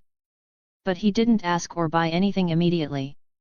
Hayashi Kaede led him to the living room, the same place where they had eaten earlier. He asked softly, "What would you like to drink, champion? We have juice, fresh milk, honey water, rice wine, or grippa berry wine." Some juice, please." Hayashi Kaede took a cup of juice from the refrigerator and poured it for Kazefer. The latter took it. After running around for so long, he was indeed thirsty and downed it in one go. But after drinking it, his expression changed. This juice. Yes, it's juice made with bound sweet. Tasty, right? Hayashi Kaede interrupted him. Kazefer let out a puzzled "hey," and paused. Then he shook his head. That's not what I meant. To be honest, he had been quite stressed lately. This year, he was already 33 or 34. Since becoming champion, he had been constantly busy with league affairs, leaving no time to find a girlfriend, which meant he was still single. He didn't think it was a problem. But his parents? That's right. Even as champion, he couldn't escape the pressure to get married. When he was younger, it was fine, his parents only occasionally nagged him. But after turning 30, the calls came 3 or 4 times a day, sometimes even 5 or 6. It was all about blind dates, blind dates. All his free time was spent on blind dates. After all, his parents' nagging and the arranged meetings were hard to avoid. Sigh. It was just hard to put into words.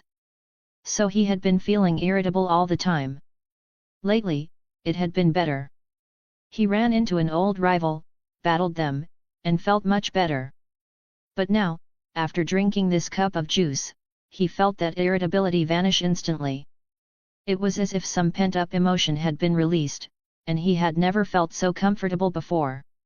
Hayashi Kaede continued asking, "So it's not good? Would you like something else?" No, this is great. Could I have another cup?" Kazefer raised his glass to him. Hayashi Kaede poured him another cup. After downing it again, Kazefer studied Hayashi Kaede, murmuring to himself. So young. He wanted to ask but suddenly realized he didn't even know the young man's name. So he could only say, "Young man, may I ask what grade of breeder you are?" "Well, that? The certificate I tested for is advanced grade, but actually, my skills should be above advanced," Hayashi Kaede replied breezily. Above advanced? Chapter 153, Idols and Fans. Chapter 153. Kazefer was taken aback. Beginner, Intermediate, Advanced, these were the breeder certifications that could be obtained locally. To go further, one had to take exams at specialized locations. This also indicated, from another perspective, that the difficulty was on a completely different level from the first three. But the young man before him confidently claimed his breeding skills were above advanced. So self-assured? Kazefer asked curiously, then why not take the exam? I remember top-tier breeders receive subsidies from the league and many other benefits. Faced with this question, Hayashi Kaede delivered a series of blow, "Too far, can't be bothered. The nearest city where I can take the exam is over 1,000 miles away. Also, the exam takes too long, I don't have the time." Kazefer hadn't expected that answer.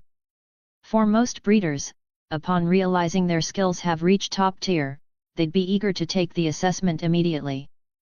But for Hayashi Kaede, the exam duration was simply too long.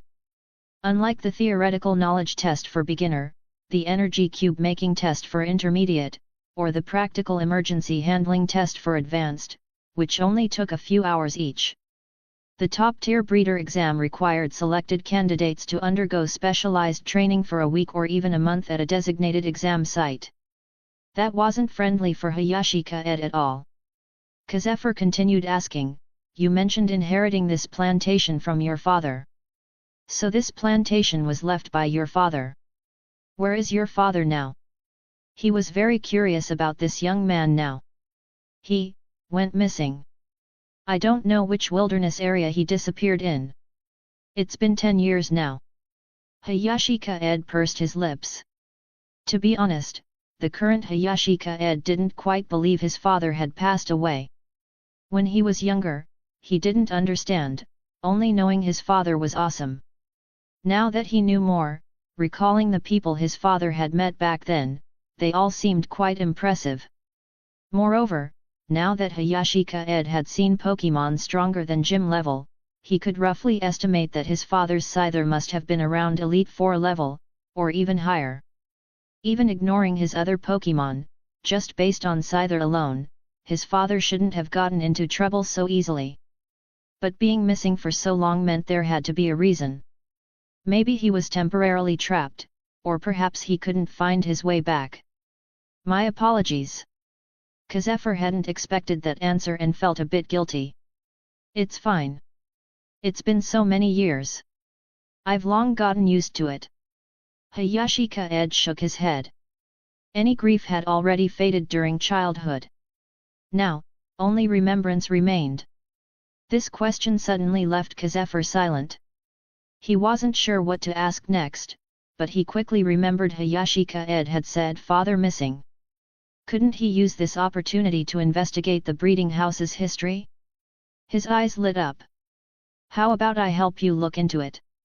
Even after so long, there might still be some hope." "Thank you, champion." Hayashi Kaede didn't refuse. "All right." Kazefer nodded. He actually had many more questions, but asking them all at once clearly wasn't appropriate.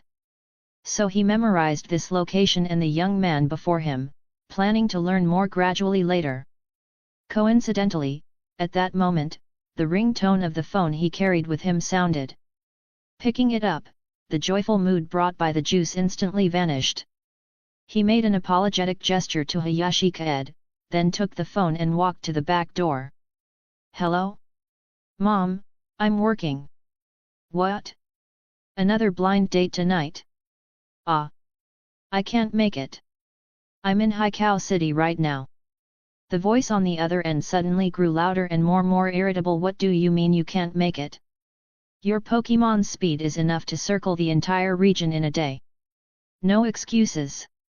I'm very satisfied with this girl, pretty, gentle, and filial. I'm telling you, if you don't come tonight, You're not getting any younger.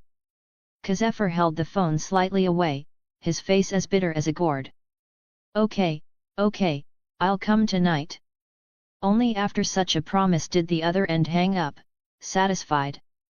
Putting down the phone, Kazefer looked even more miserable. He sighed silently, then turned to Hayashi Kaede. Looks like I have to go now. Hayashi Kaede nodded. His goal achieved, he was more than happy for the champion to leave quickly. But he still said politely, "Thank you for your trouble this time. Let me see you out, champion." So, he led Kazefer out of the breeding house. When they arrived, Kazefer's sharp eyes spotted the juice he had just drunk in the refrigerator near NDD. He paused, took a few bottles, and paid NDD. Considering the tight schedule his mom had given him, Kazefer directly summoned Moltres on the spot, mounted it in one swift movement, and flew off like a streak of fire. Coincidentally, at that moment, the two high school students, Suzuki Takeshi and Rikuchi Homura, returned excitedly from the challenge area. They were discussing the day's gains. "This challenge is awesome. My Pico's Thunder Shock has improved so much in both power and accuracy. My Nidoran's endurance has also increased a lot, and it's become more agile too. By the way, both those Pidgey evolved. Does that mean if we want to take the Sky Challenge later, we'll have to face Pidgeotto directly? I wonder how much it'll cost per try." "That's fine. I feel like I'm getting closer to my goal, champion Kazefer. Speaking of which, I really want to watch this year's Horizon Cup. I wonder if I can get champion Kazefer's autograph." As they walked and chatted, a look of longing flashed in Suzuki Takeshi's eyes. Beside him, Rikuchi Homura just smiled, not saying his friend was daydreaming or anything. But when he looked up, a tall, somewhat familiar figure appeared at the entrance of the breeding house at that moment. He froze, wondering why he would see someone familiar here. But upon seeing the other person summon a Moltres with a wingspan of 3 to 4 meters in an instant, he was completely stunned. However, he reacted quickly and immediately pulled Suzuki Takeshi beside him. "Look, the champion! The champion! Champion? What champion? Whoa, champion Kazefer!" Suzuki Takeshi was first puzzled, but after clearly seeing Kazefer flying away on Moltres, his eyes widened in shock. Chapter 154, Ash and His Friends, Mewtwo's Game, The Beginning. Chapter 154. He watched as his idol flew into the sky. So close, just a little bit closer and he would be able to meet his idol. His idol had appeared right before his eyes, but he missed the chance. Suzuki Takeshi stood frozen in place like a stone. Beside him, Rikuchi Homura was also excited. Although he wasn't as fanatical about the champion as Suzuki Takeshi was, seeing the champion in such a remote town was undeniably thrilling. However, unlike Suzuki Takeshi, who was standing there dumbfounded, he quickly reminded him. "Stop spacing out.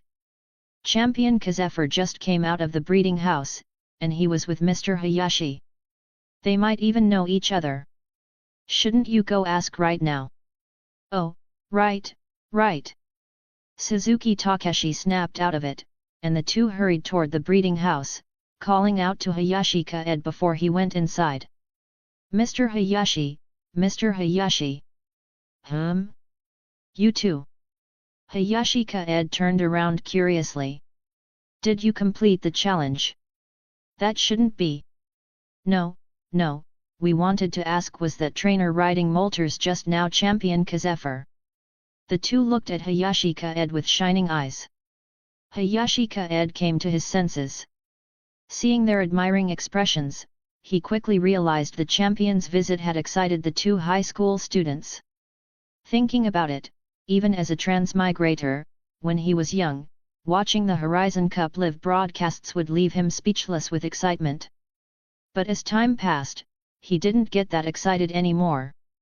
Especially after seeing the champion getting pressured about marriage, his sense of distance from the champion had lessened considerably. In the end, everyone was human, just with different life experiences. Yes, it was Champion Kazefer. He was here to investigate the nightmare incident in Haikao City and had some questions for me. Hayashi Kaede answered truthfully. Ah! Hearing this, Suzuki Takeshi's face fell. So that means, after the investigation, he won't come back. Well, I'm not sure. He might come again. Hayashi Kaede was uncertain. When Kazefer left, he had Rotom take a photo of him, planning to use it for promotion. It wasn't a big deal. In the public eye, Kazefer was known for his easygoing personality, along with his workaholic reputation. He generally ate wherever he went. Sometimes, if he bought milk tea in another city, that milk tea shop could take a photo with him, frame it and put it in the store, saying the champion had drunk there. Ah, what a shame! Suzuki Takeshi was still frustrated about not coming earlier.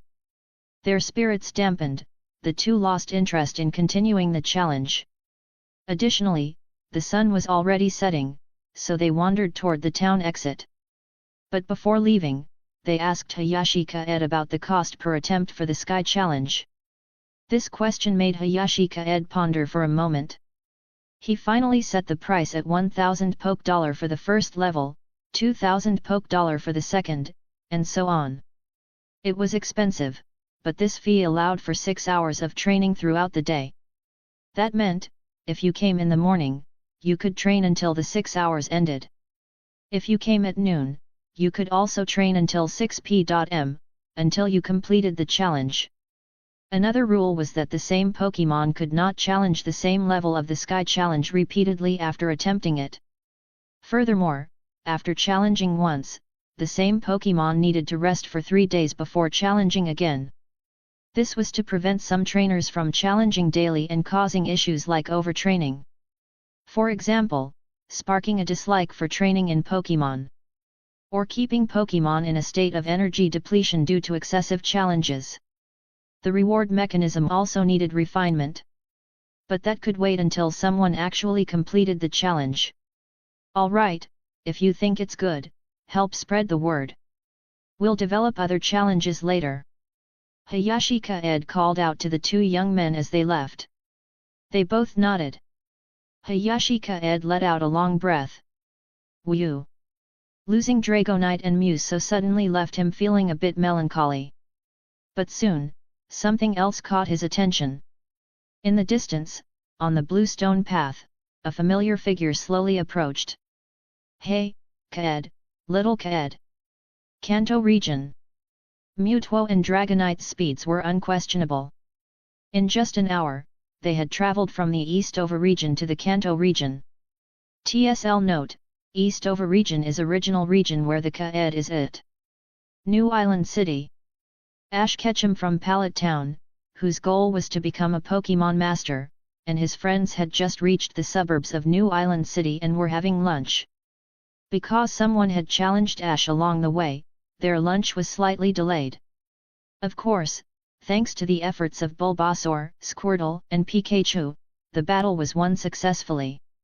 Just as they were eating lunch, an orange figure streaked by at incredible speed, finally landing steadily beside them without causing a single ripple. Dragonite. The trio was stunned. This Dragonite carried a satchel, its expression kind but seemingly a bit reluctant. Upon seeing the three, it compared them to something, confirmed they were the right ones, then took out an envelope and handed it to Ash among the three. An envelope. Ash took the envelope, bewildered. The moment the envelope was in his hand, a certain energy attached to it projected a virtual image. The image was of a humanoid, light pink Pokémon. It spoke slowly, "Hello, human trainer. I have been observing you in the Kanto region for a long time." Hey? Observing me? Ash was even more confused. Yes. You are the Pokémon trainers I have selected. You have the potential to become the strongest Pokémon trainers in the future. To that end, I am hosting a battle to select the strongest Pokémon trainer in the waters near New Island. If you are interested in participating, please check the yes option above. The strongest Pokémon trainer. Ash didn't hear anything else, he only heard strongest trainer, and his eyes immediately lit up. Misty, Brock, did you hear that? This Pokémon says we are the strongest Pokémon trainers. Misty picked up the envelope. Hearing such praise, her eyes also shone. Then let's go participate. The next moment, Ash excitedly checked the yes box. Then, the three set off toward New Island. Meanwhile, in the waters near New Island, Mew held a Molter's feather in its left hand and a pitch-black stone in its right, spacing out. It was wondering if it had been too willful and run away very decisively, but how was it supposed to go back now? Chapter 155, Mewtwo's Game, Part 1, Acting. Chapter 155. After leaving Hayashi Kaede's place, Mew gradually calmed down. It realized that initially, it had been its own choice to play around by hiding its identity and Hayashi Kaede hadn't done anything wrong. In fact, he had been willing to play along and provide food every day. Thinking this, it became even more frustrated, even sinking itself to the seabed inside a psychic bubble. But suddenly, Mew seemed to remember something. It recalled that Pokémon with its own aura and Dragonite. It heard Dragonite would only be away for a few days. So now, it could simply find Dragonite and return together in a few days. With this idea, Mew's mood improved significantly. It began sniffing the air, and after confirming Mewtwo's aura, it flew off in a certain direction. Somewhere in the sea, on an island. A Dragonite swiftly flew toward the island, navigating through winding tunnels until it reached a pink, humanoid Pokémon. Finished delivering the letters? Mewtwo asked, looking at the returned Dragonite. Dragonite nodded, then stared eagerly at Mewtwo, its meaning clear. Seeing Dragonite like this, Mewtwo couldn't help but chuckle. After staying with him, not only did your eating habits improve, but your courage grew quite a bit too. The old Dragonite wouldn't have dared to ask for food like this. Dragonite, thinking Mewtwo was unwilling to share the energy cubes Hayashi Kaede had left, immediately pulled a sad face. Ooh! Don't say I wouldn't give you any.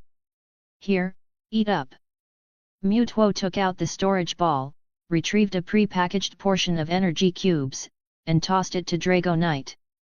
Asterisk, oh, ooh. Dragonite cheered happily, then left with the energy cubes.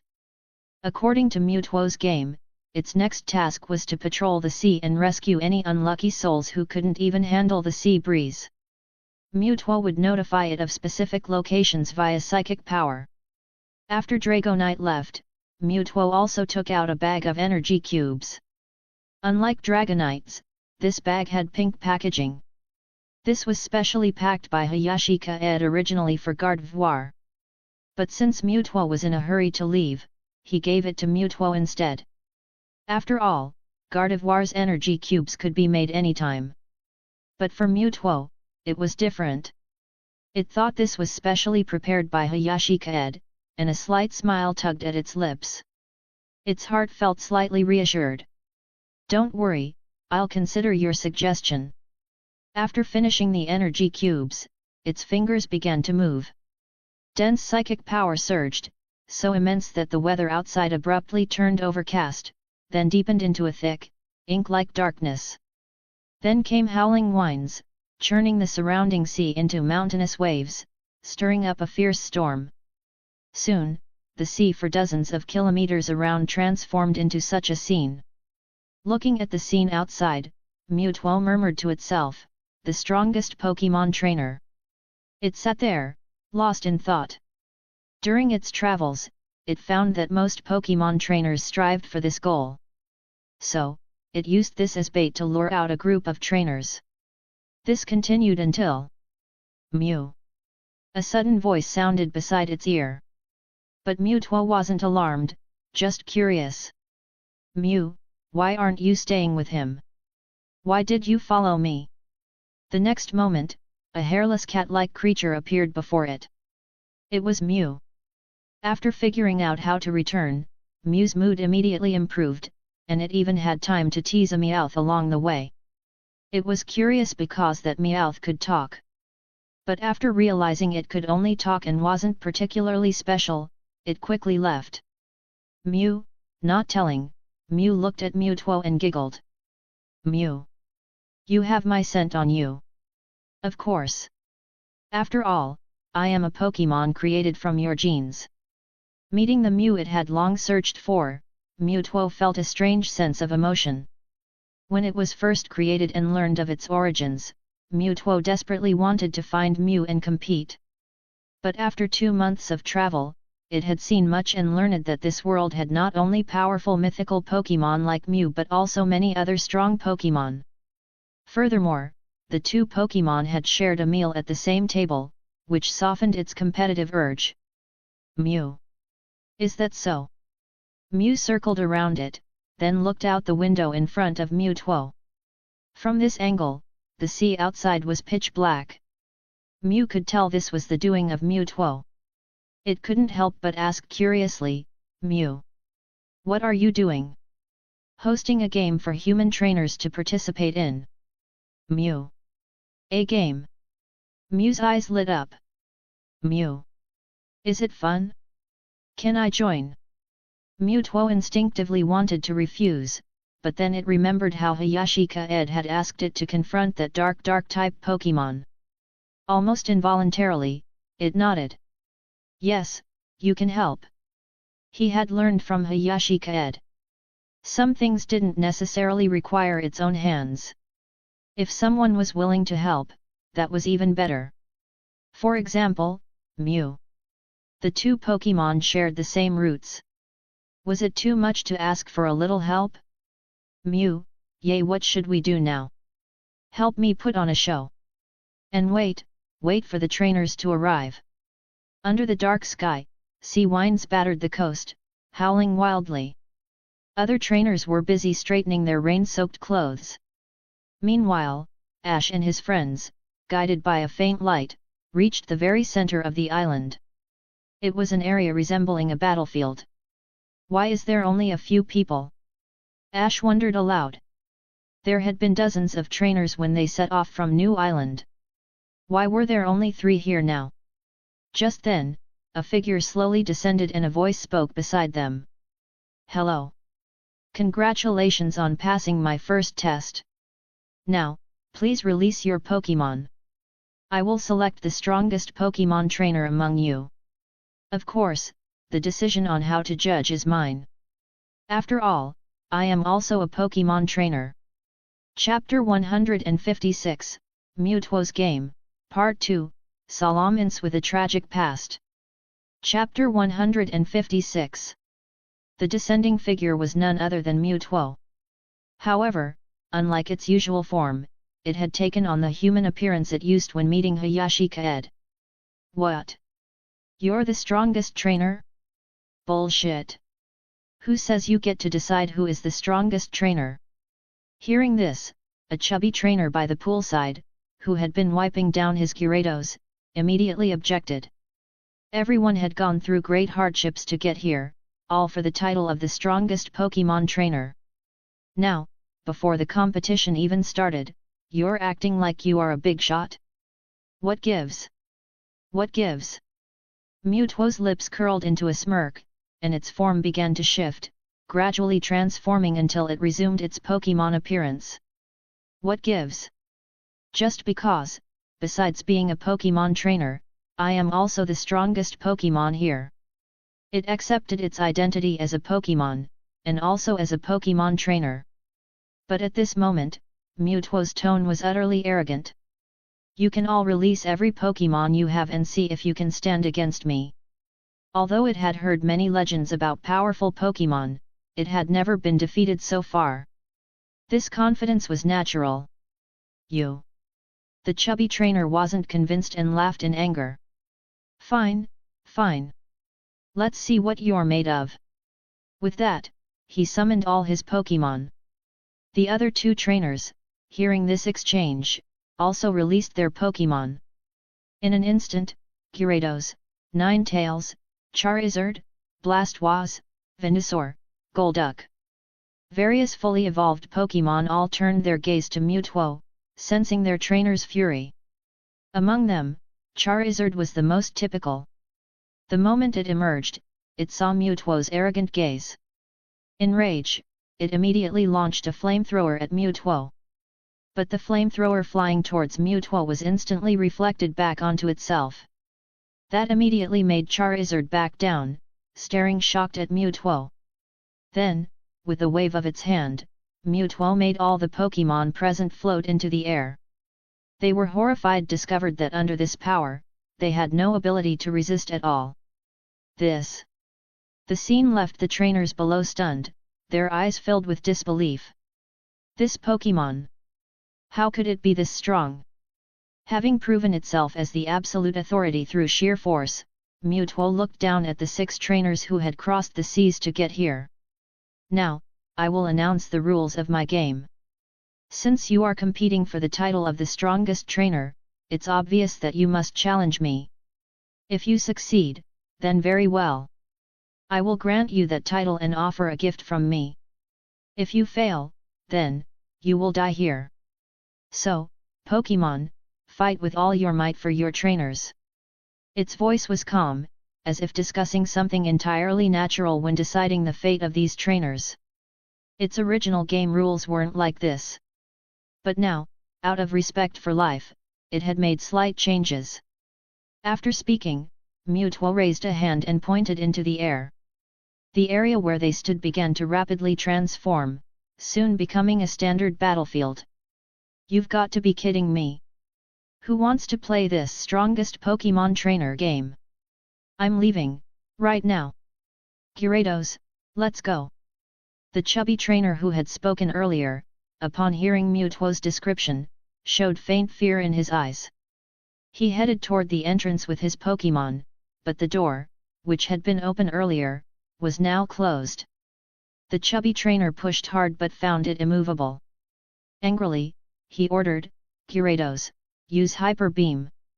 Gyarados' already wide mouth opened even wider, gathering destructive energy before firing it at the door. Strangely, the powerful Hyper Beam hit the door without causing even a ripple. I forgot to tell you I've set up psychic barriers around us. Until the challenge is complete, none of you can leave. Mewtwo's voice slowly echoed in his ears. Since you're so eager, you'll be the first challenger. It manipulated the chubby trainer's body, placing him on one side of the battlefield, while it took the other side. Now, you have only 2 choices, defeat me, or die. Of course, you only need to defeat my Pokémon. With that said, Mewtwo took out a Pokeball. With a tap, a large, fierce-looking Salamence appeared on the field. Its body was covered in scars, especially on its face, a blade-like wound stretching from its mouth to its eye. This wasn't the Salamence that had appeared in Aogiri town before, but another one with an even worse fate. When Mewtwo rescued it, it was being experimented on by Team Rocket, covered in various tubes and extremely weak, its hatred for humans at its peak. Moreover, this Salamence was even stronger. Usually, it was kept suppressed to prevent trouble. Mewtwo had originally planned to release it, but after visiting Aogiri town, it decided to wait a bit longer. Now, Mewtwo's command was, Salamence, defeat all their Pokémon, and I will set you free. Roar! Hearing this, Salamenki's expression grew even more ferocious.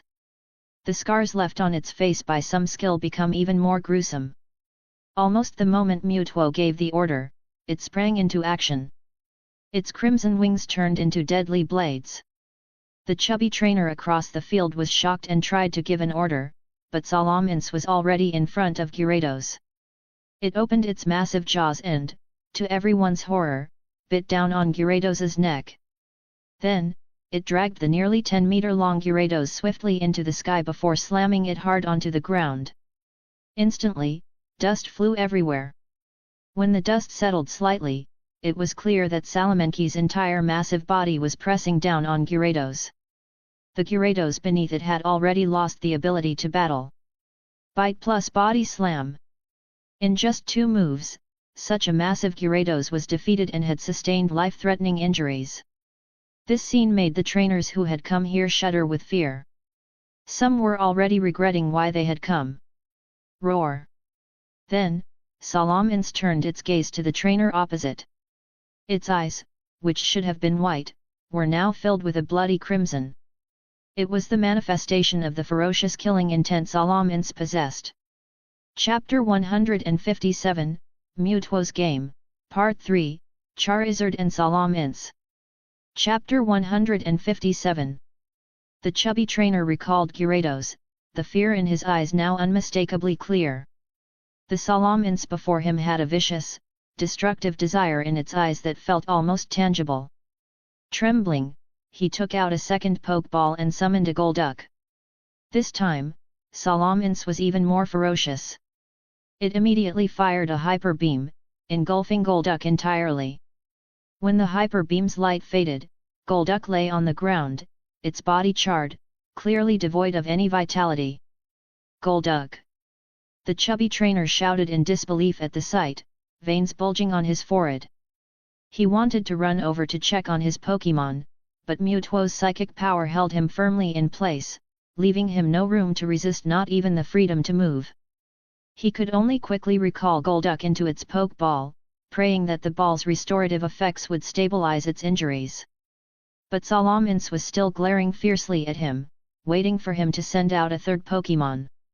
The chubby trainer now understood, this Salamence seemed to harbor immense hatred toward humans. No matter what Pokémon he sent out next, it would face fatal attacks. If 2 of his strongest Pokémon couldn't withstand such attacks, his weaker Pokémon stood even less chance against Salamanqui's blows. In other words, if he sent out his remaining Pokémon, they would die. But, the humanoid Pokémon floating in the sky was also watching them coldly. The contempt in its eyes was as if it were looking at ants. That gaze left no doubt in his mind, if all his Pokémon were defeated, he would definitely die here. Yet, his remaining Pokémon couldn't withstand a single strike from this Salamence. He didn't understand. He had only come to compete for the title of the strongest Pokémon trainer. How had he ended up in such a situation? Before he could think further, the humanoid Pokémon above spoke, "What about the remaining Pokémon? Or do you not plan to send them out?" The chubby trainer could think of no solution. He collapsed to the ground, muttering, "I can't win. It's impossible." He looked up at Mewtwo, his eyes filled with despair. "I surrender. Please let my Pokémon go." "Oh." Mewtwo raised an eyebrow slightly, surprised. It looked at the human before it. "Are you sure? Then I'll take your life." As the chubby trainer fell silent, Mewtwo didn't waste more words. It raised its right hand, and the trainer's body floated into the air. Then, a powerful energy gathered in Mewtwo's right hand, engulfing him entirely.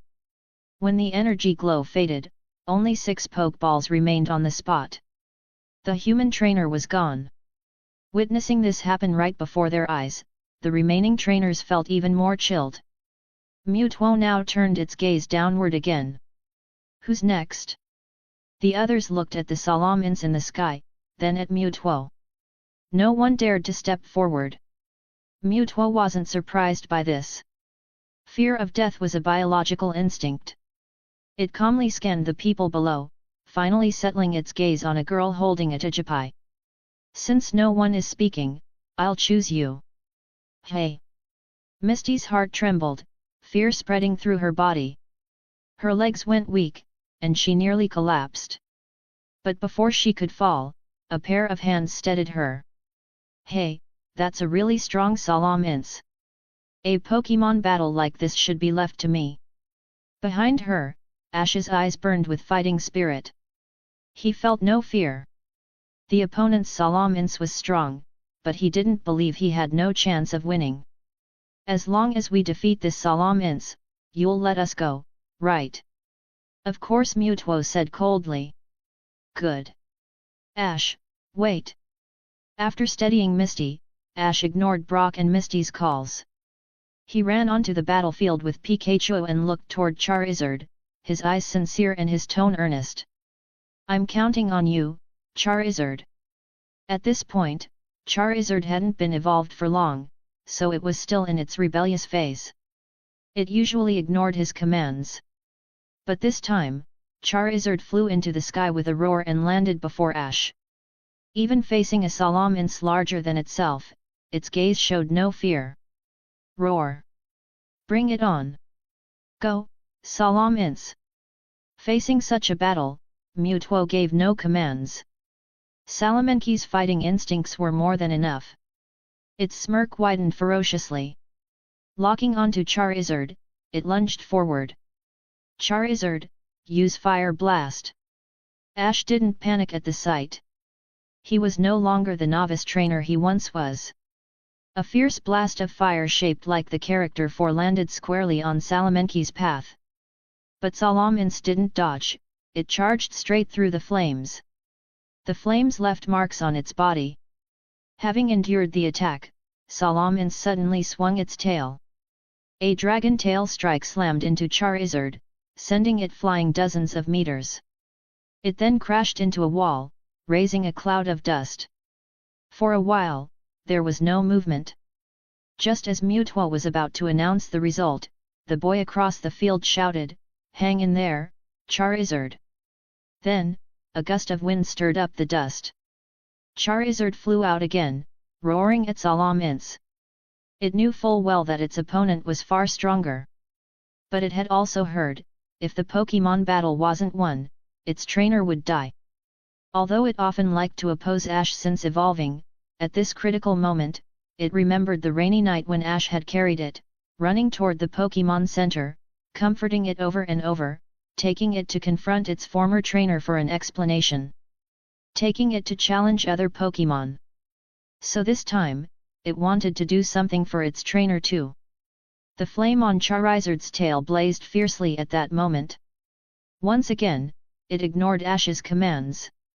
Facing Salamance's attacks, it didn't evade at all. You use Bite? I use Dragon Claw. You use Wing Attack? I'll grab you for a seismic toss. In such a battle, both Pokémon soon bore various injuries. Chapter 158, Mewtwo's Game, Part 4, Death of Ash. Chapter 158. That's enough, Charizard. Seeing Charizard's injuries worsening, Ash couldn't help but shout. This wasn't the first time he'd said this. Although both sides were exchanging blows, Charizard's strength was clearly inferior to Salamance's, so its injuries were more severe. By all logic, it should have fallen long ago, but it kept pushing through. Salamence flung Charizard away with its tail once more, panting slightly as it stared at Charizard in astonishment. The bloodlust and hatred in its eyes faded a bit. The strength of this Charizard was worlds apart from its own. So why was it fighting so desperately? Just because that human was its trainer? Salamence didn't understand. It found it utterly baffling. The humans who had captured it had first tormented it with various negative conditions, trying to force it to serve them. When that didn't work, they directly turned it into a test subject, drawing its blood daily. To prevent it from recovering its strength, they kept it in a state of hunger, sustaining its vitals only with nutrient solutions. For a full 6 months, it hadn't eaten a single thing. Such hatred made it want to seek revenge upon every human it saw. Charizard was thrown near Ash. Seeing it covered in injuries but still trying to stand, Ash held it down, his heart aching. That's enough, Charizard. Leave the rest to the other Pokémon. Charizard pursed its lips, ignoring him, and struggled to its feet. But the next moment, its overburdened body couldn't hold on any longer, and it collapsed.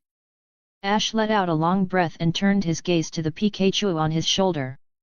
Pikachu, I'm counting on you. Pika, Pika.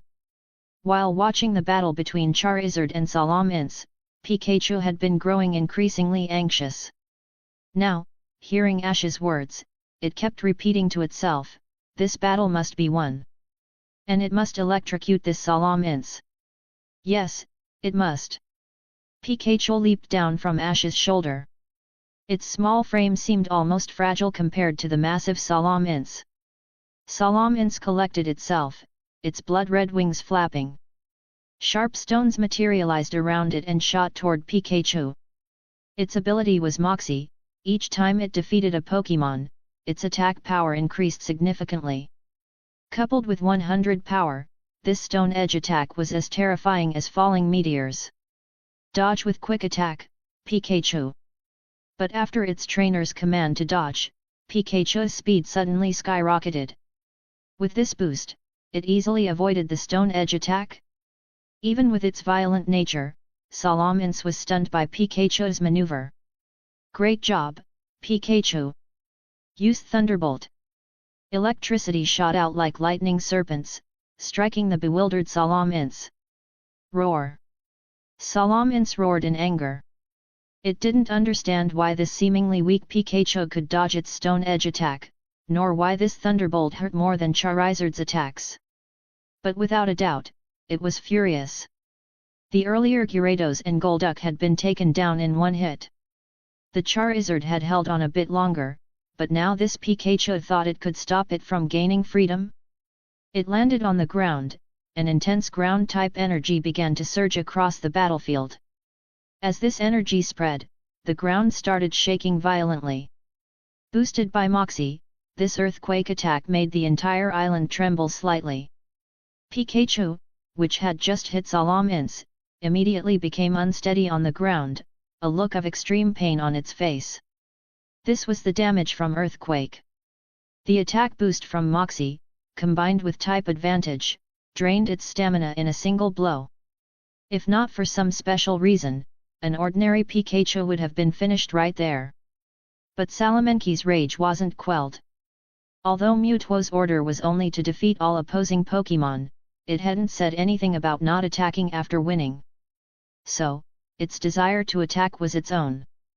Besides, in its fury, Salamence had forgotten to conserve energy for the remaining Pokémon. How could it remember Mewtwo's words? Its eyes turned blood red, energy gathered in its mouth once more. Hyper Beam. This time, the Hyper Beam was even more powerful than the one that had defeated Golduck, and its target was the severely injured, unsteady Pikachu. Perhaps because it was gathering so much power, Salamence took a bit longer to charge. But precisely because of this delay, the trainers watching the battle grew even more anxious. Whether it was the earlier Charizard or now Pikachu, these two Pokémon had given them hope for survival. But now, they were about to watch Pikachu turn to dust under this energy blast. Misty and Brock couldn't bear to watch and closed their eyes. In the sky, Mewtwo's gaze remained calm. Even in this situation, it didn't intervene, because Mew was there as a safety net. What it found more curious was, how could this Pikachu hurt Salamence? Their strengths were worlds apart. But just then, its eyebrows raised again, and a look of surprise appeared in its eyes. Because on the battlefield, upon seeing this scene, Pikachu's trainer actually broke through its psychic restraints despite the ongoing earthquake aftershocks and stumbled toward Pikachu. What joke was this? This was its psychic power. Finally, the moment before Hyper Beam landed, Ash scooped up Pikachu, shielding it with his own body and taking the Hyper Beam on his back. After a blinding white light, the trainer had vanished from the spot. Pikachu remained, but its expression was dazed. It stared in disbelief at what had happened, tears streaming down its face. An overwhelming sense of grief, palpable even without special perception, began to spread from it, eventually filling the entire hall. It wanted to grab onto something, but its trainer had turned to nothing and disappeared. It could grasp nothing. Only a hat, dislodged during the earthquake, slowly drifted down before Pikachu, who caught it. Hey! This was Mewtwo's astonishment. Was my initial belief really wrong? This was the thought that followed Mewtwo's surprise. The two trainers who had appeared so far had both moved it deeply. Not just Mutuo, even Salamins above was stunned. Then, an immensely powerful energy fluctuation snapped Mutuo out of its thoughts. Following the energy source, it saw Pikachu at the center, holding the hat, its body crackling with extremely fierce electricity. Chapter 159, End. Chapter 159. Lightning ran rampant, apocalyptic bolts shooting straight up through the hall ceiling, startling Mew, who was hiding above. The lightning pierced the sky, blasting through the gloom and even calming the surrounding storms. Mew quickly enveloped the humans it had just rescued in protective bubbles to protect them from the lightning. It decided this game wasn't fun at all. And it seemed Mutuo had only dragged it here to help save people, without letting anyone else notice. Back in the hall, the overflowing electricity scattered like chaotic neon lights, one bolt accidentally striking Salamins.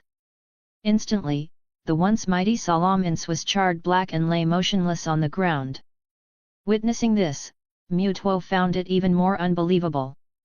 What kind of power was this? How could Pikachu's strength increase so dramatically in an instant? No way. The trainer broke through my restraints, and now this Pikachu one-shots a peak Elite 4 level Salamins? Seeing the lightning everywhere, Mutuo felt that even it would be injured if struck. This was incredible. Was this the power of bonds? Mutuo suddenly recalled a term often heard during its travels.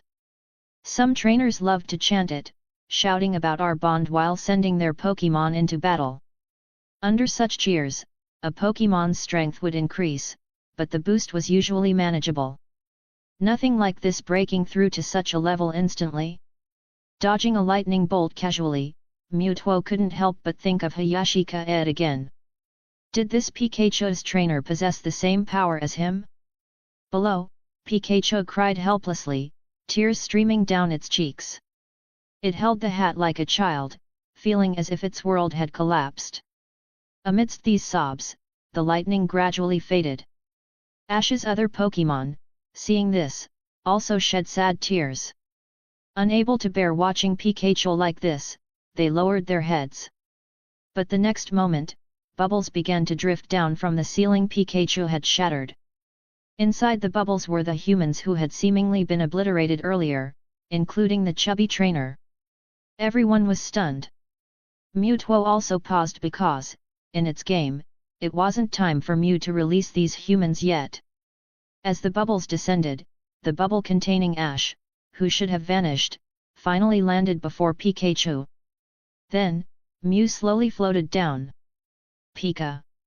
Pikachu looked at the hat, then at Ash before it. Tears flowed even more fiercely as it stared bewildered at the bubble. Mew looked at Pikachu with a pained expression. Mew. Stop crying. Your trainer is fine, he's just asleep. It couldn't bear to watch Pikachu's tears from above anymore, so it released Ash in advance, cutting the game short. It poked the bubble, which immediately popped. Ash, who had been sleeping peacefully inside, slowly opened his eyes, holding his head as if it ached. Pikachu. Ash's memory was still stuck at the moment he had shielded Pikachu. But when he looked around and saw Salamins defeated, he exclaimed in surprise, "You beat Salamins! Pika!"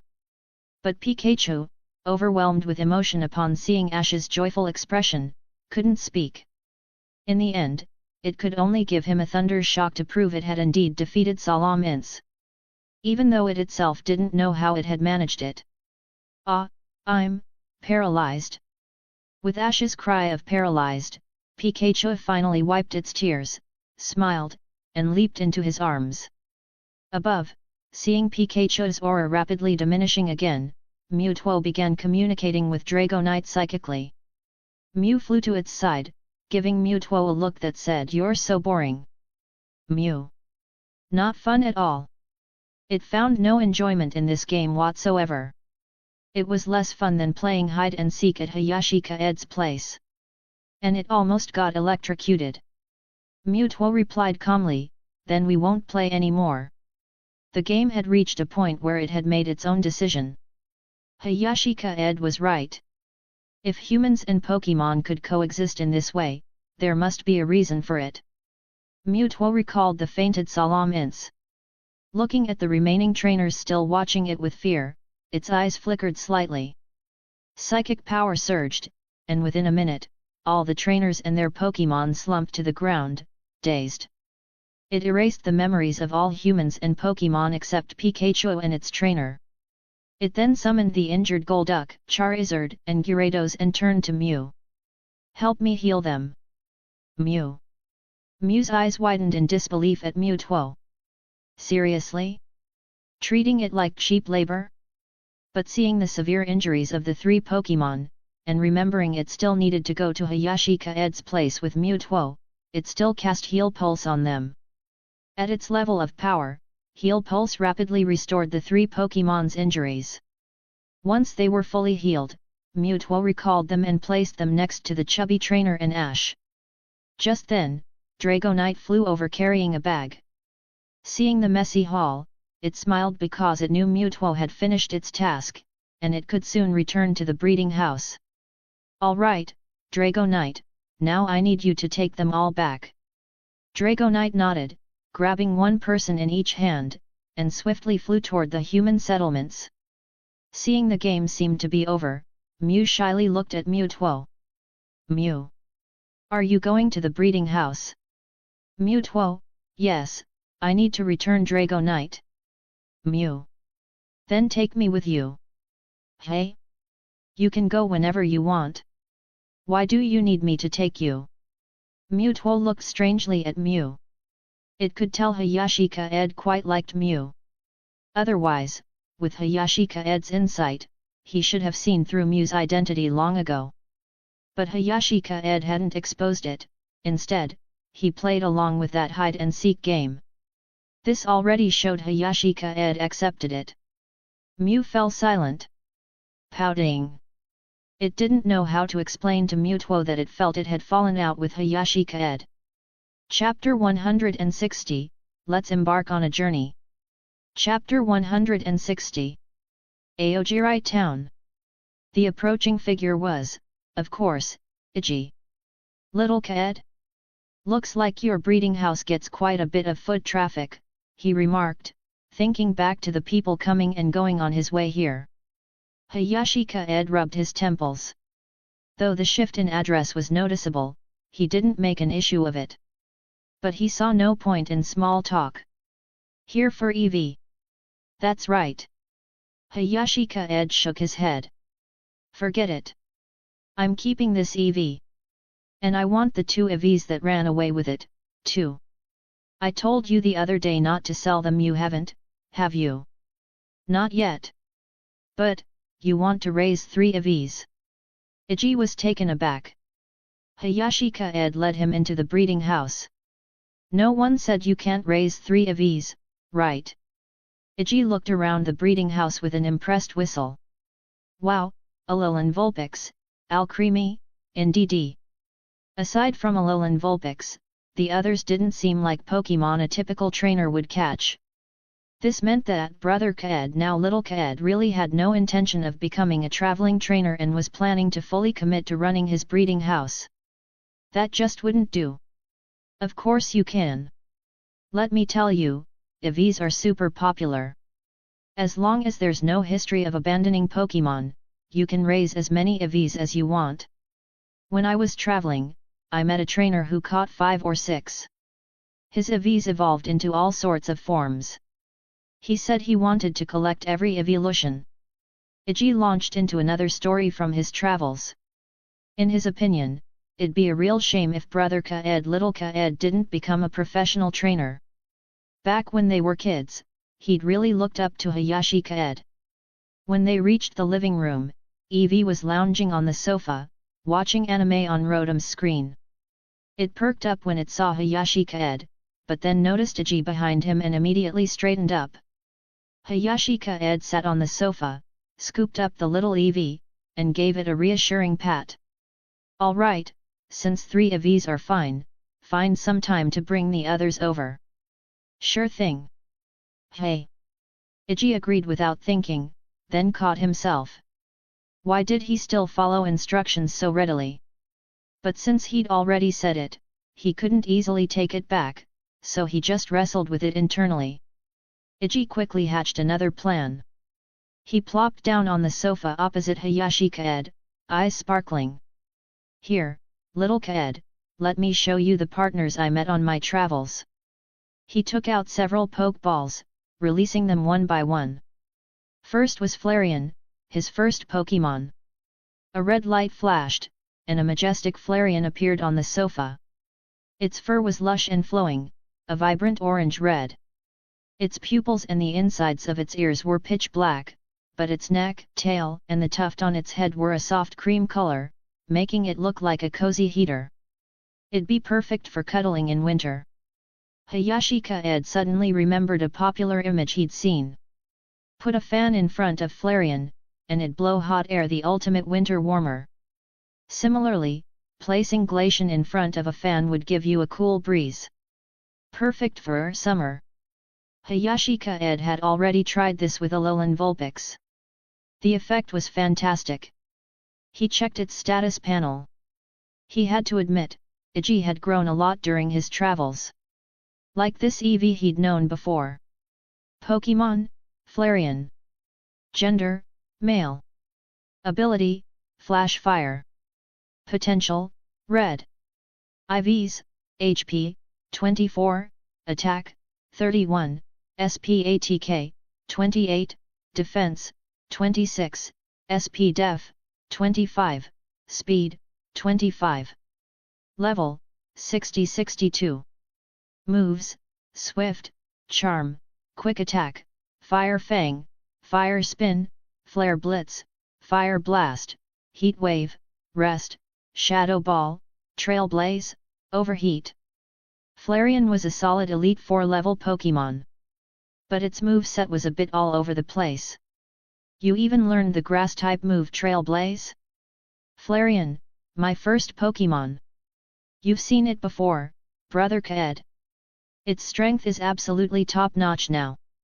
Iji couldn't help grinning when he saw Flareon, then pulled it into a hug. Flareon. Flareon's eyes showed a hint of annoyance.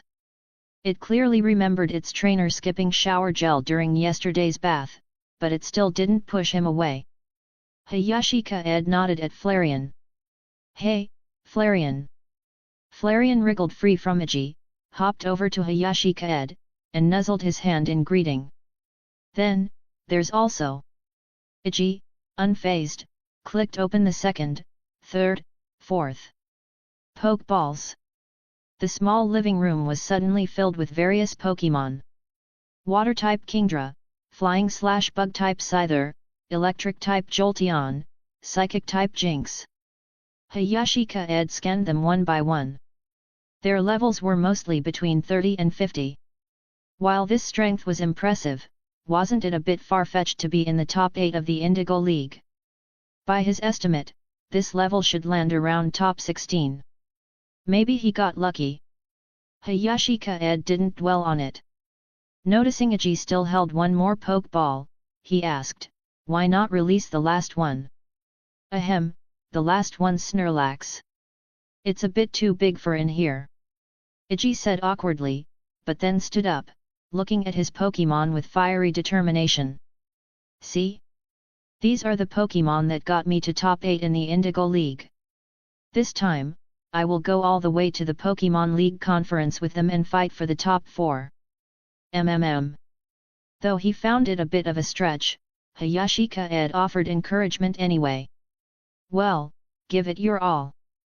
But Iji's goal clearly wasn't just encouragement, he wanted to persuade Hayashi Kaede to hit the road, become a professional trainer, grow through experience, and rise to the top. He walked over to Hayashi Kaede, clapped him on the shoulder, eyes blazing. So, Brother Kaede, you should start your journey too. Sure, it might take time to reach where I am, but, with your skills, we brothers could totally stand together on the Pokémon League Conference stage someday and challenge Champion Kazephyr. Before Hayashi Kaede could respond, a soft voice floated from behind him. Garde voir. Their conversation hadn't been quiet. Garde voir, busy making energy cubes in the kitchen, had heard every word. It hadn't paid much mind at first, but now, this guy was trying to talk Hayashi Kaede into leaving the breeding house? Chapter 161, I will be happy if I am praised. Chapter 161. Garde voir, and a shiny one too. The moment Aji laid eyes on Garde voir, his eyes widened in sheer disbelief. If Garde voir was considered a rare Pokémon, then a shiny Garde voir was rare among the rare. But Garde voir paid him no mind. It walked over to Hayashi Kaede's side and fixed its gaze on him, the message in its eyes unmistakable. To be honest, Garde voir was still a bit worried. In the human world, most young people indeed yearn to embark on journeys and become trainers who challenged gyms. This trend had become increasingly obvious over time, based on all the places it had been and the people it had met. It was a result of the era's development. With more and more league competitions, everyone dreamed of becoming a trainer and making a name for themselves. Don't worry. Hayashi Kaede rubbed his nose and smiled. I won't abandon the breeding house. He had built the breeding house from the ground up. How could he just give it up because of a few words from Aji? Besides, as Aji had said, even if he occasionally felt impulsive and decided to challenge a competition, it wouldn't take long. Take the largest competition, the Pokémon League Conference. It lasted only 3 days. Adding a potential challenge against the champion would make it 4 days. If Dragonite returned on time, he could even commute daily within those 4 days. Garde voir. Only then did Garde voir let out a sigh of relief. Just then, the energy cubes were finished. Thinking this human might still try to persuade Hayashi Kaede, it simply sat down beside him. Its eyes grew increasingly crimson as it stared pointedly at Aji across from them. Hey! An inexplicable pressure settled over Aji. He swallowed hard, his earlier awe of Garde voir quickly turning into wariness. He instinctively looked for his psychic-type Pokémon, Jinx, but when he turned, he found that Jinx seemed even more frightened than he was hiding behind the sofa. Only Flareon watched Garde voir warily, the other Pokémon didn't dare to meet its gaze. What's going on? He wondered, puzzled. After traveling for so long, he and his Pokémon had seen plenty of the world. Shouldn't they be used to this by now? Why couldn't they even look this Pokémon in the eye? He hadn't felt this way even when facing that trainer named Red. In truth, Garde voir had grown up in the wild. Combined with the nightmare energy bestowed by Darkrai, when it directed hostility toward a trainer or Pokémon, the malice in its gaze alone was enough to make them uneasy. All right. A trainer isn't just a trainer, and a breeder isn't just a breeder. Challenging gyms and competitions doesn't necessarily require traveling. You focus on preparing for the Pokémon League Conference and aim for a good ranking. Hayashi Kaede stood up and patted Aji on the shoulder. The two had been close since childhood, so he understood Aji's desire to persuade him to become a trainer. But childhood was childhood, and adulthood was adulthood. Did promises made in childhood have to be kept? When he was 3 or 4 years old and just starting to run around, Hayashi Kaede had once said he wanted to ride Arceus someday. Was that likely to happen? Probably not. After Garde voir's intervention, Aji's attempts at persuasion faded. He said he'd take care of the 3 Eevees in a few days and deliver the other 2, then took his leave. After seeing Aji off, Hayashi Kaede let out a long breath and turned to look at Garde voir, who was following behind him. It was watching Aji depart. When it noticed Hayashi Kaede's gaze, it looked back. Its light blue dress shimmered slightly in the breeze, and its crimson eyes held a tenderness that hadn't been there when they first met. Hayashi Kaede said, somewhat surprised, I've never seen that look in your eyes before. Garde voir. Garde voir didn't hide its thoughts. It said frankly, Garde voir. Because I was really worried you'd get swept up by his persuasion and impulsively decide to travel. It liked Hayashi Kaede, but it preferred the Hayashi Kaede who stayed at the breeding house, caring for every Pokémon. After a pause, seeing that Hayashi Kaede hadn't responded, it asked worriedly, "Gardevoir, did that look scare you?" Hayashi Kaede shook his head. "Not at all. Don't worry, I won't go traveling." He stretched lazily and smiled. "I'll head to the kitchen later. First, I want to check on how the younger Ndidi is doing." Gardevoir. September 27th. Time flew by, and another 3 days had passed. The first 2 days were quiet. Iggy hadn't brought the EVs over, and Mutuo and Dragonite hadn't returned yet. But today, there was progress on a new front, road construction. Grandpa Hanyu said he had already coordinated with the League and a proper road construction team. He also brought good news, because someone seemed to have put in a word, the League would cover most of the road construction costs. The town only needed to contribute 1 million Poke dollars. If the town's residents were willing to help, that 1 million could be reduced even further. For Hayashi Kaede now, this was only a tenth of his assets. So he felt there was no need to ask the town's residents for help, especially since most of the townsfolk were elderly, with few young adults around. But the town mayor was very enthusiastic. He said he'd survey each household tonight to see how they felt, hoping to reduce the cost further. Those with money could contribute money, those with strength could contribute labor. Those with neither could at least help with meals. Today was the survey day for the construction team. After the survey, the road construction would begin. According to the surveyors, the road conditions were fairly good, so they only needed to widen it and pave it with shock-absorbing asphalt. The actual construction would take about half a month before the road could be officially used. And it wouldn't affect traffic during construction. This left Hayashi Kaede amazed. He exclaimed, "So fast!"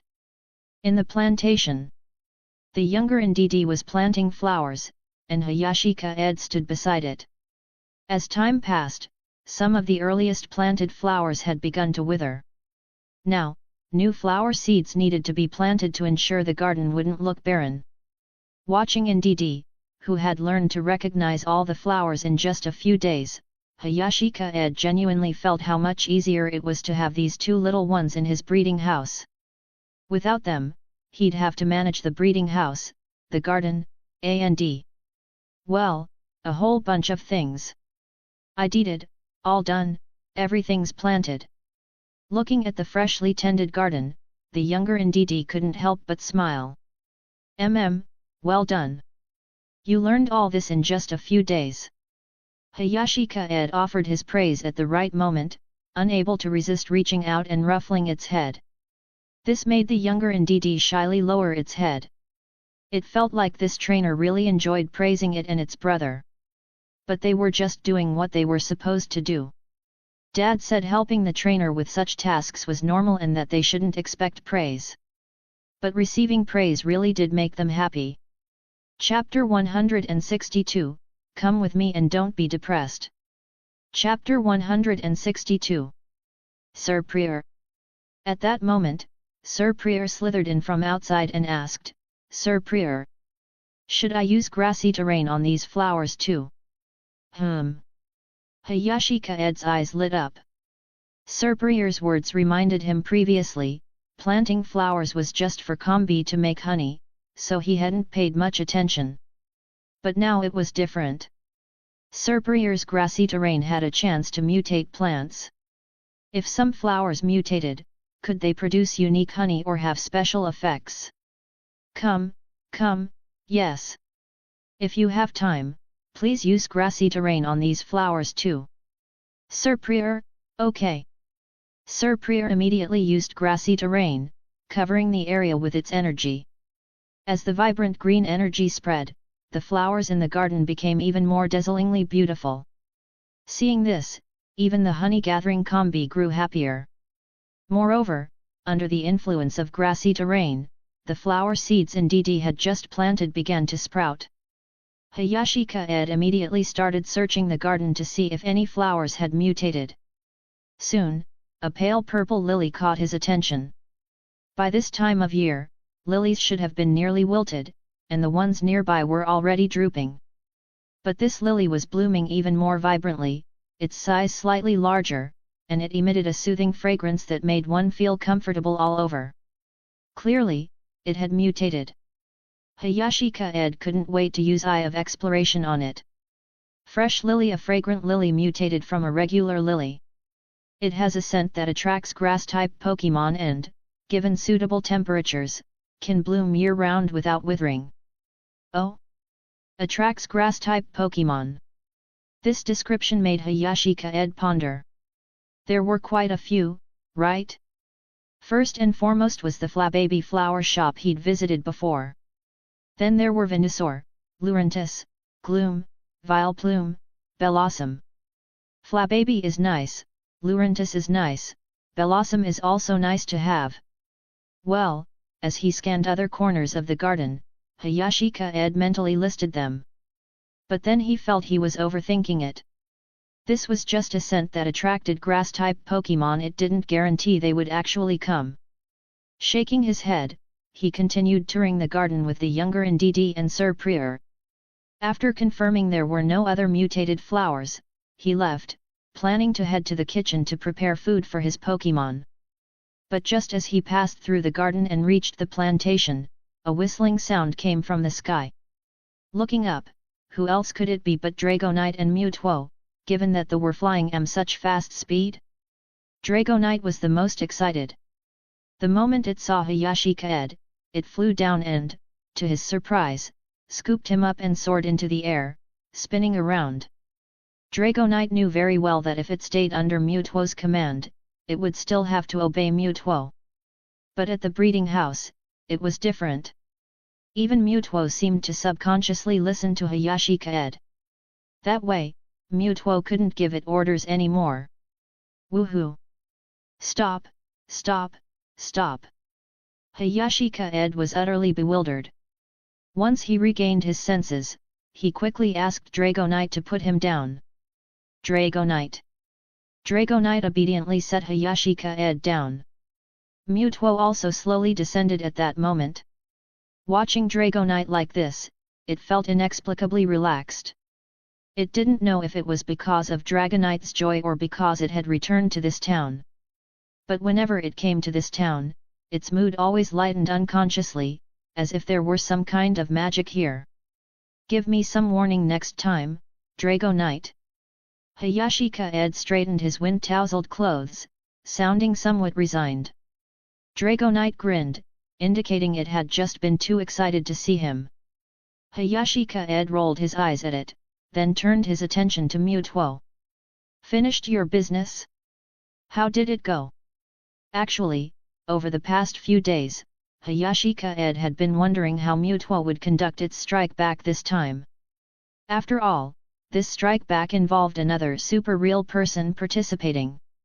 And because of his involvement, the form of the strike back would definitely change.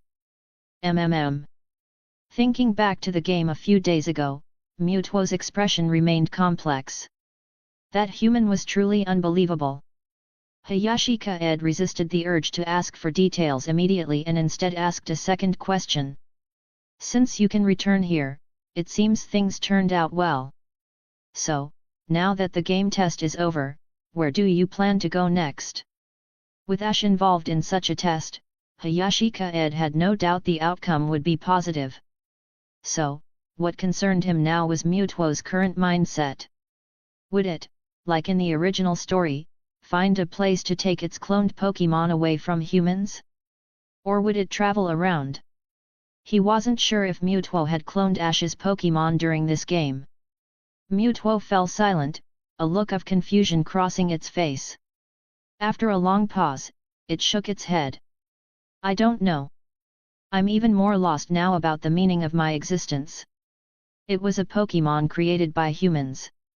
Now that it no longer felt hatred toward the relationship between humans and Pokémon, it truly didn't know what to do. Hayashi Kaede's eyes lit up, and a smile finally spread across his lips. Then work with me. How about it? Instead of idling around, I'll find something for you to do. It'll keep you from overthinking and help avoid depression. Chapter 163, Leaf of the SSS Level World Tree. Chapter 163. With you. Mutuo felt a stir of interest, then glanced around the plantation. Tasks that once required manual harvesting could now be handled by Gardevoir and NDD. The breeding house up front was managed by NDD, watering was taken care of by Melodic and Poplio, and plant care was overseen by Sir Prior. In short, compared to its last visit, the plantation had undergone a dramatic transformation. It could now operate as a self-sustaining system. Put simply, it could function smoothly with or without Mutuo. But Mutuo couldn't help asking, doesn't your plantation already have enough help? Ah, who said that? Hayashi Kaede raised an eyebrow. Hearing Mutuo's tone, he knew it was tempted. He walked over and patted its shoulder. There's plenty to do. It's not like you have anything else going on, right? Like helping me repair roads or overseeing challenges, maybe even setting up a psychic-type challenge later, with you as the final boss. That way, no one should be able to clear it, right? As the saying goes, what you can't have is always the most desirable. An unbeatable boss stage would keep people eager to challenge it. Like Red on MT Silver? I wonder if he's made it there yet. Anyway, there's always something to do more than you might think.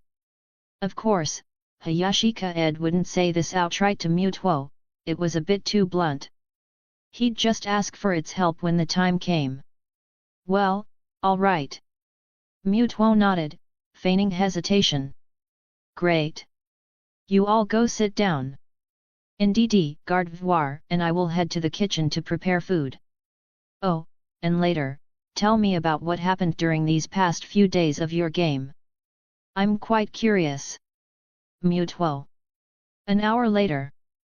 Hayashi Kaede brought the food to the table, served each Pokémon their portion, then turned to Mutuo. But he didn't ask about the game first. Instead, he suddenly remembered something. By the way, have you seen Mew these past few days? On the last day, it seemed to follow you. Mutuo paused, recalling how worried Mew had been lately.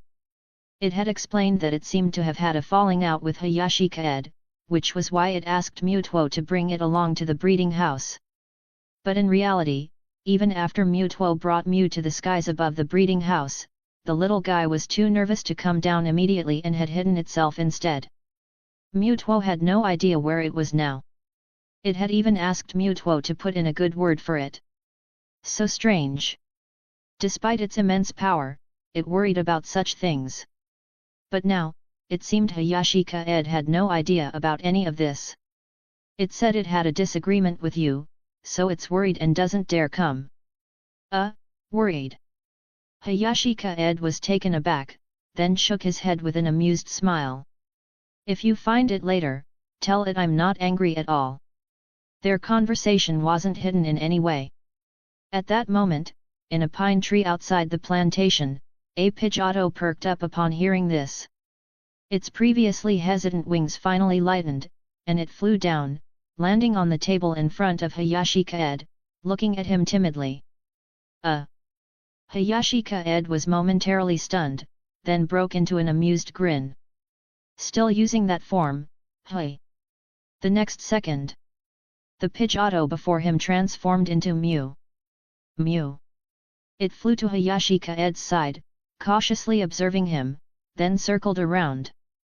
Only after confirming that the smile on his face was teasing rather than anything else did it fly a bit closer. So strange. You've met plenty of people, right? Why are you still afraid of me? Hayashi Kaede muttered, placing 2 large steamed buns in front of it, then adding some catnip-infused meat sauce. Eat up, it's fine. Mew. Hearing this, the little Mew finally felt relieved. Its eyes lit up as it looked at the food. It picked up a large steamed bun, hovered above the table, and began nibbling, occasionally dipping it in the sauce. Although it had never tried this way of eating before, it had seen Hayashi Kaede do it while disguised as a Pidgeotto, so it wasn't entirely unfamiliar. Still, it felt refreshingly new. Along with it came the system's reward notification. Congratulations, host! Mew's happiness has increased from 5 to 50. Reward: 3 Master Grade Rare Candies, 5 bags of Master Grade Fertilizer, 1 World Tree Leaf, SSS Grade Ingredient. Seems usable for brewing tea. Upon hearing this, Hayashi Kaede's mood improved even more. Goodness! With rewards like this, how could he ever drive away Mew? Or how could he ever stay angry at it? Unbelievable! I was created from its genes. Watching this scene, Mewtwo couldn't help but complain inwardly. Its own personality was so strong-willed. How did Mew become so timid? Looking at the little cat before him, Hayashi Kaede felt a growing interest. This was his first time observing Mew up close.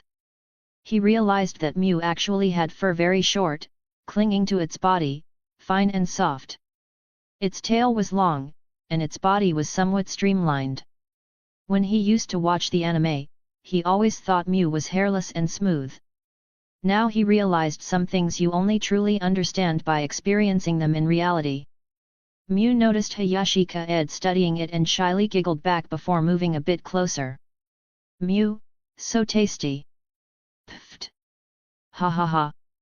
Hayashi Kaede couldn't help but laugh heartily, then reached out and placed a hand on Mew.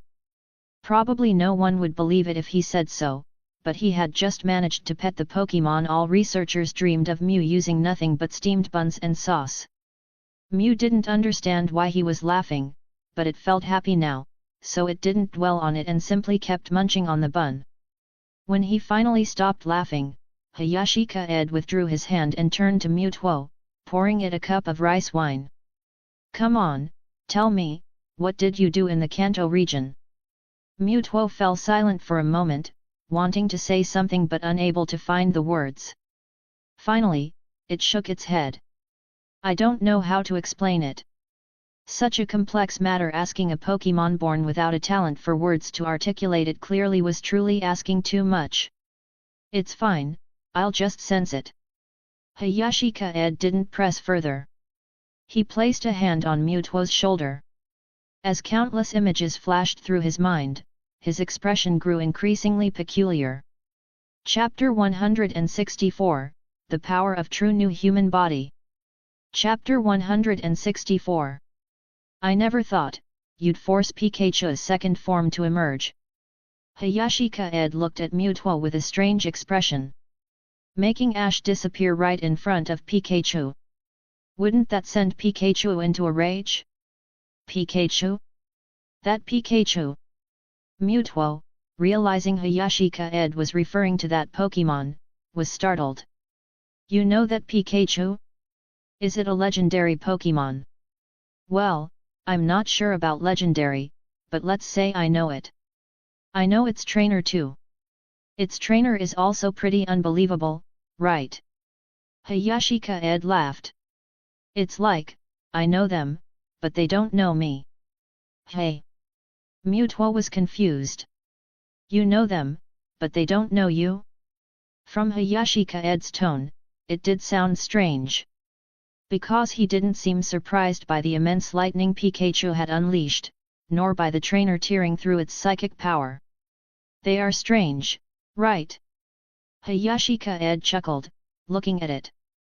Put a psychic barrier around me too. Let me see. Mewtwo paused, then looked at Hayashi Kaede in surprise. A certain guess in its mind seemed to be verified.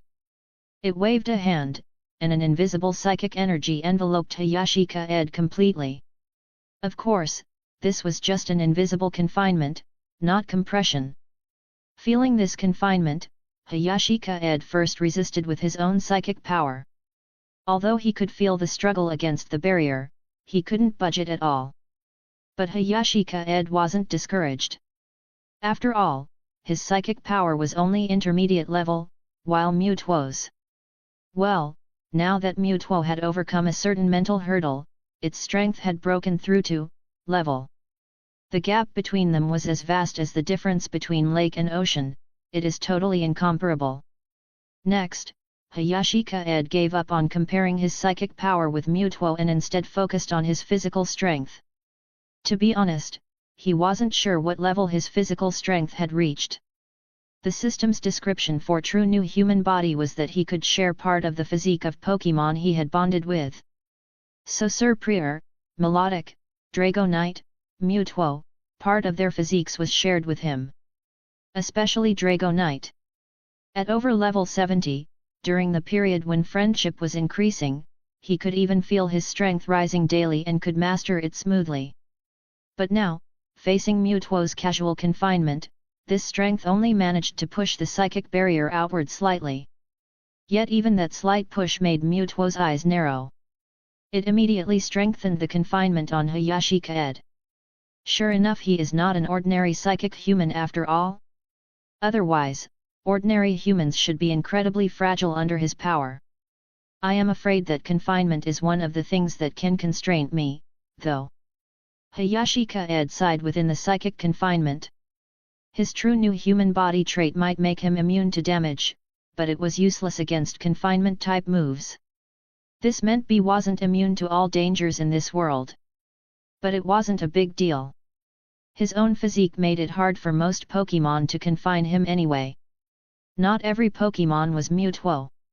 Then again, if Ash could tear through Mutuo's restraint, there was no reason he couldn't. Was it the method? Hayashi Kaede thought about the scene with Ash. Ash had unleashed greater power when he saw Pikachu in mortal danger. Should he try it? Even though his Pokémon weren't in danger now, he could use Viridian power to replicate the corresponding emotion and project it into his mind. It wasn't difficult, especially since he had just received transmissions from Mutuo. Deciding to act, Hayashi Kaede didn't hesitate. He immediately began constructing a scene in his mind. He was restrained. Mutuo floated in the air, and beside it was that solemn ince. It used Earthquake, hitting Surprior, and was preparing to fire an enhanced Hyper Beam. The power was so great that ordinary Pokémon couldn't withstand it. Holy crap! The moment the scene flashed, Hayashi Kaede felt his blood surge. Especially when he saw Surprior's pained expression during the earthquake, combined with the hyper beam gathering above. In that instant, his hands without any hesitation plunged into the psychic restraint. It felt like a flesh and blood body thrust into a wall, but Hayashi Kaede didn't retreat at all. Instead, he tore with even more fervor. This time, in just 1 second, the psychic barrier shattered before Mutuo could even react. A nameless rage rose in his heart. His hands clenched into fists, and he directly threw a punch at Mutuo. The fist flew like a gust of wind, stopping right in front of Mutuo's face. At the critical moment, Hayashi Kaede shook his head and snapped back to reality. SSS. Mutuo. Looking at the large fist before it, it unconsciously swallowed. It felt that if it hadn't dodged that punch, it would have been injured. No way. That Pikachu's trainer had only torn through its psychic barrier, and it had taken some time. You tore through it in 1 second? And launched a counterattack like this? Sorry, I was doing a little experiment and got too into it, Hayashi Kaede said, returning from the mental scene. He took a deep breath, trying not to let his strange, wanting to punch Mutuo, emotions show on his face. But it was really infuriating. Life and death situations might strengthen the bond between Pokémon and trainers. But who could handle life and death separations? Luckily, it was just a simulated scene. Otherwise, Hayashi Kaede suspected he might have flown into the sky and fought Mutuo. Mutuo fell silent. After seeing the bond between Pikachu and its trainer, it also felt its actions had been excessive. However, after 2 months of travel, although it knew it wasn't invincible, witnessing Hayashi Kaede tear through its psychic barrier still surprised him greatly. It never expected that the moves it could feel getting injured by, whether the first time or this time, would both be so incredible. Whew! After a long exhale, Hayashi Kaede instinctively glanced at Sir Prior beside him. Seeing it was fine, he sighed in relief under its puzzled gaze, then turned to Mutuo. "Where's that Salam Ince?" Chapter 165, Baby Gudra attached to Mutuo. Chapter 165. It's still here. Mutuo took out Salamenki's Pokeball. "When I left Team Rocket, I rescued a group of Pokémon. Most of them scattered and escaped during the destruction. Some were released during my travels. But there were also a few, had their personalities distorted by the torture, like that Salam Ince." "How many are like Salam Ince?" Hayashi Kaede rubbed his forehead, feeling a headache coming on. That Salam Ince from the vision definitely couldn't be released casually. Given the destruction it could cause, once set free, it would likely go on a rampage in the human world, only to be captured by professional trainers. Then, based on its personality and the extent of damage, it would either be rehabilitated or eliminated. But since it hasn't caused any harm yet, there's still time to salvage the situation. The most ferocious is Salam Ince. The others remaining are Gudra and Dragonite. Mutuo pointed at Dragonite. "Gudra." "Yes, this Gudra." Thinking of the Gudra in the Pokeball, Mutuo frowned. "It's a bit strange." "Strange?" "Yes, probably because I saved it, it's very attached to me." Mutuo had originally planned to release Gudra too. But, when it reached the Kalos region and found a suitable habitat for Gudra, something headache-inducing happened. Because Mutuo was traveling in human form at the time, after releasing Gudra, it actually found its way to the city, crying and looking pitiful. Having spent time in Aogirite town, Mutuo felt a little pity, but in the end he took Gudra and released him back the second time. But unexpectedly, after moving to another city, Gudra still followed him again. Helpless, Mutuo could only keep it by its side. "What, a very clingy Gudra that is attached to you?" Hayashi Kaede let out an incredulous hey. "Attached to Mutuo? Really? Dragonite here clearly isn't attached toward Mew." "Yes," Mutuo nodded. "So, the ones that ended up staying with you are these 3 dragon-type Pokémon." After murmuring this, Hayashi Kaede fell into thought. Dragon-type Pokémon, 3 of them, how much would they eat in a day? His headache intensified. Looks like he'd need to make more satiating energy cubes tomorrow. Whatever, let's eat first. After eating, we'll check out these 2 big guys. After all this time, fast eaters like Combuskin were already almost done. Seeing Hayashi Kaede hadn't stopped, it had started munching on the afternoon's energy cubes. All right, Combuskin, that's enough for you." Only after Hayashi Kaede called out did Combuskin wipe the energy cube crumbs from its mouth, chuckling Combuskin as it ran toward the plantation. Just because it ate a lot at lunch didn't mean it would eat less in the afternoon. Hayashi Kaede gave it a resigned look, then joined Mutuo in eating his own meal. Half an hour later, on the open ground near the river outside, Hayashi Kaede brought Mutuo along. Behind them, Mew followed leisurely. Now, Mew didn't need to disguise itself as a Pidgeotto to tag along, it could simply follow in its true form.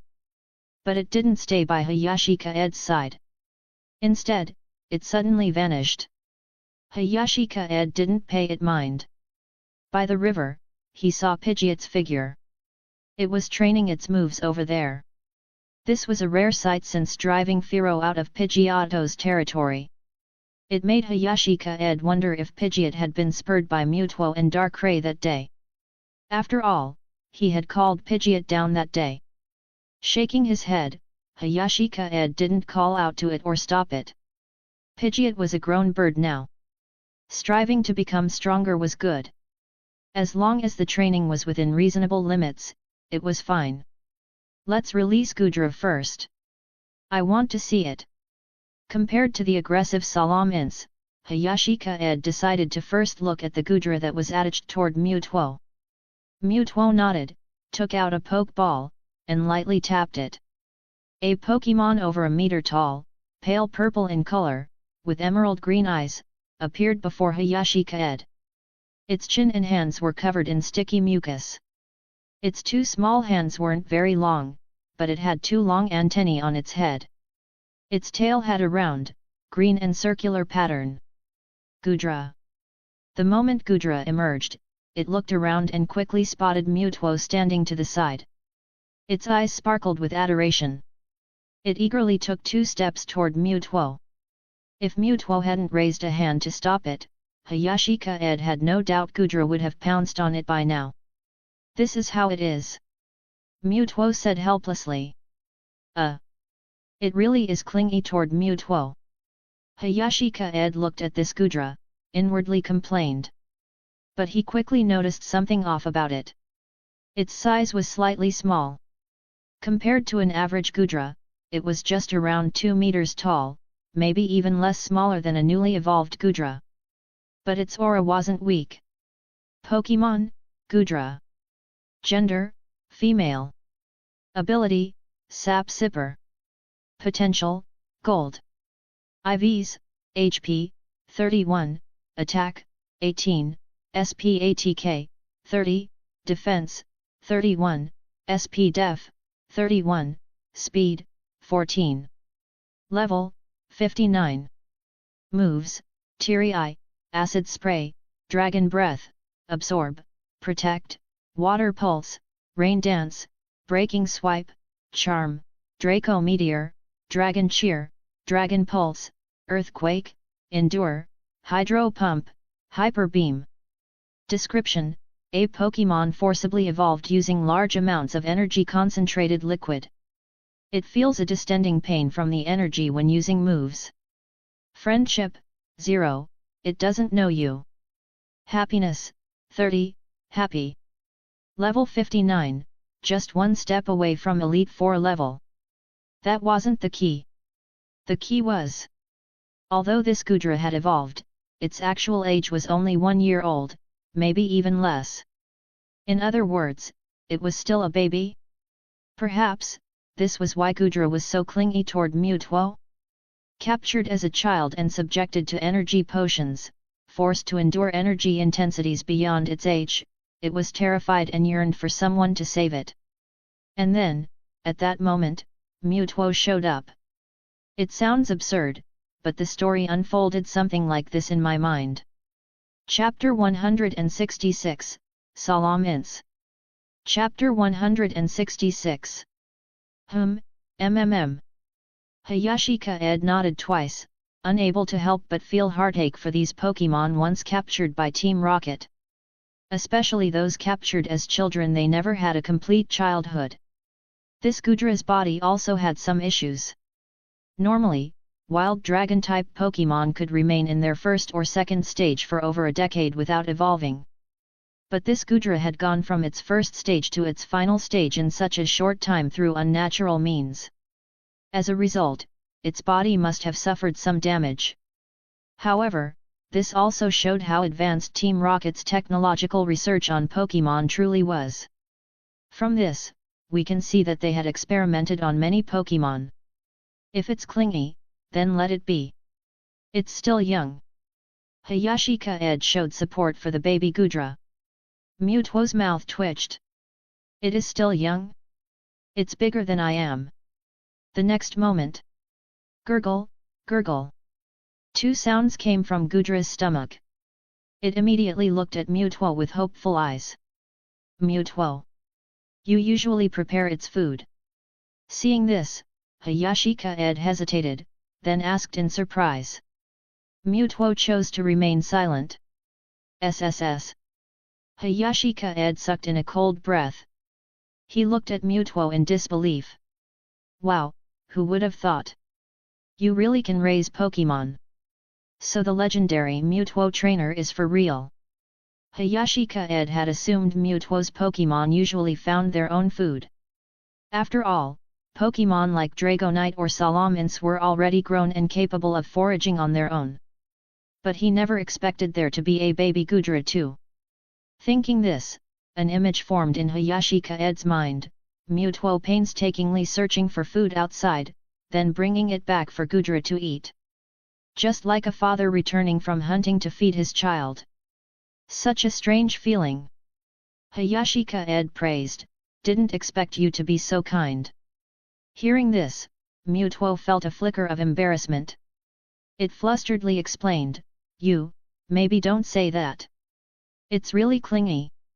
Like, it'll cry if it can't see me. Hayashi Kaede, alright then. That shouldn't be a big problem. It probably sees you as a father, a parental figure, someone who can protect it. I'll have the younger Ndidi try looking after it for a while. The younger Ndidi should be quite good at babysitting. Even if this baby is a bit large. Gudra, hungry, hungry, Gudra was still staring at Mutuo, almost unable to resist placing its mucus-covered hands on it. Mutuo's face darkened. Hayashi Kaede quickly took out some satiating energy cubes from his storage ball and said to Gudra, here, eat this. Gudra looked at the energy cubes, its mouth twitching, but it didn't approach. Instead, it eyed Hayashi Kaede warily. Even though this human seemed friendly, it had been tricked by similar-looking energy cubes as a child. After that, people kept injecting things into its body. After the injections, its body would feel hot and swollen, and using moves became painful. The only reason it was even looking at Hayashi Kaede now without any aggressiveness was because Mutuo had just spoken to him. Hayashi Kaede fell silent for a moment, then handed an energy cube to Mutuo, signaling it to eat it. After Mutuo ate it, Hayashi Kaede gave Gudra a warm smile. See? It's fine. No problems. Gudra. The wariness in Gudra's eyes lessened slightly, but it still looked at Mutuo, seemingly waiting for its approval. Only after Mutuo said, go ahead, it's safe, did Gudra approach Hayashi Kaede. It carefully picked up an energy cube. After eating it, its eyes lit up, but it didn't immediately take a second one. It waited for a while, and only after seeing that nothing happened did it happily take the bag of energy cubes and start eating. Whew, that was tough. Seeing this, Hayashi Kaede felt even more heartache, but he didn't know what else to say. That Salamence is even more aggressive. Mutuo reminded him. Let it out. I want to see it. Hayashi Kaede took a deep breath. Even though he already had memories of Salamenki's aggressive behavior, he still wanted Mutuo to release it. He just added, just keep it controlled. Mutuo nodded, took out Salamenki's poke ball, and lightly tapped it. The Salamence he had sensed with Viridian power earlier immediately emerged. At first, it seemed confused, but then it saw Hayashi Kaede and immediately bared its teeth, blood-red eyes glaring. However, it soon felt the thin layer of psychic energy around it and abandoned the idea. It changes its expression that fast. Hayashi Kaede remarked, looking at the snarling Salamence. Pokémon, Salamence. Gender, male. Ability, Moxie. Potential, red. IVs, HP, 28, Attack, 29, SPATK, 28, Defense, 20, SP-Def, 14, Speed, 27. Level, 75-76. Moves, Roost, Dragon Breath, Dragon Tail, Dual Wing Beat, Hyper Beam, Flamethrower, Double Edge, Earthquake. Description: Strength declined due to long-term malnutrition. Friendship, -50, hates all humans equally. Happiness, -40. -50. This was the first time Hayashi Kaede had seen a Pokémon with such low friendship. Even Mutuo, when they first met, was only at -20, same as the Squirtle that initially helped him. Hayashi Kaede extended his Viridian power over Salamence, then walked up to it and tentatively greeted, "Hello." Roar. Salamence was taken aback. It didn't understand why its earlier hostility toward this human had vanished. Now, it even found this human somewhat kind? Although that's how it felt, it quickly remembered its days of captivity. As Hayashi Kaede approached, it bared its teeth again, as if trying to scare him away. But Hayashi Kaede took a deep breath and, under Salamanqui's gaze, walked right up to it. He gently placed a hand on its belly, closed his eyes, and began sensing the source of its hatred. Darkness. The scene in his mind was pitch black. Then, a human in a white lab coat turned on the lights and approached it. It flailed and struggled, trying to break free from its restraints. But the next moment, frost began to fall around it, frost that soon covered its entire body. Chapter 167, How about you stay in the Pokeball first? Chapter 167. A searing pain, a numbing cold, the agony of frostbite, a sense of powerlessness washed over him.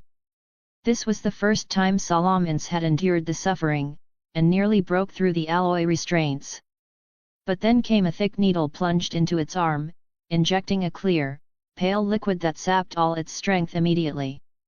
Yet its consciousness remained and could only watch helplessly as its blood was drawn while its body grew weaker and weaker. After that, the needle remained lodged in its arm, perpetually draining its strength. Combined with the frost coating applied every 3 days and the blood draws, this torment continued unabated for half a year. Cold, piercing, weakness, these suffering clung to it for 6 long months, until Mutuo arrived, destroyed the base, and gave it a chance to escape. These sensations didn't fade with time, they grew sharper, more vivid, increasingly debilitating. Damn! Hayashi Kaede couldn't help but curse under his breath after sensing all this. No wonder Salamence was so volatile. It was a naturally fierce Pokémon to begin with, compounded by 6 months of relentless suffering. That it only had -50 affinity was probably only due to the buff from his Viridian power. Seeing Salamence still glaring at him with malice, Hayashi Kaede released his hand and asked instead, "It hurts, doesn't it?" Salamanqui's expression faltered for a moment before it turned its head away. "Can't fight? Then I just won't look." But Hayashi Kaede didn't give up. He stepped in front of it again. "Salamence, are you hungry?" "Salamence." Salamence instinctively nodded, but then immediately grew furious again. "Salamence! What's it to you? Don't mess with me. If you're hungry, eat something." Hayashi Kaede took out a pack of Pedia Berry SSS grade energy cubes. The cubes emitted a subtle, enticing fragrance. These were SSS grade energy cubes for enhancing special traits, but for dragon-type Pokémon, they did more than just boost special energy. The first time a dragon Pokémon consumed them, the effectiveness of their stat-boosting moves would also significantly increase. Plus, they helped heal old injuries, making them the most suitable energy cubes for Salamence at the moment. But Salamence turned its head away again, refusing to even look, and clamped its jaws shut. Though it hadn't eaten anything since being electrocuted on that island, did this human really think a little food would win it over? No way. This time, however, Hayashi Kaede didn't respond with gentleness. Instead, he turned to Mutuo, his expression serious. "Whether it wants to eat or not isn't up to it. Mutuo, help me pry its jaws open." "Hey!" Mutuo was taken aback. This was the first time it had seen Hayashi Kaede like this. "Just do as I say." "Okay." Mutuo immediately used its psychic power to force Salamanqui's mouth open. Under Salamanqui's stunned gaze, Hayashi Kaede used his own psychic abilities to stuff the energy cubes into its mouth one by one. After feeding it quite a few, he turned to Mutuo. "Help it chew and swallow." Mutuo fell silent but complied. Salamanqui's eyes burned with even greater fury, but restrained by Mutuo's overwhelming psychic power, it could only glare angrily at Hayashi Kaede. This time, however, there was a hint of confusion in its gaze. These energy cubes felt strange. Right now, the feeling of weakness in its body was fading, and there seemed to be some other change happening. It suddenly felt like doing dragon dance? It also instinctively felt that performing dragon dance now, its power increase will be even more.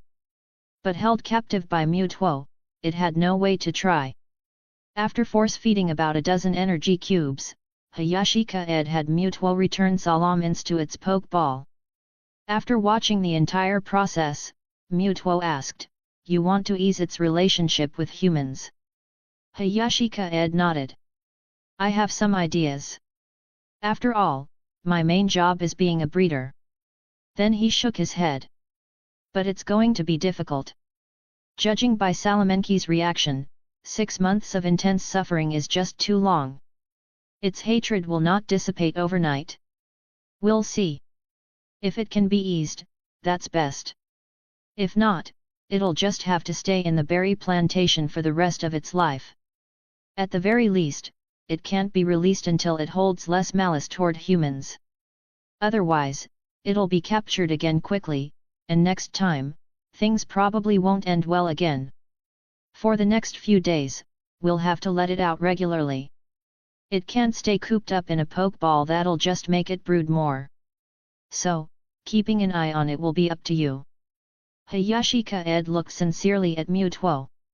"It's a Pokémon you saved, after all." Only Mutuo or Mew had the power to ensure Salamence wouldn't cause trouble. Even Gardevoir wouldn't be enough to put Hayashi Kaede at ease.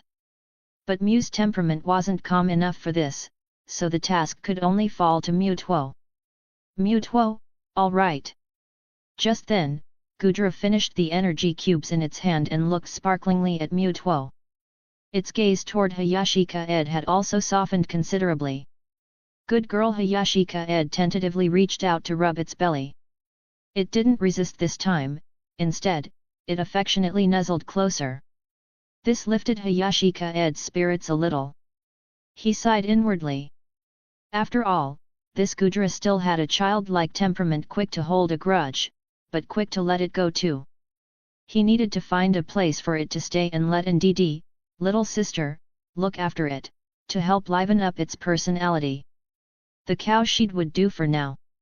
By stacking some Gripa berry wine barrels, he could create a makeshift room.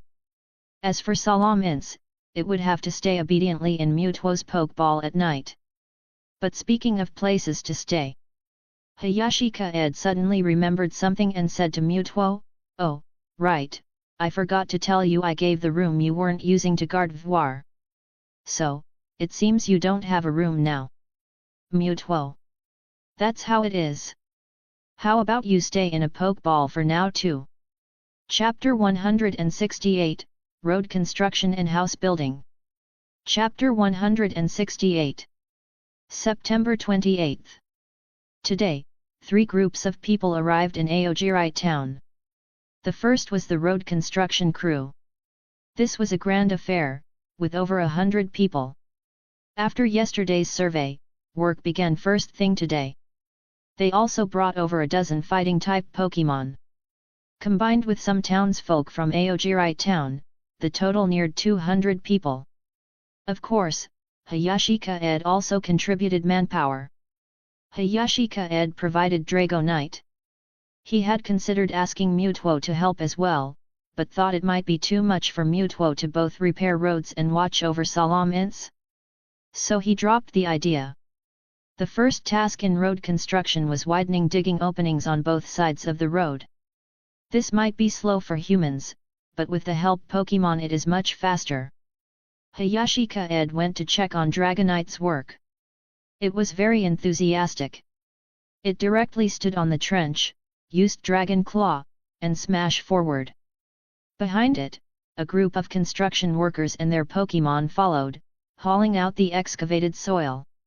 The efficiency was even higher than the excavators on the other side. When excavators encountered large rocks, they needed to haul them out whole, which took time. But Dragonite didn't need to, just one claw strike could break the rock into smaller pieces. The fighting-type Pokémon behind it were stunned. "Wait, are you the fighting-type Pokémon doing construction work, or are we?" The second group was the construction team.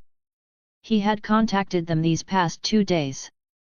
They originally came because Hayashi Kaede wanted to build a larger kitchen near the garden. But now, it seemed it wasn't just about the kitchen.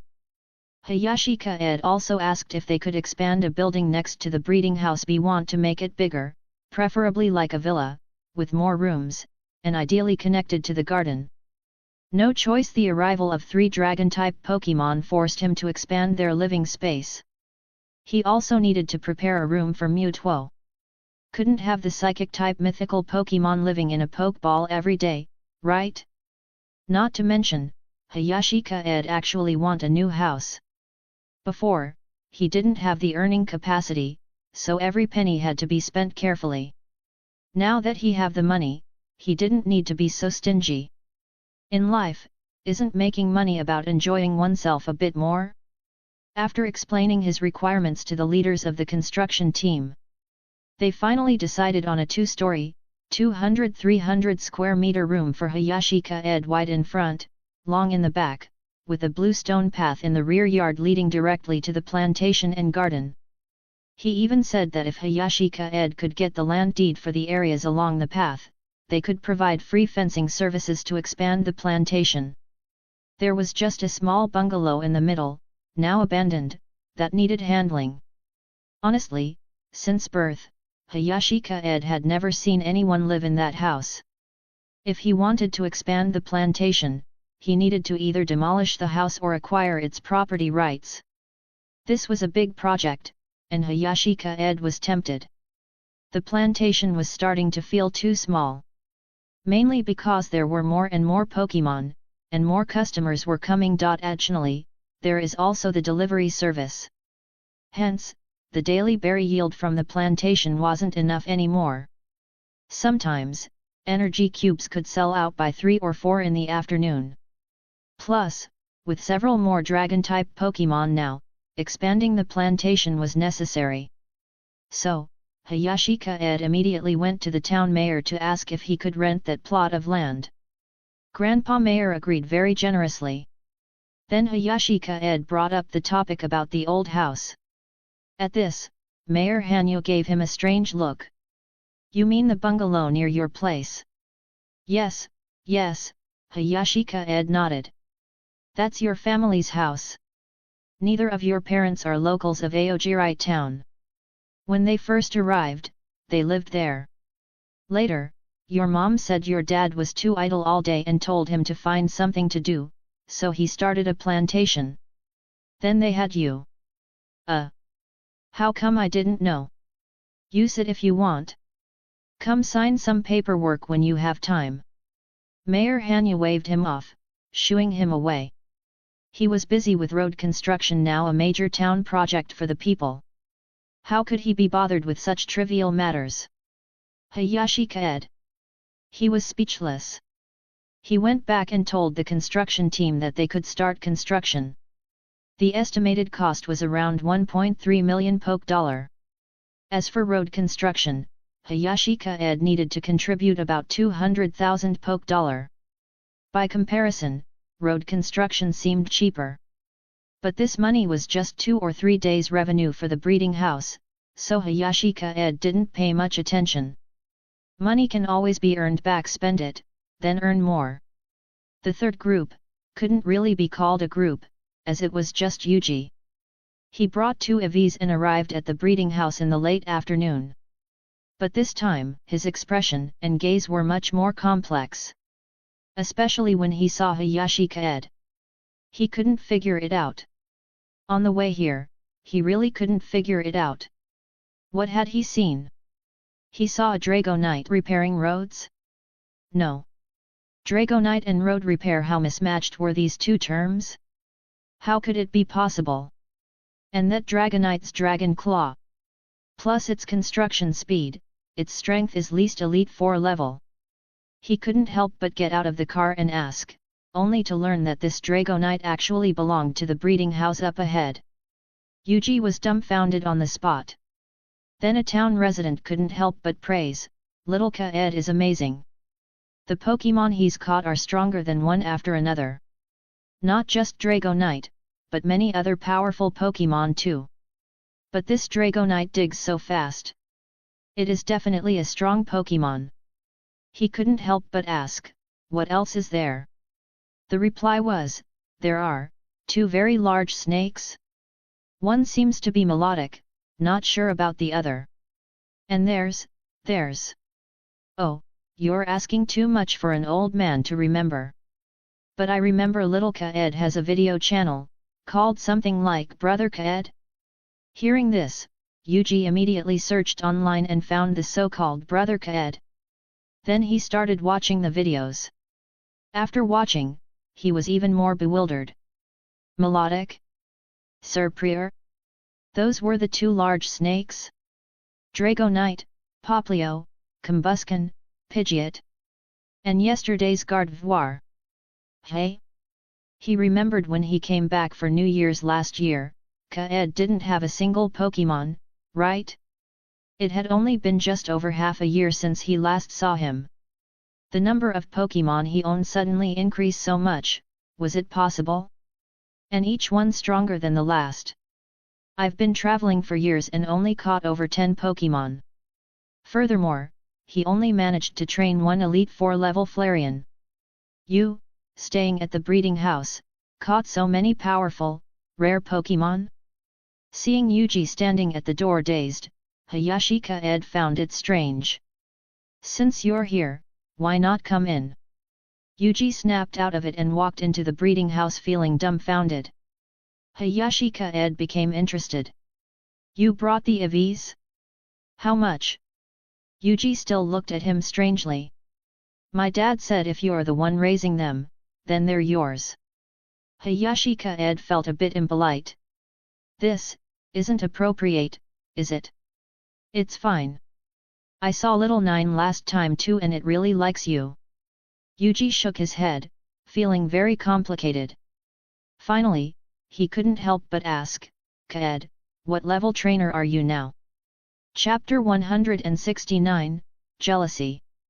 Chapter 169. What level of trainer am I now? Hayashi Kaede was taken aback for a moment before answering uncertainly, I think it's beginner level. Because he had only taken the beginner level trainer certification. He raised so many Pokémon not because of his trainer qualification, but thanks to his credentials as a breeder and his breeding house license. Iji clearly didn't believe this, but he knew Kaede would never lie about such a small matter. So he continued asking, no, Kaede, I meant how strong your Pokémon are. Hayashi Kaede took a deep breath. Well, they're pretty decent too. When it came to his Pokémon's strength, Hayashi Kaede wasn't quite sure how to explain. Should he say he could easily win first place in the Pokémon League conference? That much confidence he certainly had. Even without Mewtwo. Gardevoir alone could handle it for him. Iji fell silent. After asking twice without getting a clear answer, it was already obvious Kaede wasn't very willing to talk about his Pokémon's strength. But this also indirectly indicated that they must be quite powerful. At least not weaker than himself.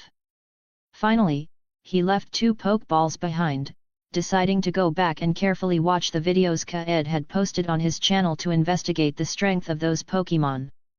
2 EVs. Meanwhile, Hayashi Kaede looked at the 2 remaining Pokeballs, a slight smile curling at the corners of his mouth. Evening. After a busy day, Hayashi Kaede returned to his room. On the desk was Alcremie, on the carpet was Surprier coiled up, and on the bed were Alolan Vulpix and the EVs. Seeing them, Hayashi Kaede's mood instantly lifted. Today had been quite hectic. He received the road construction workers in the morning, and at noon, the construction team arrived.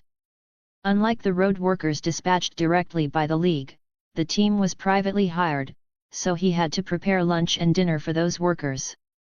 Plus, he discussed the land deed with the town mayor, so after returning, he spent a long time discussing with the captain of the construction team on how to expand the berry plantation. This was quite important and took a considerable amount of time. In the afternoon, he visited the old building the town mayor mentioned that actually belonged to his family's. Opening it up, he found it completely empty, so he confidently let the construction team bring in the bulldozer. He also had to keep constant watch over Salam Ince, so the day felt like it passed without accomplishing much. This also meant that after the two EVs arrived, Hayashi Kaede only had time for a quick glance before handing them over to Ndidi, little sister, and little 9, EV. But this busyness would only last a couple more days. Once things settled down, it would be fine. EV. Seeing Hayashi Kaede enter, little 9's expression immediately brightened. It patted the bed beside it, addressing the two EVs, EV. This is our new trainer. He's very good to me. EV. Under little 9's lead, the two remaining EVs looked timidly at Hayashi Kaede, glanced at each other, and then walked over together. For these two little EVs this was only their second time seeing their trainer. The first time was at the dinner table in the afternoon. There, they saw many Pokémon. Some looked incredibly powerful, while others seemed very elegant. However, they all shared one common trait: every Pokémon treated them with kindness. That was where they first saw Hayashi Kaede, though he only ate hurriedly before leaving. But the food here was really delicious. Now was only the second time the two EVs were seeing Hayashi Kaede. This human. He smiled as soon as he saw them. This thought appeared simultaneously in both EVs' minds. Back at the EV breeding house, the owner had once told all the EVs, to judge whether a human is good or not, look at their expression when they first see you. If they smile, it means they definitely have a good impression of you. If they smile every time they see you, it means they absolutely adore you. So, seeing the smile on Hayashi Kaede's face now, the two new little EVs felt slightly more at ease. Hayashi Kaede stepped forward, looking at the two somewhat shy little ones, and softly said as he reached out his hand, "I was too busy this afternoon and didn't have time to properly meet you. That was my fault, and I apologize." EV. Among the two EVs, the slightly bigger one seemed bolder. It tentatively reached out a paw and placed it in Hayashi Kaede's outstretched right hand. EV. The other EV, seeing its companion do this, exposed the soft white fur of its belly to Hayashi Kaede. This was something taught at the EV breeding house. Before leaving, the EVs there learned some ways to interact with their trainers. For example, some trainers like to hold them and bury their faces in their bellies, some like to shake their paws or gently squeeze their soft tummies.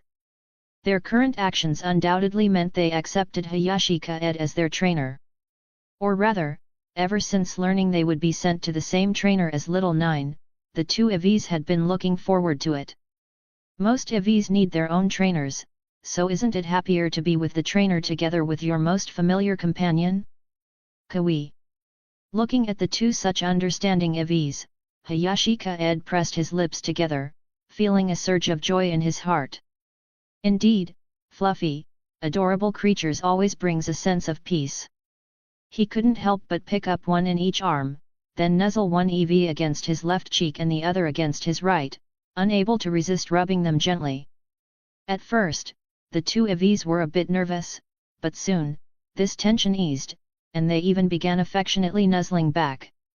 But just as Hayashi Kaede was about to check the two EVs' stats panels, he suddenly felt something tugging at his pants leg.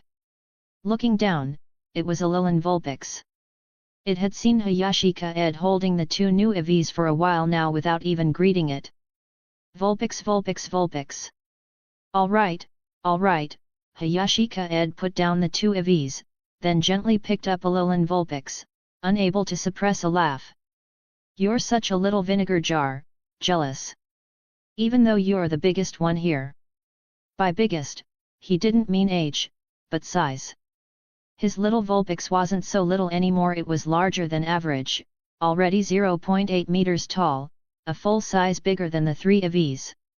Fortunately, the bed was big enough, even with two more EVs, there was plenty of space. Vulpix. Alolan Vulpix patted his chest with a paw. It didn't understand what little vinegar jar meant, but it sensed it might be teased, and immediately pouted. Down below, Little 9 looked at the two EVs, its expression full of pride. Eevee. See, I told you our trainer is great. Chapter 170, Daily Life. Chapter 170. After finishing his bath, Hayashi Kaede climbed into bed. Beside him, Alolan Vulpix and Little Nine were watching anime, while the other two Eevees timidly made room for him when they saw him approach. Alolan Vulpix and the Eevees were watching an anime where a Pikachu was the hero.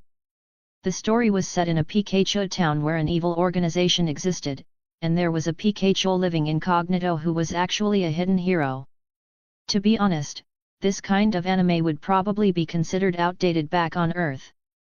But in a world where culture and entertainment were mostly limited to Pokémon battles and Pokémon performances, a story like this was already quite thrilling. At least, Alolan Vulpix and the Eevees had been completely absorbed in it these past few days. Especially Alolan Vulpix, it had even started mimicking the gestures the Pikachu made in the anime when it appeared. It would stand up, wave its front paws, and press them together, almost like a certain Ultraman from Hayashi Kaede's previous life firing a beam.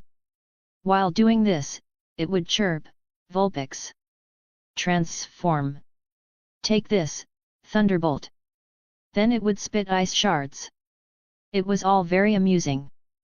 But it would never make these gestures outside, only at night, in the room. Probably because it was a bit shy and afraid of being seen. Still, Hayashi Kaede thought it was fine. The story's values were positive and healthy. Maybe he should have Mewtwo watch it with Gudra sometime. He'd noticed that Gudra was still too, how to put it, introverted? Or perhaps just scared. It was unwilling to interact with other people or Pokémon. Earlier today, Hayashi Kaede had wanted Mewtwo to bring Gudra to the garden to eat, but the moment it came out, it hid behind Mewtwo and refused to engage with any other Pokémon. It would only eat if Mewtwo stayed by its side. Hayashi Kaede had initially thought about having Gudra stay in the shed, but he soon realized that wouldn't work. Mewtwo wouldn't stay in the shed with it at night. Mewtwo just found a random place to rest. This had left Nddd, little sister, feeling quite sad. It had been so confident in its childcare skills when it arrived, but now that it actually had a child to care for, it felt like it was failing. In the end, Hayashi Kaede found himself comforting Gudra first, then reassuring Nddd, little sister, telling it, "Don't give up just because of one setback. Think of it as a challenge." With this encouragement, Nddd, little sister, quickly regained its confidence. It was actually quite endearing in a way. Nddd, little sister, was still a baby itself, even younger than Gudra. It was only natural for it to feel discouraged, sad, and doubtful when facing setbacks. Therefore, he is teaching her to never abandon your goals because of temporary difficulties. Not wanting to disturb the Pokémon watching anime, Hayashi Kaede's thoughts returned to Salamence. During the day, he'd had Mewtwo take Salamence up into the sky above the road to quietly watch the workers repairing the path. This was to help it calm down and let it move around within limited boundaries. Then, at mealtime, it was brought to the garden. But it still refused to eat anything Hayashi Kaede offered. So Hayashi Kaede had no choice but to have Mewtwo continue using forceful methods to make it eat. After Hayashi Kaede said one thing to it, though, its resistance lessened slightly. Think about it, your heart already hates humans this much. Shouldn't you at least keep your body healthy? What's the point of being so angry? If you make yourself sick, will anyone compensate you? Besides, if you ruin your health, how will you keep hating humans? Wouldn't it be better to eat well, drink well, and rebuild your strength? That's what really matters. Vulpix. Take this, 100 million volt Thunderbolt. Just then, Alolan Vulpix's voice suddenly rang out, pulling Hayashi Kaede out of his thoughts about how to better care for Salamence. Looking down, he saw the scene on the phone. The hero Pikachu, persecuted by the evil Pikachu, was unleashing a powerful move fueled by some emotional surge. The little ones were all fired up, watching with intense excitement. Even the two newly arrived EVs were caught up in it. Alolan Vulpix had even struck a pose, aiming its gesture at Hayashi Kaede as if he were the big villain Pikachu from the anime. As Alolan Vulpix fired at him, Hayashi Kaede playfully fell back, crying out in a dramatic shriek, "Ah, I've been hit, but I'll be back. Vulpix! I defeated Hayashi Kaede, hee hee." Alolan Vulpix immediately burst into happy laughter, utterly delighted. Below, Sir Prior watched this exchange between Alolan Vulpix and Hayashi Kaede with a hint of amusement and exasperation. It glanced at the time, then stretched its tail onto the bed and gently tapped Hayashi Kaede's hand. Sir Prior. It was reminding Hayashi Kaede that it was time to sleep. So, Hayashi Kaede looked at Alolan Vulpix, which was about to tap the next episode button, and took the phone away right under its nose. Alright, this episode's just ended. Time for bed. Although a little reluctant, Alolan Vulpix obediently went to its spot, the right side of the pillow, curled up honestly and closed its eyes. Hayashi Kaede looked at the three remaining EVs, his gaze sweeping over them before settling on the most familiar one, Little 9. "You're Little 9, and aren't the other two Little 3 and Little 5? How did you get these names?" EV. Hearing this question, Little 9 was momentarily stunned. Before it could answer, another EV spoke up, "EV, EV. I'm Little 3, the oldest among us. Then Little 5 is the second oldest, and Little 9 is the youngest. Is that so?" Hayashi Kaede nodded. Looking at the three EVs, he could indeed see that the one called Little 3 was the largest, and Little 9 is the smallest. Once that was cleared up, he picked up the EVs one by one and placed them on the left side of his pillow. Alright, time to sleep. The next few days passed relatively quietly. Perhaps due to the noise from the road construction and building work, fewer people came and went from the breeding house, though parcel deliveries became more frequent. Hayashi Kaede was content with the peace, spending time watching Dragonair repair the road, sitting near Salamence to soothe its emotions with his Viridian power as they watched the workers below. Life was peaceful. Yet, Hayashi Kaede couldn't help feeling a growing curiosity. Chapter 171, I Want to Eat. Chapter 171. October 4th. After breakfast, Hayashi Kaede moved a chair and sat at the very front of the berry plantation. The sounds of road construction and building work outside continued to rise and fall. Judging by the progress, the road would clearly be finished before the building. Originally estimated at 15 days, it now looked like it would be done in 12 or 13 days. The house, on the other hand, would probably take 1 or 2 months. After all, the number of Pokémon and workers assigned wasn't on the same level. What made Hayashi Kaede curious was that these past few days, he hadn't seen the two students who had challenged him before, nor any other students coming to challenge him. Logically, the challenge should have had a good effect. But these past few days, Hayashi Kaede hadn't seen those two high school kids come back, nor had he seen anyone else come to challenge him. He hadn't deliberately promoted it, he hadn't mentioned it on his video channel or at the breeding house. But after so many days, not even a peep did those two kids just not tell their classmates? Or maybe it was because the area around the breeding house had been so noisy lately. Hayashi Kaede's thoughts wandered. He'd had a new idea these past few days, based on the dream cake he'd given RYF. But the chances of success were probably low. After all, the dream cake was made by adding dream spinach, and dream spinach was a mutated vegetable. What he was thinking was, if only he could alter the dream itself, he would be able to successfully create a corresponding dish that could become a special, commemorative challenge, one Hayashi Kaede called the Psychic Type Nostalgia Kill. That would allow for more variety in the challenges. EV. An EV suddenly darted past in front of him, interrupting his train of thought. Then another EV chased after it. Clearly, the one behind was pursuing the one in front. Just as the leading EV was about to hide in the berry plantation, the trailing EV wearing a bell clamped its jaws, and its body glowed white. Before the first EV could enter the plantation, it pounced, knocking it to the ground. The two EVs tumbled together, their fate being that both of them ended up rolling around, tumbling over each other in front of Hayashi Kaede. One moment he saw brown fur, the next a white, fluffy belly. Hayashi Kaede didn't speak, but the corners of his mouth couldn't help turning upward. Just as he was about to tell the two little ones to be careful not to fall into the muddy area, a butler-like little Pokémon flew over. Seeing the two still roughhousing EVs about to fall into the plantation area, it immediately used Psychic to separate them. Indeed, indeed. You can't play here. Indeed, indeed. The soil was just watered this morning, it's still sticky and will get all over you.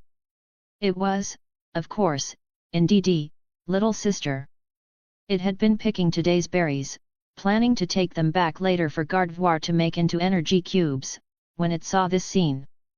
Eevee. Eevee. Okay.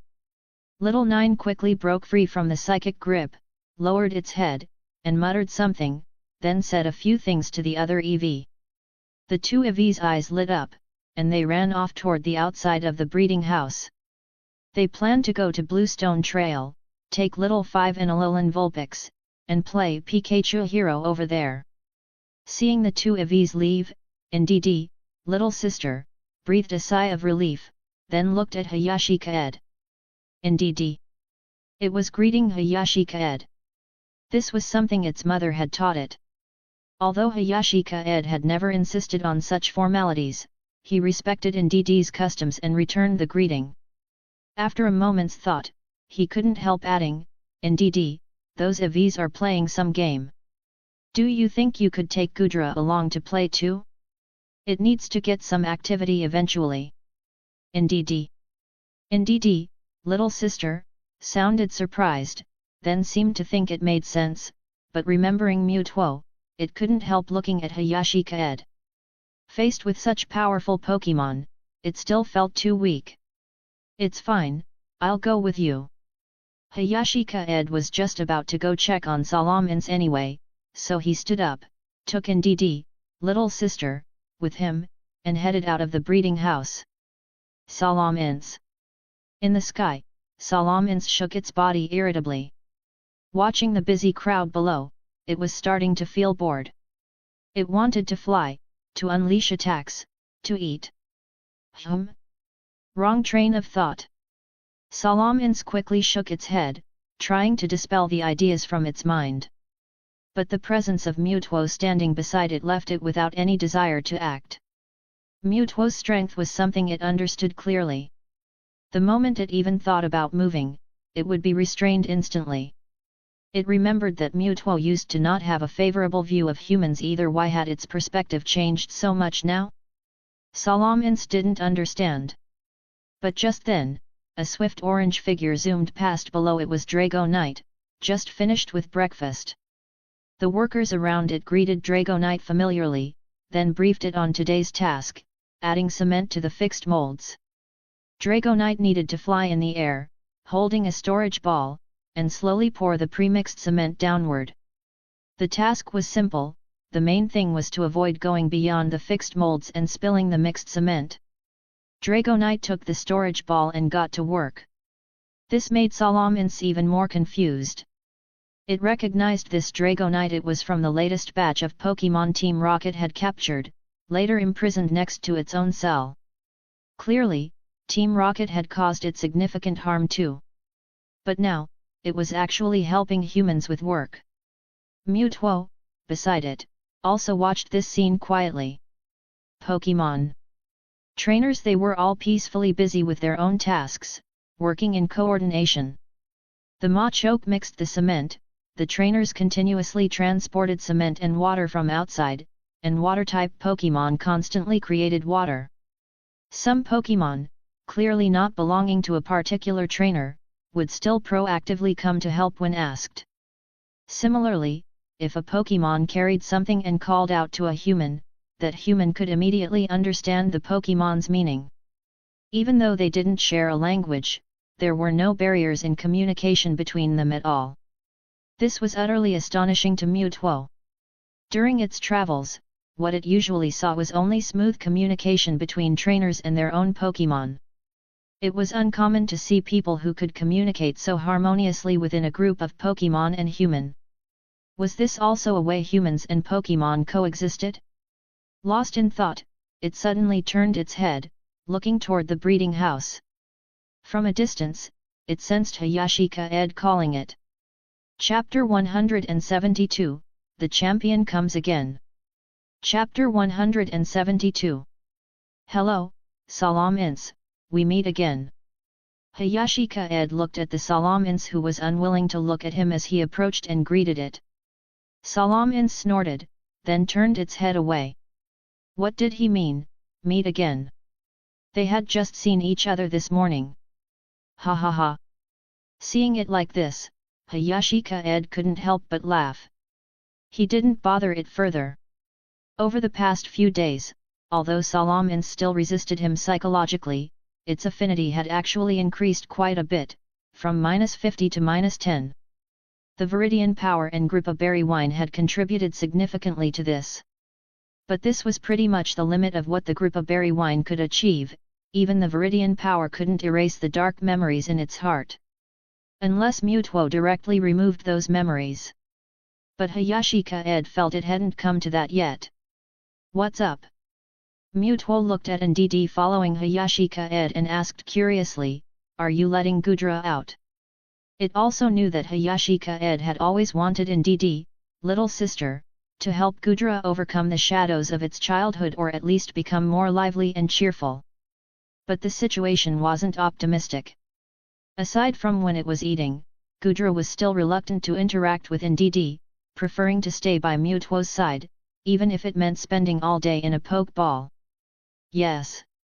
Look at those Eevees over there, they're playing a game called Pikachu Fights the Bad Guy. We can let Gudra play with Ndidi. Of course, if it's unwilling, it can just watch from the sidelines and soak in the joy. So, we'll need you to stay nearby. Hayashi Kaede said cheerfully. You can also enjoy the fun when watching others play games. Joyful emotions can spread.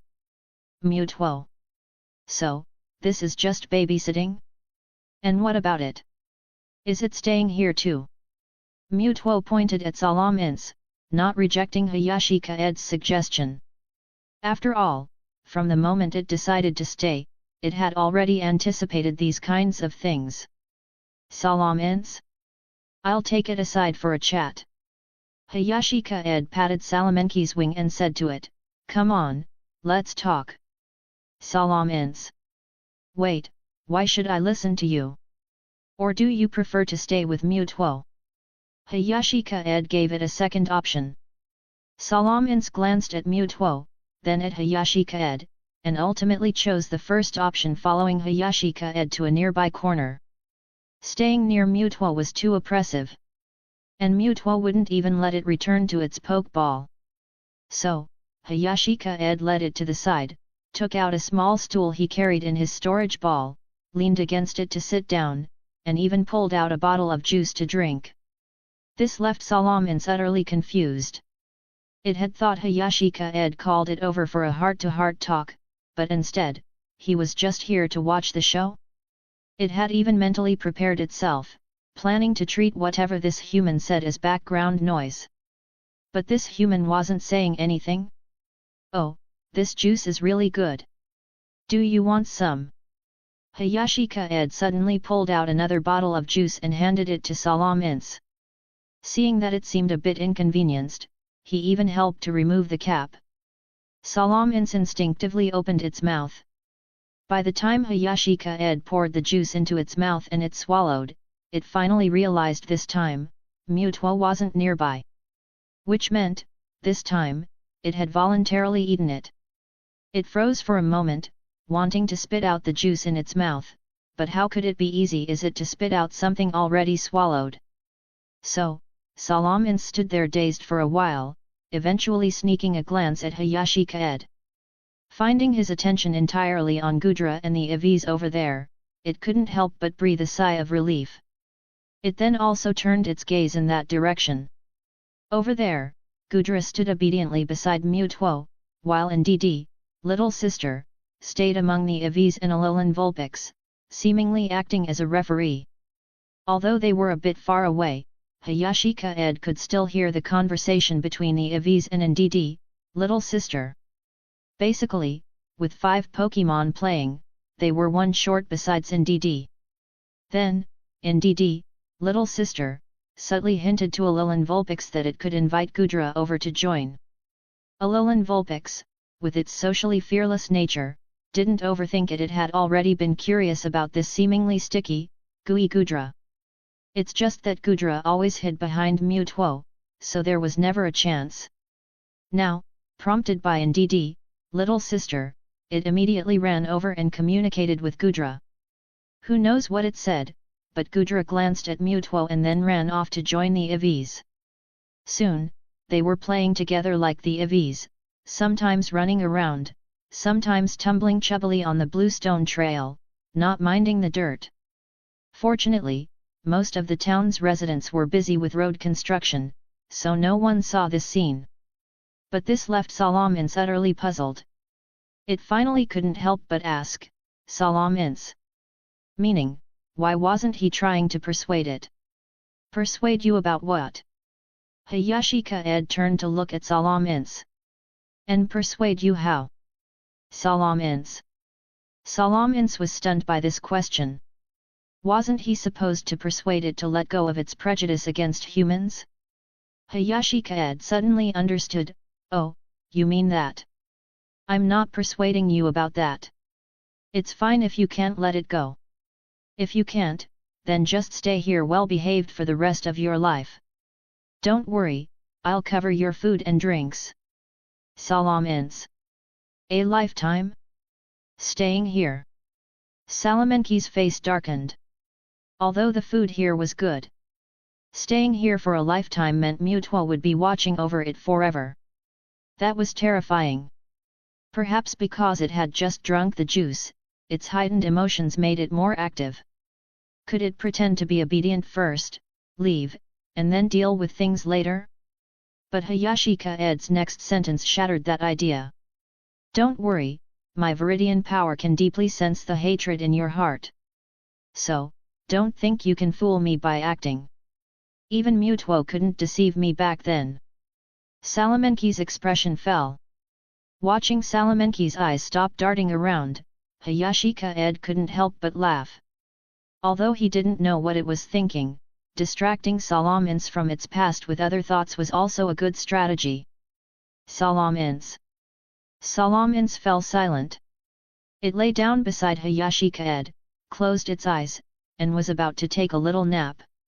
When suddenly, a powerful, blazing aura forced it to open its eyes and look toward the horizon. Hayashi Kaede also stood up, murmuring to himself, the champion. Chapter 173, Mutuo, Employee. Chapter 173. Moltres circled briefly before spotting a suitable landing spot and gently touching down beside Hayashi Kaede. Dismounting was the tall, imposing champion, Kazephyr, dressed in an off-white coat. Hayashi Kaede stood up and greeted him, champion. Then he asked with hopeful anticipation, do you have news about my parents? Kazephyr glanced at the Salamence nearby, a flicker of surprise in his eyes. Hearing Hayashi Kaede's question, he thought of the information he'd gathered about the young man's parents over the past few days and found it rather baffling. In all the League's records, he had never encountered such a strange phenomenon. He turned back and shook his head. No. The League's information shows your parents disappeared near a wilderness area on the outskirts of Nagisuna City, but that area has long since been developed into Osmanthus Hill. Hayashi Kaede nodded with regret. I see. Seeing his expression, Kazephyr offered comfort, it's not that there's no progress, it's just that there are some issues at the moment. So, don't be too pessimistic. Hayashi Kaede shook his head and changed the subject. It's all right, champion. What brings you here this time? Just passing by suddenly, and I came to buy some drinks. The bound sweet juice here really lifts your spirits after drinking it, Kazefer said very frankly. Hayashi Kaede. All right. He had nothing to say to that. But Kazefer clearly changed his mind then and there. This time upon returning, he hadn't only investigated Hayashi Kaede's parents, he'd also looked into the pink, humanoid Pokémon by the young man's side. After all, the other hadn't shown any fear when facing that dark ray. But the result was that he found nothing.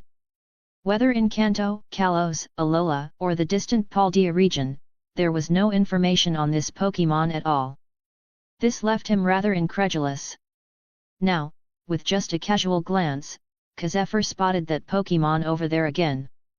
He couldn't help but ask, by the way, that humanoid Pokémon from last time, yes, what Pokémon is that? How come I've never heard of it? Hayashi Kaede didn't hide it. That is Mewtwo. It was derived from Mew, an independent life form. Kazefer exclaimed in amazement, derived from Mew? Does it have a colony? Hayashi Kaede shook his head. Just this one. But it's very powerful. Indeed, it is, Kazefer said, recalling the conversation between this Pokémon and Darkrai that day, sighing with emotion. Then he asked again, it's still here with you. Did you capture it? When asking this, Kazefer's tone carried caution and wariness. This Pokémon's strength was undeniable. If it truly had been captured by the young man before him, he couldn't imagine what level the boy's trainer's strength would have reached. This question stumped Hayashi Kaede. You have to remember, the two of them were only this distance from Mewtwo, it would be very easy for it to hear. So, Hayashi Kaede chose his words carefully. Not really. It just helps me with some work. An employee. Kazefer fell into deep thought, unable to snap out of it for a long time. He remembered a researcher once saying that some Pokémon have very peculiar thinking. They don't consider themselves Pokémon but independent beings with their own thoughts, humans. So, when addressing them, you need to call them according to how they see themselves. This was especially common among Pokémon that assisted humans with research. But actually, achieving such a relationship indicated that the bond between the two was already very strong. For someone as young as the boy before him to already have such a powerful Pokémon by his side. Kazefer couldn't help but turn his gaze to the Salamence beside Hayashi Kaede. From the very beginning, this Salamence had been baring its teeth at him. He thought it was a protective instinct upon seeing molters. But even after their long conversation, the Salamence hadn't stopped baring its teeth. This wasn't protective behavior, it was malice toward a stranger. Most importantly, from his earlier observation, this Salamence wasn't just baring its teeth at him, it did the same to Hayashi Kaede. And in its eyes, there was also a kind of hatred. This strange phenomenon put him on alert. Kazefer couldn't help but ask, this Salamence is? Salamence. Hearing this human mention it, Salamence timely let out a roar, especially upon seeing the other's molters, which was clearly much stronger than itself, making it increasingly restless. It was a sense of unease. Faced with a Pokémon significantly stronger than itself, it feared being captured again deep down. Molters. This restlessness quickly made the nearby molters alert as well. A tense, confrontational atmosphere began to slowly spread between the two. However, as an inexplicable pressure fell between the two Pokémon, they both turned their gazes toward Mewtwo, who was accompanying Goodra over there. This faint, almost imperceptible pressure warned them not to act. If they acted, something bad would happen. Molters's gaze turned grave. Salamence closed its bared mouth. You mean it? It was saved by Mewtwo from Team Rocket's hands. Before, because it endured too much experimentation from Team Rocket, its personality changed somewhat. Now, Hayashi Kaede didn't sense the atmosphere and instead suddenly grew curious. Speaking of which, how does the League handle Pokémon rescued from those dark organizations? Compared to other regions with various organizations Team Rocket, Team Aqua, Team Magma, etc., the Eastova League was relatively stable, without any particularly large dark organizations. But there would always be some Pokémon poachers or members of other organizations smuggled in from different regions. Rescued from Team Rocket. Kazephyr was taken aback internally. His eyes suddenly scanned the Salamanque's arms and back, noticing obvious needle marks. Understanding dawned on him, and he couldn't help but reassess his perception of Team Rocket.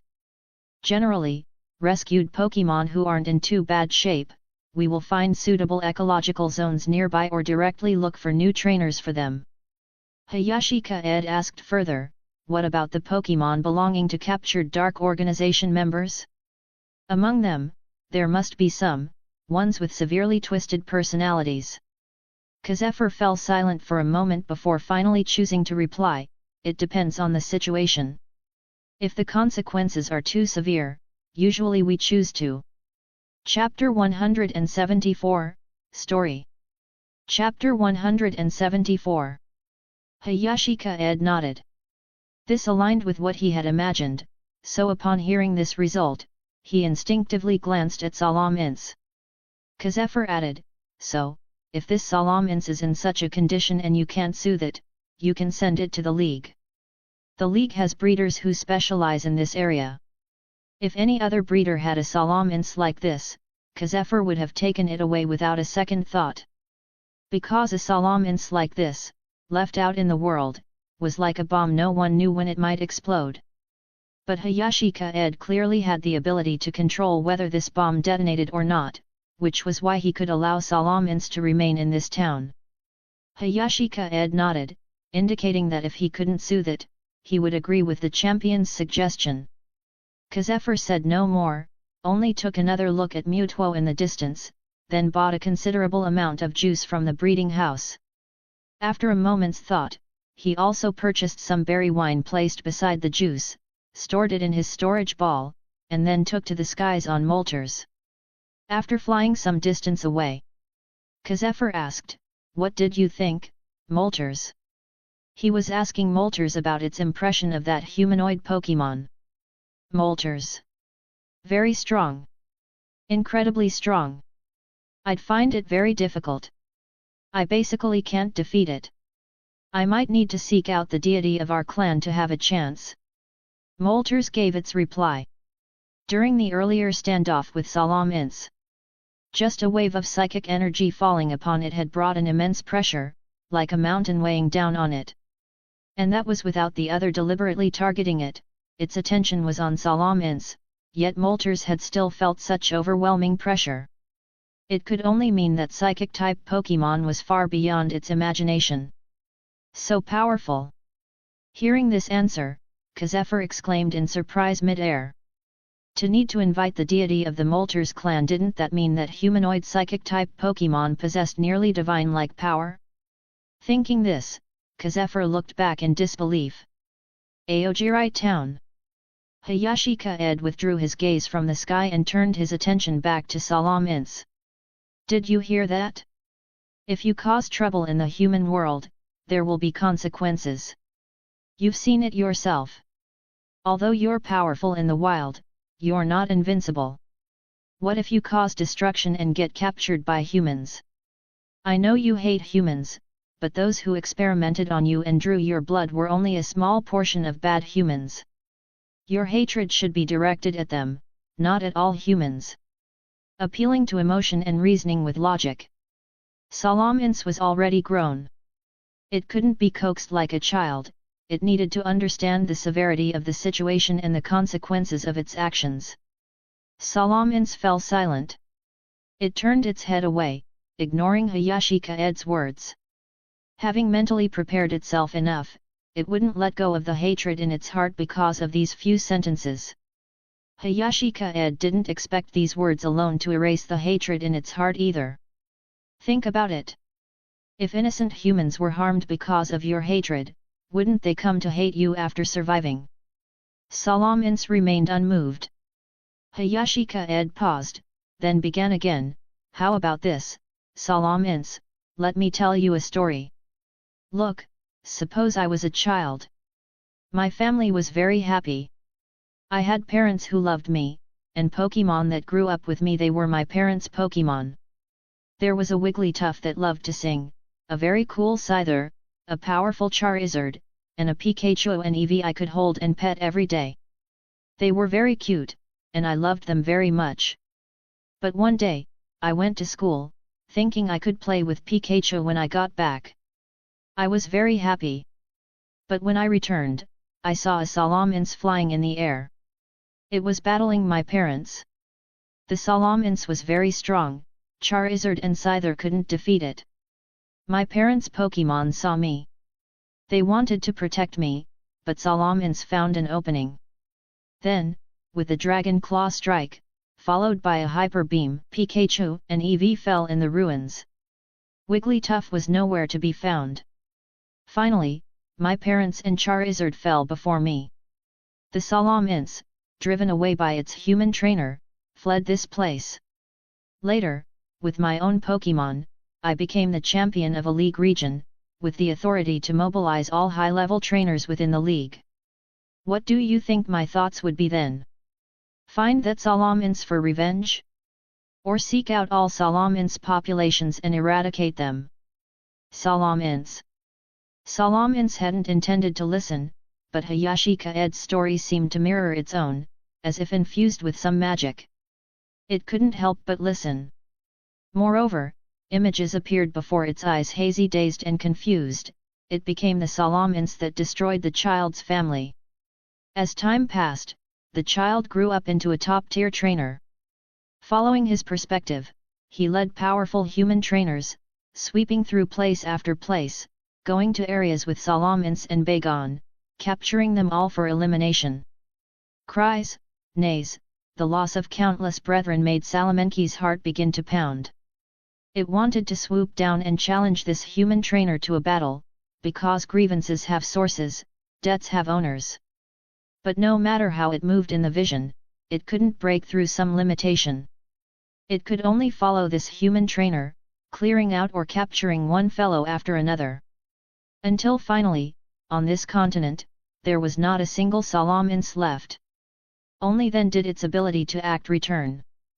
But by now, its appearance held no meaning. The other merely said, "So there's still a Salamence here. Ha, such a violent, destructive Pokémon doesn't deserve to live in this world." It wanted to resist, to explain that it was humans who had experimented on it first. But now, the other offered no explanation, simply swarming forward all at once. Crack! The vision shattered with the sound.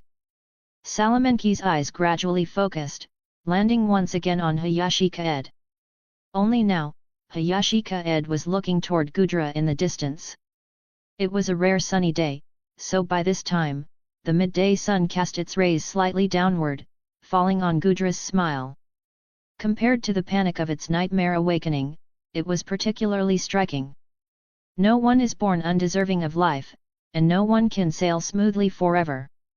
What you dreamed of, the human in the story, has shadows of me after extreme change, and that Salamence has shadows of your future self. Now, what is your choice? Seeing Salamence awaken from its dream, Hayashi Kaede turned his gaze to the bottle of juice placed on the ground. He had added the remaining dream spinach juice from last time into it. Chapter 175, Dream Juice. Chapter 175. October 6th. Cloudy. Temperature 18-24 degrees C. Inside the kitchen. As time passed, the cooling weather had become inevitable. To be honest, this kind of weather was actually the best, not too cold, not too hot, but it was also the season when adding layers was necessary. Hayashi Kaede had also swapped his usual short sleeves for long sleeves, or sometimes wore a jacket over a short-sleeved shirt. It wasn't really because of the cold, it was more about matching the season. Road construction was still ongoing. Interestingly, it should have rained yesterday, but the construction team had clearly predicted this in advance and directly summoned a Venusaur to use sunny day. It just showed that in this Pokémon world, the damage caused by natural disasters like bad weather was really minimal. Unless it was brought by a legendary Pokémon, then it would be a major catastrophe. Speaking of which, I forgot to thank the champion. Thinking about Kazephir's visit a couple of days ago, Hayashi Kaede couldn't help but murmur to himself. Because this road construction was clearly something Champion Kazephir had helped with. To be honest, having the champion personally intervene in a small town's road repair felt a bit like using a cannon to swat a mosquito. Shaking his head, Hayashi Kaede recalled the dream juice from the day before yesterday. Juice mixed with dream spinach extract had a unique culinary effect. It allowed the creator of the juice to shape the dreams of whoever drank it after they fell asleep. If the creator didn't intervene in shaping the dream, the drinker would simply experience a kaleidoscope of memories, recalling particularly important past events similar to the effect of the dream cake he'd given Beedrill before. But these past few days, when he tried mixing the spinach juice into sweet juice again, that effect was gone.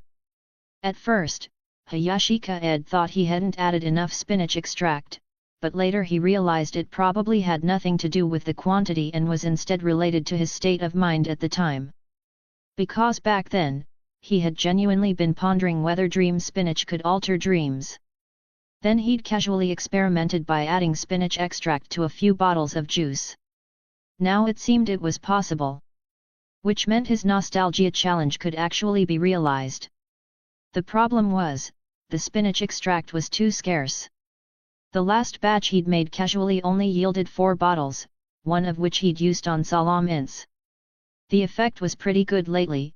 It had been staying near Mutuo, much more well-behaved, though there was a new pensiveness in its eyes. Who knows what it's thinking about all day?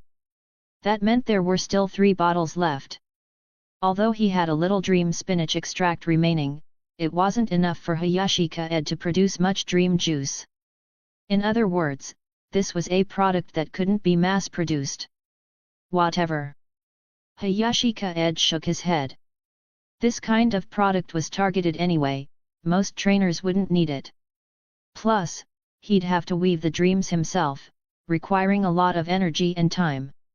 Mass production would only make it more troublesome. He'd just see if anyone destined would need this juice. Stretching, Hayashi Kaede decided not to stay cooped up in the kitchen any longer. These past few days, the kitchen behind the garden was almost finished. Since it was just for cooking, it was a simple brick and tile structure, just a bit larger in area, with electrical wiring and tiled walls. He made his familiar way to the berry plantation. As usual, Sir Prior was using grassy terrain. Lately, luck hadn't been great. No new mutant vegetables had appeared, but a new mutant flower had emerged. It was a morning glory. Called the elegant morning glory. Its effect, well, was utterly absurd. Elegant morning glory. A morning glory mutated from a standard one. When picked and worn, before the flower withers, it can attract the attention of the opposite sex of the same species, increasing favorability slightly. In short, Hayashi Kaede found it pretty useless. That day, he'd put it on Combusken's head to see. Aside from Sir Prior, the only Pokémon currently in the berry plantation were Poplio, Melodic, Combusken, and Butterfree. Oh, and there were also the Pidgeotto and the Pine Tree. There were 20 of them, but generally, the breeding house only handled a few dozen parcel orders a day. Averaged out, each Pidgeotto only had 2 or 3 deliveries a day, so their workload was actually quite light. That's why Hayashi Kaede kept trying to find things for them to do. After all, these were Pidgeotto that had grown up in the wild. Ndidi was with the Eevees, Alolan Vulpix, and Gudra. Salam Ince was still hovering motionless in the sky outside. Gardevoir was in the kitchen with Bound Sweet. Mew was elusive, rarely seen except at mealtimes. Hayashi Kaede suspected it might be returning to the World Tree every day and only coming back here when it was time to eat. If it is so, it will take a lot of effort to travel around. Hayashi Kaede turned his gaze to Combusken. After a period of long-distance running training, its physique looked better, and it was getting taller, showing signs of evolution. A glance at its stats panel, it really was about to evolve. Pokémon, Combusken. Gender, male. Ability, Speed Boost. Aptitude, Red. IVs. Level, 35-38. Moves, Ember, Peck, Quick Attack, Flame Charge, Sand Attack, Aerial Ace, Night Slash, Brick Break, Dig, Agility, Detect, Flamethrower. Friendship, 92. Happiness, 20, is the trainer looking at me? Is it time to eat? Level 35-38. It was probably only a few days away from evolution. But its thoughts were still all about eating. Hayashi Kaede shifted his gaze to Serperior and Melodic. Both Pokémon were nearing level 50 now. Thinking back, the once tiny Snivy and Phoebus had undergone dramatic changes in just over 2 months. Then there was Poplio. Its aptitude had fully recovered after long-term feeding with SSS-grade energy cubes and had even improved somewhat. It was now purple. But because it started later, its current level was still quite a bit lower than Combusken's. Hayashi Kaede observed it occasionally. Compared to Melodic, who preferred staying in the berry plantation, Poplio had become much more active as its health gradually recovered, shedding its initial timidity. With Hayashi Kaede's permission, it would sometimes swim out through the water channel, swimming along both sides of the flower path, secretly observing passers-by. But it was still small, so hardly anyone noticed it. Also, it would often look at Melodic and Serperior, a gleam of longing in its eyes. Clearly, it really wanted to evolve into its final form. Butterfree. A faint sprinkling of powder suddenly drifted down around him. Seeing Hayashi Kaede enter the berry plantation, Butterfree flew over and landed beside him. Hayashi Kaede reached out a hand, and Butterfree automatically settled onto his shoulder.